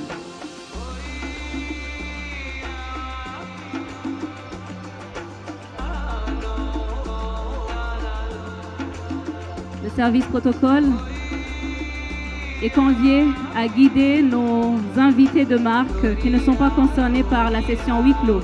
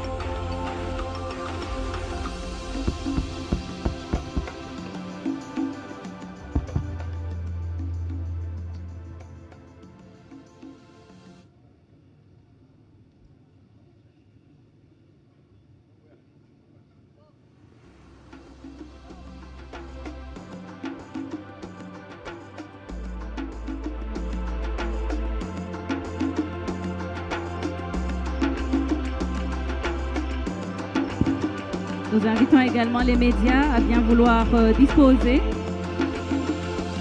pour le début de la session huis clos.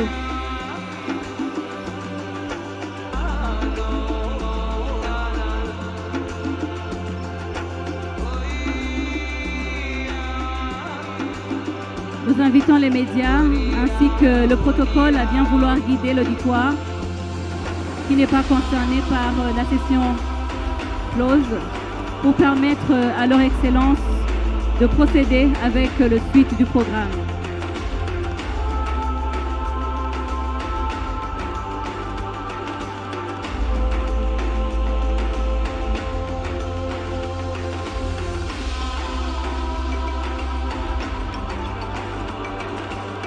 Après le huis clos, nous allons encore nous retrouver, mais pour le moment, nous demandons aux médias, aux distingués invités qui ne sont pas concernés par la session huis close, de bien vouloir faire preuve de promptitude.